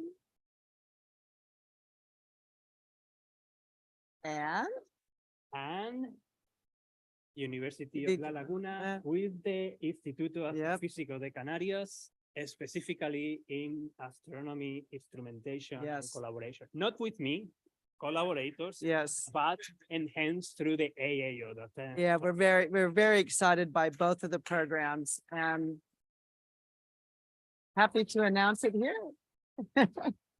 So this is quite a step forward for us. I'm very excited by the program, and I want to thank you, Angel, so much for all your support and help for bringing these relationships to fruition. Thank you. Well, actually, now I changed the hat from Macquarie to a president of SRAP. What I really want to is to thank you, Coral, Instituto Cervantes, and again, all the governmental support that we are getting for these programs. Of course, Macquarie University. I know that I'm part of Macquarie University, but you know that we have been working very closely together. I don't know how many emails, how many things, how many legal things that I do not understand. I'm an astronomer. Not I should not be doing this anyway. And really, as SRAP president, what I'm really looking forward is this model or something like this to be copied across Australia. So I really want to invite everyone, all of you who are here, or Spanish researchers working in different universities across Australia, to try to promote something like that. Can ask us to SRAP, Instituto Cervantes, who will try to provide a similar thing, and more than that, because we are already in conversation for establishing even something bigger, larger, during the next few years, that I cannot tell much at the moment. But believe me that I'm extremely excited about what might come from this. Thank you very much. Thank you. Thank you, everyone. You want to say anything?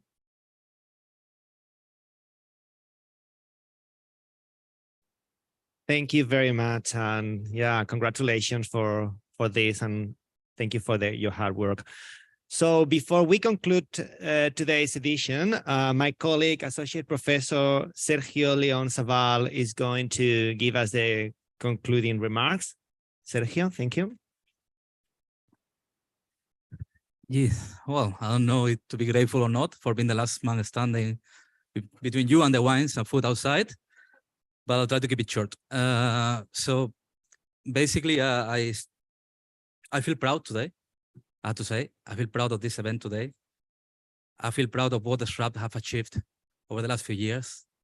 This is the 8th forum today, okay? 8 years providing you with this caliber, with this horizontality, with this quality of events today.